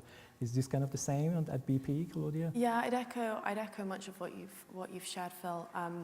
It's about kind of reflecting what we've already got, how we need to update it. But the other thing with crypto agility is thinking about, as you're building new systems, how can they be built to be more flexible so they can continue to be adapted in the future, because we'll see how the landscape plays out. But I think the other thing to take away from the NIST announcements is, a lot of us have been watching this space for several years now. A lot of organizations have been kind of stepping back and trying to decipher what is it they should be doing or could be doing in this space. And I think this is the kind of clear signal of if you want to take steps towards like a quantum secure organization, this is a sensible route forward to begin experimenting with these algorithms and understanding what it means to implement these within your organizations and within best practice. It's a kind of good route forward. Of course. Given that now there is this standard out officially, I'm sure in both of your organizations there are people that are pulling their hair out trying to plan for coming weeks and months to implement a move to transition the organization to be PQC, basically fully, etc. How do you think governments or regulators can or should help with this transition period, the organizations? Either of you jump in. So I think both are critical. I think you've seen today some of the work that the government are doing around the National Quantum Strategy, the investments we're seeing that replicated across other geographies as well. That kind of helps accelerate the experimentation and testing of these kind of new technologies within quantum, both on offense and defense side, and sensing actually. For us, regulators is also, financial regulators critically important. We have very strong relationships with our regulators. And I've got to say, we've been in dialogue with financial services regulators for several years now. They've been very proactive in actually trying to understand what we think about. They've been learning about the technology, speaking to different banks and different technology players and academics and whatnot. And they've started to form views. And those have been actually very both pragmatic and proactive. So last year, for example, the FCA, the Financial Conduct Authority, co-authored a paper with the World Economic Forum on some information on how to think about migrating to quantum secure, this kind of thing, quantum safe. And we also see, other regulators across the world, like the Singapore regulator, central bank, setting up programs to test these technologies and also offer investments. But they've also released an advisory earlier this year. They released an advisory in February, which kind of said, banks, you need to pay attention on this around this quantum technology and start preparing for the risks. So we're starting to see, some really proactive moves from the regulators, but they've done it in a very collaborative way, for the last 2 or 3 years at least. So it's not a knee-jerk reaction, which is a great thing, but they're critically important, I think, particularly on the defense side in financial services. I see. Yeah. Yeah, and I think it's funny you say the company must be pulling their hair out. I would say actually the opposite, in that we've been, I guess, the digital security teams have been monitoring the space for a while, which is great, but that's probably not true for every organization, right? So I think a real role that government can play is providing that educational support on not just what needs to be done, but the best ways of doing it. and potentially, being proactive in terms of what kind of requirements are set in the kind of procurement or supply chain, supplying government around these kind of new requirements, and how can that then have a knock-on effect on the government supply chain that will then impact private organizations as well to help kind of incentivize that transition happening. I think that would be interesting to see how that plays out. Yeah. So NCSC, to give credit to them, they have published reports and guidelines, as I think you also mentioned, for the PQC and the transition period. There's no mention of QKD, for instance, there. Do you think that is lacking? Would have you liked to see also some guideline coming out of NCSC from security point of view around QKD? Yeah, I mean, I think anything that encourages testing and innovation in technologies that will ultimately protect customers is a good thing. I think the other thing is, we're operating in many markets and different geographies have different views on this. And so we're also working, for example, in Singapore on quantum key distribution. Mm-hmm. I mean, ultimately, the standards and endorsement of those standards are going to be important for adoption. And typically the bank will follow the standards set out. But because we're so multinational, we're looking at everything and testing all of these different options out, because I think they're all going to play a part in a future ecosystem that is quantum safe. Okay. Yeah, I totally agree. And I just think to build on that, in a company like BP, right, we're not only global, but also operate in hazardous environments in some cases. So keeping our systems safe isn't just a digital problem. It can be a physical problem, having an impact on life potentially. So we take it really seriously. We think about any potential solution that can keep our systems safe, because ultimately that means keeping our people safe as well. Of course. So I remember early days of quantum computing, and I'm talking about like 2 decades ago or so at least. One of the famous cryptographers in US, and I'm not going to name, he was not so happy about the implication of quantum computing on cryptography. And he literally wrote a blog calling out quantum computing and saying this will jeopardize the whole security of what we built, and it's bad for all of us. Why are we doing this? We should just put a stop to it right now. Do not develop such thing that breaks the world. So when it comes to quantum computing, quantum algorithms, or other quantum applications that potentially could have effect, like what quantum computing has to security, or have dual use potentials in defense, bioscience, etc. What are the ethical considerations that we should guide us to develop these things? Any thoughts on that? Yeah, it's a great question, and there's a lot of work in the ecosystem being done around exactly that. So there's various principles being developed, written, thought about. One I'll call out specifically is the National Quantum Computing Centre sort of lead a forum, a responsible quantum industry forum, co-chaired by UK Quantum, that's how I'm involved, and Tech UK. And it's a forum made up of any industry members who want to take part, and we've been co-developing a set of responsible innovation kind of principles that will serve as a foundation, thinking about what we should be doing in this space. Hoping that they'll be published by the end of the year, which will be really exciting. Encourage everyone to look out for that. But there are other examples of similar principles already out there. But the kind of things that one might be thinking about. Open collaboration, right? We're in early stages of development in a lot of the parts of the ecosystem, so we should be openly sharing what we're doing. Thinking about transparency of capability, thinking about diversity, equitability of access, all of the usual privacy, security, safety side of things as well. But those are the key things there, and I think in the quantum space, it's about building on digital ethics principles more generally that might already exist, the AI principles, many of which are kind of coming through to regulation now, but it's building on that and trying to pull out what is unique about quantum, what kind of unique responsible innovation aspects do we need to be thinking about.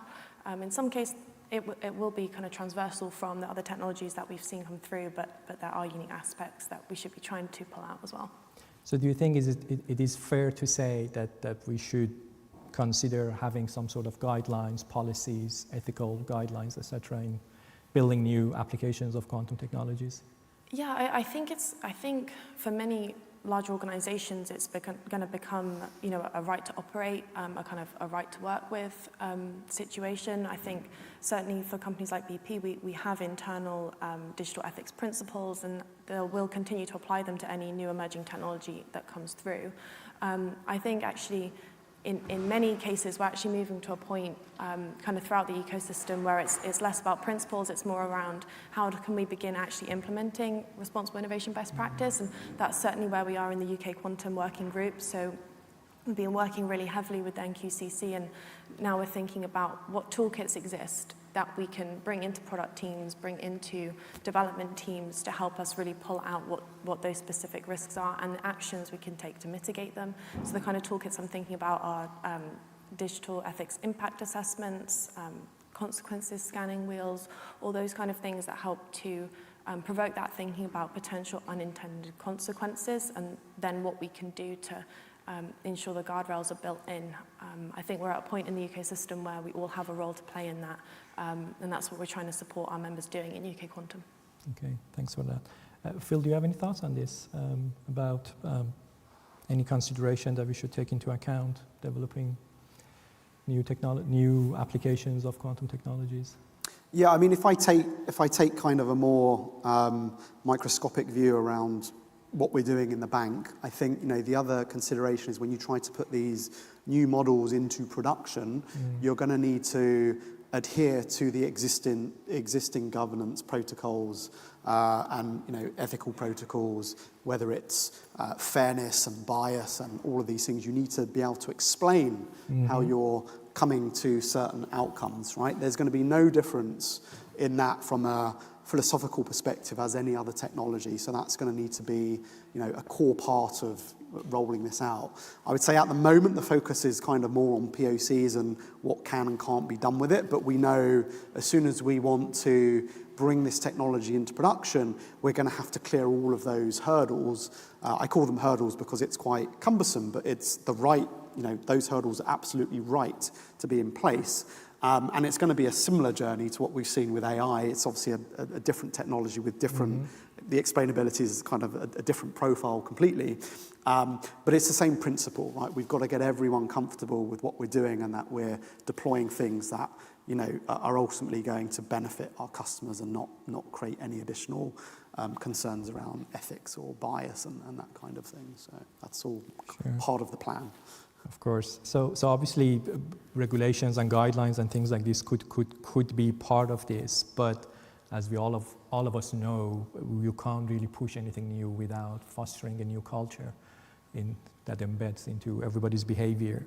So the question is, how can we foster this culture of responsibility within this quantum development, quantum research communities? I think it's a great question because it starts with conversations like these, I think. I think what we need to be doing as much as we can is creating space in conferences like these to have conversations around responsible innovation, having conversations in small product teams around what it means to be innovating responsibly in this space. It needs conversation with everyone. We need to be pulling in all parts of the ecosystem, all parts of a product life cycle.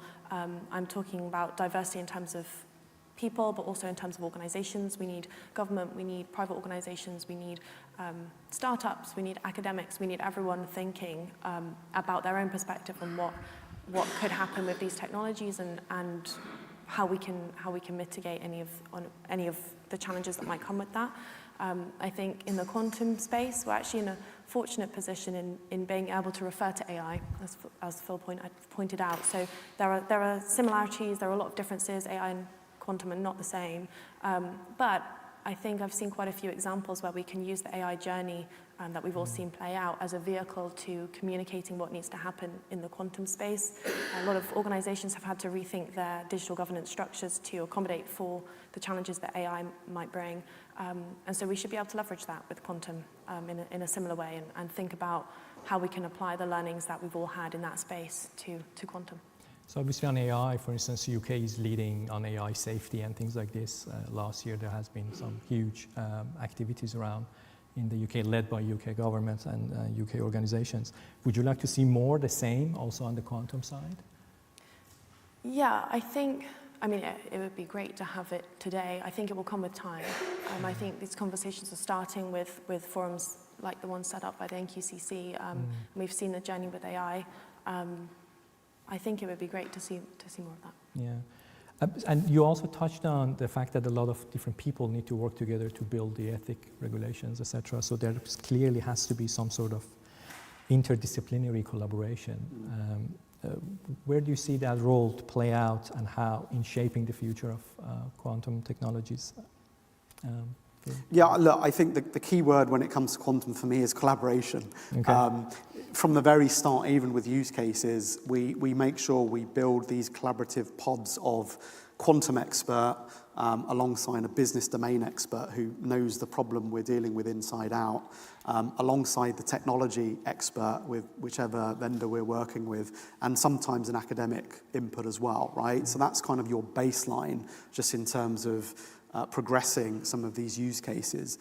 As they then start to move from POC, proof of concept, to pilot, to production, that collaboration needs to extend across things like model governance, legal, risk, compliance, and all of these kinds of things. So at a kind of organizational level, that's a critical pathway to all of that. And I think to support, organizations to do that, we're going to be seeing these kind of macro frameworks being developed and policies being developed by some of the work that Claudia has talked about. So these things will all work in tandem, but this has to be a collaborative effort, particularly on a technology so nascent as quantum, where we need to share the skills across so many different types of diverse groups to really have the big impact on actually making this technology a reality in terms of deployment. Indeed, yeah. Collaboration, indeed, is a key word to stop at right now. We've got 3 minutes. Shall we open the floor for questions? Otherwise, I've got 1 or 2 other questions to ask. Any questions in the audience? Okay, maybe while people are thinking about the questions, about collaboration, guidelines, policies to help foster a culture for ethical development.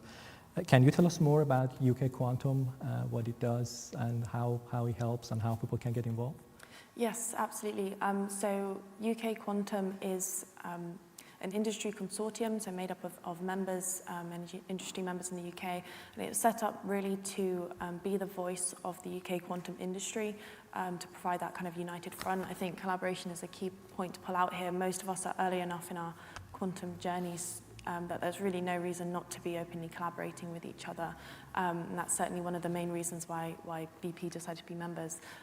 So there's lots of different ways to be involved in UK Quantum. There's several different working groups on topics such as policy, skills, standards, and then obviously the working group I chair around responsible innovation. So it's a great way to network amongst the ecosystem, get to know our peers, understand what needs to be done to collaborate, and share our knowledge in that way. So certainly encourage everyone to take a look if you're not aware about UK Quantum, or come and have a chat to me afterwards in the next break. Yeah, indeed. Thanks for that. And before we're finishing off, if there is no question in the audience, Phil, you studied in Cambridge, you did an impressive PhD about secure communication, and then you went on to work for a large corporate and currently at HSBC, and you got your CEO to speak quantum. How did you do that? I'd like to say skill, but I think it was a bit of trickery and luck, to be honest. So look, I think in a non-tech organization, it's very hard to get something like quantum technology as a key kind of area of investment, because it's there's no near-term ROI, generally speaking. So I think there are a few things that we did to try and help build this kind of commitment. And it starts with the value conversation, right? The discussion at the board level around what impact may this technology have on your organization. I think you've seen throughout this afternoon session, there's a $2 trillion value at stake right, by 2035. If you break that down a little further, 30% of that is attributed to financial services. It's the biggest beneficiary. So there's a tremendous commercial opportunity if we get this right. And that's broadly because the types of problems that quantum computers can solve are very closely matched to the types of problems we have in banking, so optimization, machine learning, and financial simulation. But as we've also discussed, the flip side is there's this tremendous emerging threat, and for our organization that is also very, very significant. And so when you articulate that, it's kind of like the risk of doing nothing far outweighs the risk of investing in preparing for what this technology might do. So again, I go back to this, a very pragmatic, risk-based approach. So that's very important. There are several other things, but I can see the red timer bleeping at us now. But the other thing I would say, and I think someone mentioned this earlier, or alluded to it in an earlier panel, which is, for some reason, quantum technology is a very polarizing technology. Mm-hmm. You either completely love it and you think it's going to, be the next revolution in computation, or you completely don't love it. Let's call it that. And so the consequence of that is, because in organizations leadership changes, particularly corporate organizations, leadership changes are quite frequent. You get people who completely love it, and it might switch to someone who completely doesn't love it. So what's very important is to have board sponsorship, board level sponsorship, to have that very strong anchor, setting stone to say, look, this is a priority from an emerging technology perspective, so that differing view, which is very common, doesn't impact the stability of your program. So there are a few others, but those are the two key ones: is discussion at the board, value, and the executive sponsor. Excellent, very good, valuable lesson to learn from. Well, thank you everyone for listening to us. I would like to finish off on the message of collaboration is the key when it comes to quantum, and thanks very much Cambridge Tech Week organizers for bringing us all together and allow us to collaborate on some very exciting topics. I would like to thank again, please join me to thank my panelists, Claudia Perry and Phil in Talora. And thanks for listening to us. I appreciate it. Thank you very much.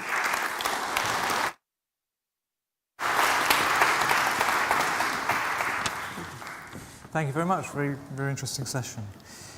Okay, so we've now got a couple of innovator spotlight sessions before we go to the drinks reception. So could I ask Niall Holmes to come up? Hi, Niall.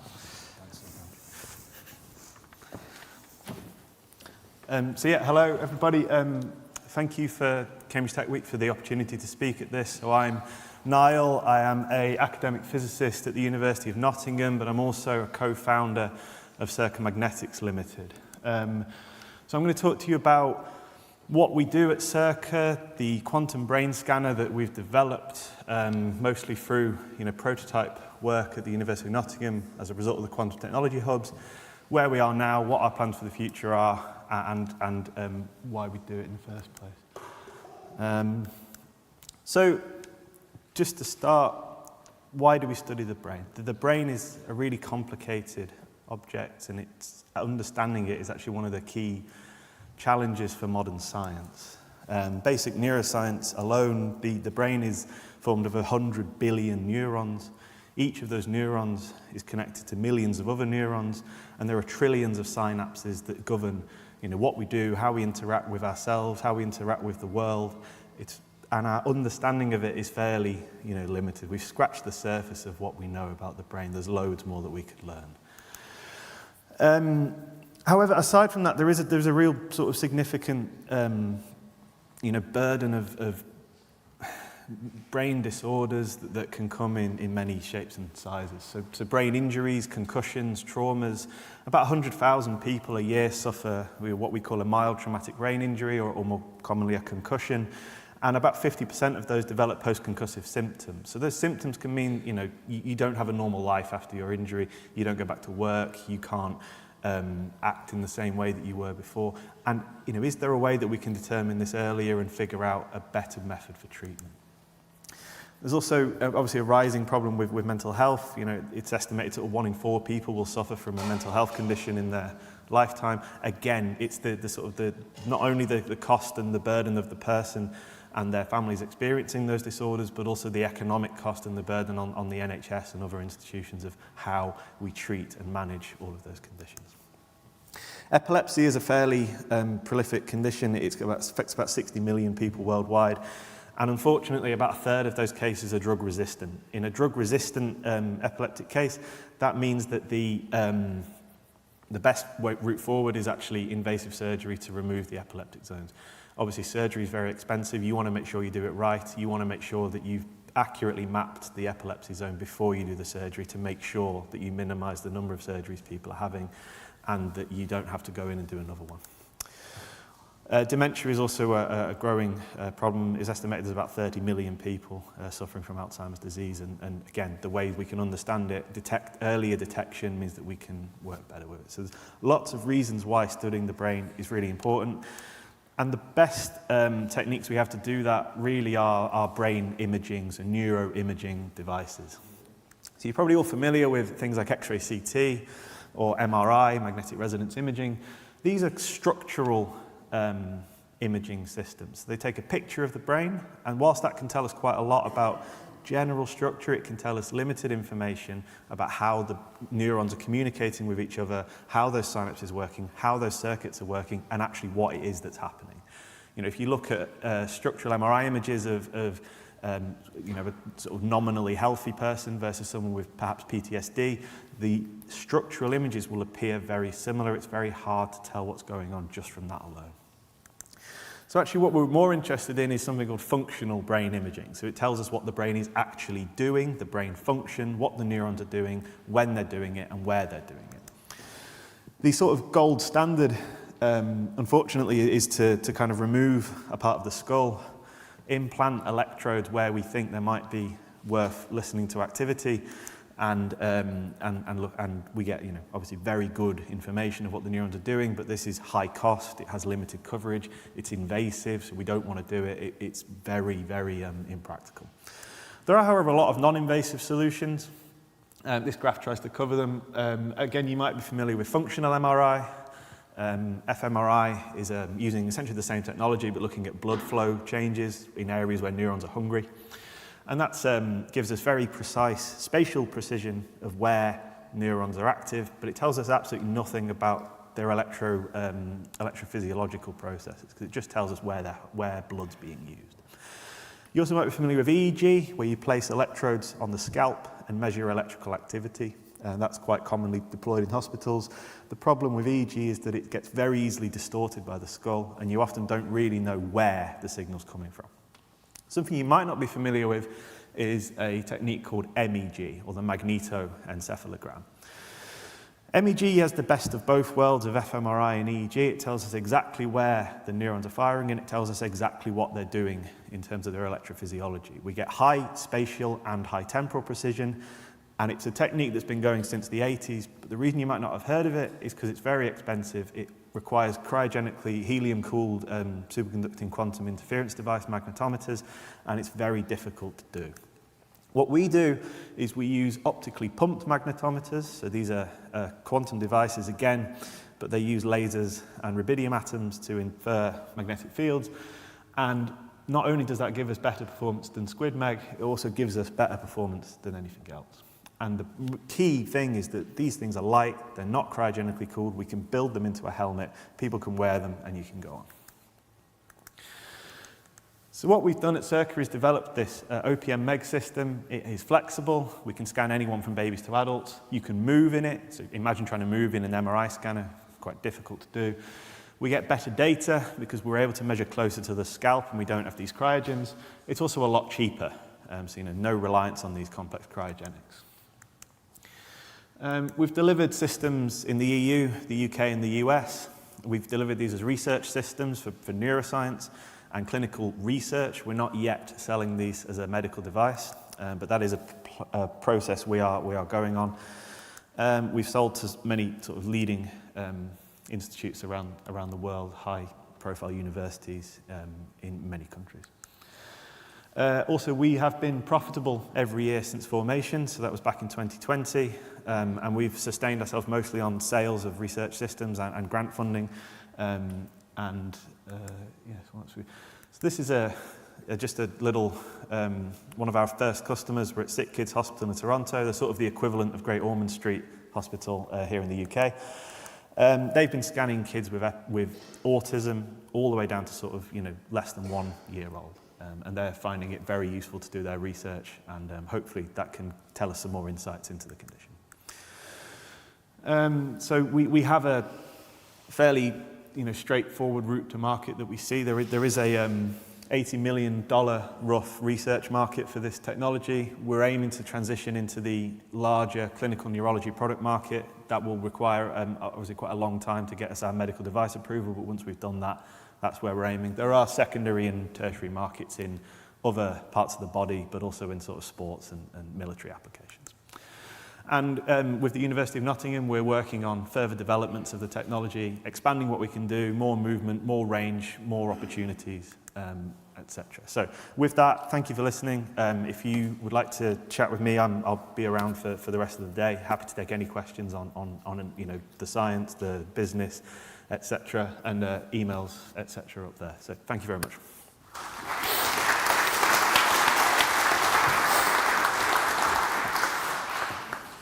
Great, thanks very much.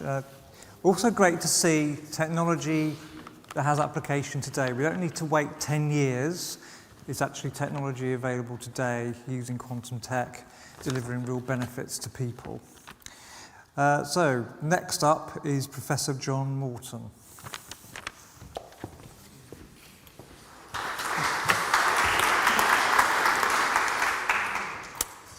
Brilliant. Thanks very much for the invitation. I'm aware I'm possibly the last thing standing between all of you and a glass of wine, so I will present this short introduction to the field of quantum computing and how we are developing next generation of quantum computer based on silicon chips. So when we think about advanced computing, we think about this. Silicon, it's become synonymous with technology from Silicon Valley to Silicon Fen. We do experiments in vitro, in vivo, and in silico, and it's really driven the advance in computing that we've seen. It wasn't the first way to make computers, but it rapidly became the most scalable. From the first silicon transistor based, from the first demonstration of a silicon integrated circuit to the first silicon microprocessor to the chips that we have today that have tens of billions of transistors. So, and it's not just in computer processing technology. Silicon transistors have cannibalized other types of technologies, portable storage media, camera CCDs. They were first made using other materials. Then we figured out how to do that using silicon transistors, and then that became the way to do it. So surely nothing could stop this dominance of silicon in the computing industry. Nothing except perhaps for some obscure ideas that emerged in the 1980s, ideas such as the one captured in this paper from the Proceedings of the Royal Society that identified that just as the laws of quantum physics had ripped up the classical Newtonian physics that came before, there was a profoundly new type of computer, a new class of computer that we'd never built before, that was profoundly more powerful, more general than any computer developed since. And this coupled with ideas by Richard Feynman, for example, on using computers to accurately simulate nature, they helped to launch a development in trying to realize this hardware, and trying to create these quantum computers. But already in this seminal paper from the mid-80s, Deutsch realized that it would take a new type of technology. He indicates here that maybe we'll use flux quanta or some other type of exotic material. He didn't suppose that we would be using the same technology that was being used for computers then. Right. So this shows now, and indeed, in the decades since this work, there've been a range of different technologies that people have used in order to develop these prototype quantum processor units, or QPUs. We've got superconducting circuits, such as those predicted by David Deutsch. We have atoms or ions trapped in vacuum addressed with lasers that are also the subject of intense development. And even if you want to make a simulation of 1980s video games with single atoms, there's now no better technology than that of these trapped neutral atoms. So a very rich and diverse set of new technologies harnessing quantum behavior to build new types of quantum computer. So with all of this going on, it's fair to ask the question, do we need yet another quantum computing platform? Or is it just going to be one of those three which eventually takes over? Well, although we have a very exciting progress in quantum computing, we have QPUs with tens or even a few hundred qubits, we're still a very long way from being able to scale to the number of qubits that can solve the really big applications and make general purpose quantum computers. For that, we need quantum error correction, which requires hundreds of thousands or even millions of qubits. And scaling from these tens or hundreds of qubits to millions is a daunting challenge. However, we have a technology which is already integrating not just millions, but billions of transistors on a single chip. So why not use that as the basis for quantum computing? Now, you may say, well, look, John, these are billions of transistors, not qubits. How do I turn a transistor into a quantum object that I can use to store quantum information? If we zoom into one of these transistors, over the past 15 or 20 years, their minimum length scale has been smaller than 50 nanometers. And normally, they turn on and off, and they draw a whole bunch of electrons underneath their gate in order to allow current to flow. But what we can do is use very similar structures, cool them down to low temperatures, and rather than attracting a large group of electrons underneath the gate, we can trap just a single electron. And that single electron is the quantum system that we can use to encode quantum information. So we can ask perhaps a more provocative question, which is say, do we need another computing platform when developing quantum computers, or can we just stick with the same silicon transistor technology which has dominated so much over the past 50 years? Well, we set up Quantum Motion with exactly this vision, to design highly scalable quantum computers that were built on this same semiconductor manufacturing platform which is used to make conventional integrated circuits today. We focused on 300 millimeter wafer scale processing, the industry standard, and this also opens up the really exciting opportunity to combine classical, conventional digital and analog electronics with this new type of quantum information. And so over the past few years, we've been working with two fabrication partners, with IMEC and Global Foundries, in always with this industry-grade 300 millimeter wafer scale processing. We're now over 80 people.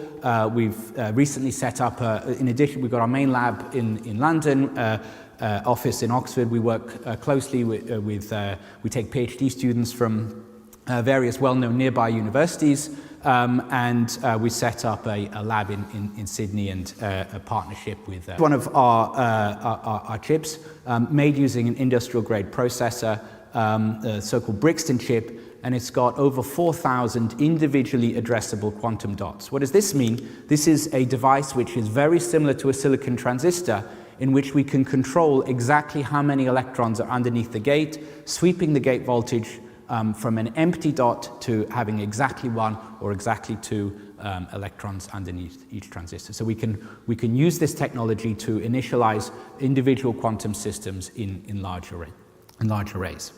And of course, when we make one of these chips, we don't just get one, we get a whole handful because they're made using this scalable large wafer technology.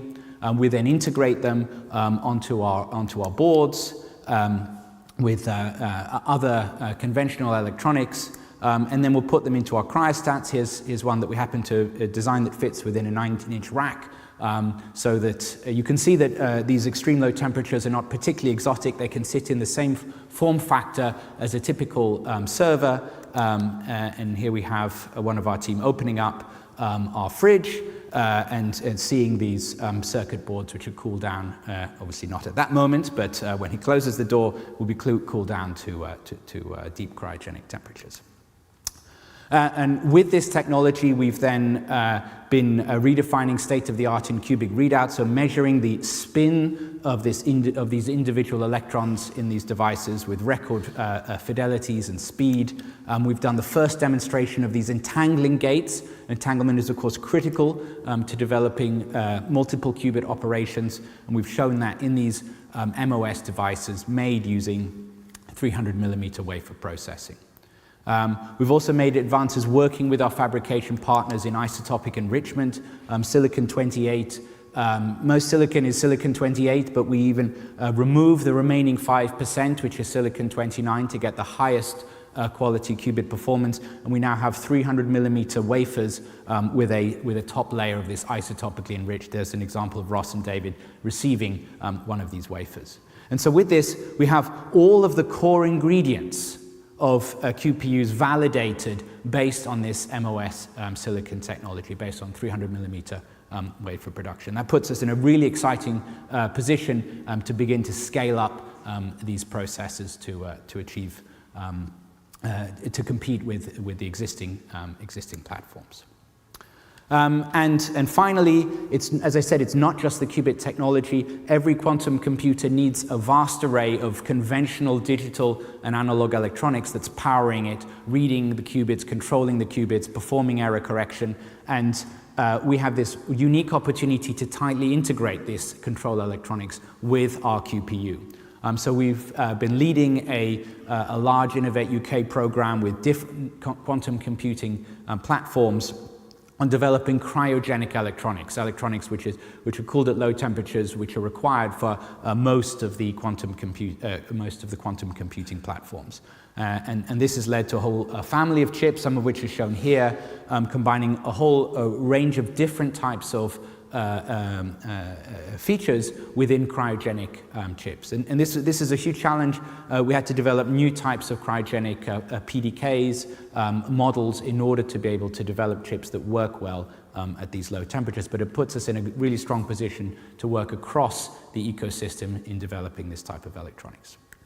So, in summary, we have seen already a silicon revolution in computing from in the 1960s and 70s and 80s.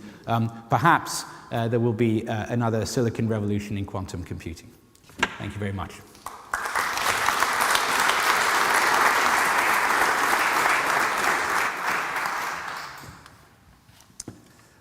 So, thank you very much. We've got a few extra minutes, I think, before the official time for the drinks reception. I think we can probably just go and stretch our legs and meet up outside for drinks starting at 4:30.